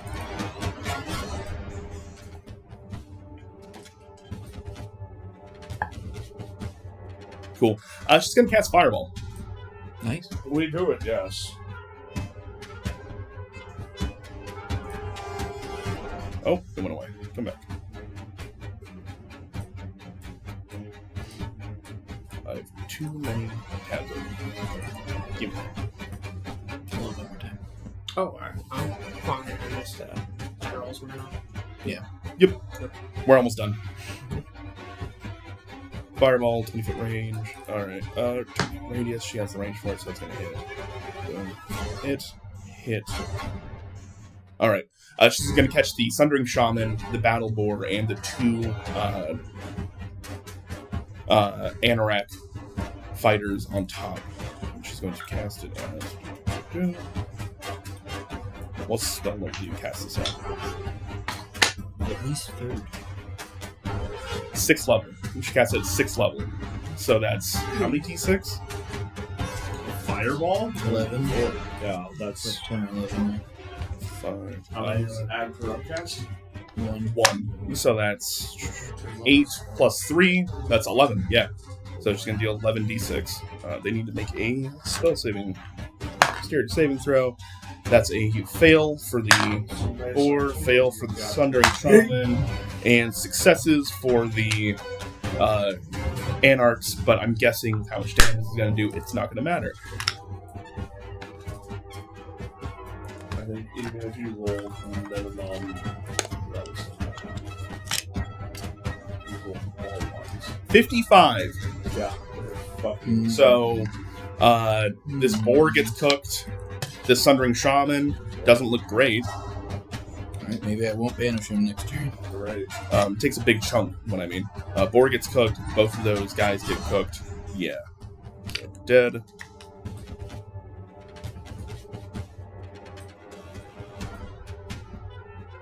Dead. Alright. So, you guys see as she starts to float above the battlefield, bead of fire, as it just boom hits. You guys from where you're at can even feel the backlash of this fire. It starts to heat up the night as you guys are fighting here, and that'll bring it to the Howda's turn. As a boar, 2 goblins get just smoldered. They get turned into ash as one big half of this Sundering Shaman gets cooked as well. Looking like Two-Face out here. Mm-hmm. This Howda is going to get annoyed with Alyssa, and they're going to throw a rock. Well, fine. I see your fancy electricity. I raise you 1 rock. This is going to be at disadvantage, so I So really I was about to. God damn it. Boulder is conflicted. Oh, actually, it might. I rolled an 18 and a 16 plus 6, 22. Meets. I started. Fucking hell. Last night, you and Chelsea was like, "This is bad." The other day, there was like one top piers. You see the sandstone chunks as they pull up from the ground.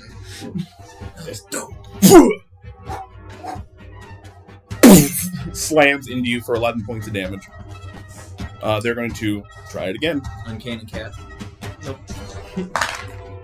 And they're going to miss by a long shot. Actually, not a long shot. They're going to miss by a bit. 14 plus 6, 20. Disadvantage. At disadvantage, yeah. And then the other Howda is going to try and beat up this giant that's not there. Wait. Yeah. I just assumed that they were going to fail. It's just their intelligence. 2 minus 2, 0. Oh no. Fist attack. If they rolled a nat Miss. 20, they would need me. Yeah. What? Die forever. I don't even know why I bothered rolling. It's not going to hit anything. What up? Alright. And big old swing and a miss again. In fact, for funsies, dexterity saving throw. Alright, they pass. I was going to see if they fell into the alchemist fire on the ground there. Alright. And then that will bring us back to the top of the initiative order with Althea, where we will pick back up next time. So, thank you guys very much. I hope you had a lot of fun. We did a lot of different stuff today. There was Interesting. Feywild rituals. You guys talked to giant scorpions, made some friends, and one giant fight. Oh, and, just turned a Draco Hydra into a frog. A gift. Air mailed it to Tanya. Yep. You're welcome. You gotta Man. give them a nice gift. Gotta shoot your shot somehow, right? You never know what they're going to do with it. Miss all the shots you don't take. Wayne Gretzky. We gave the fucking griffin to the stone singer. This is basically the same thing. Yeah. Oh yeah, totally the same thing. Yeah. And I gave a note explaining everything. And I wrote it in silver. And you gave them your name so they know who to find. And I told them when where to it goes go. bad. Yeah. It's gonna be great. All right. Can't wait. We will see you next time on the 10th. See you next Sunday. And we will have community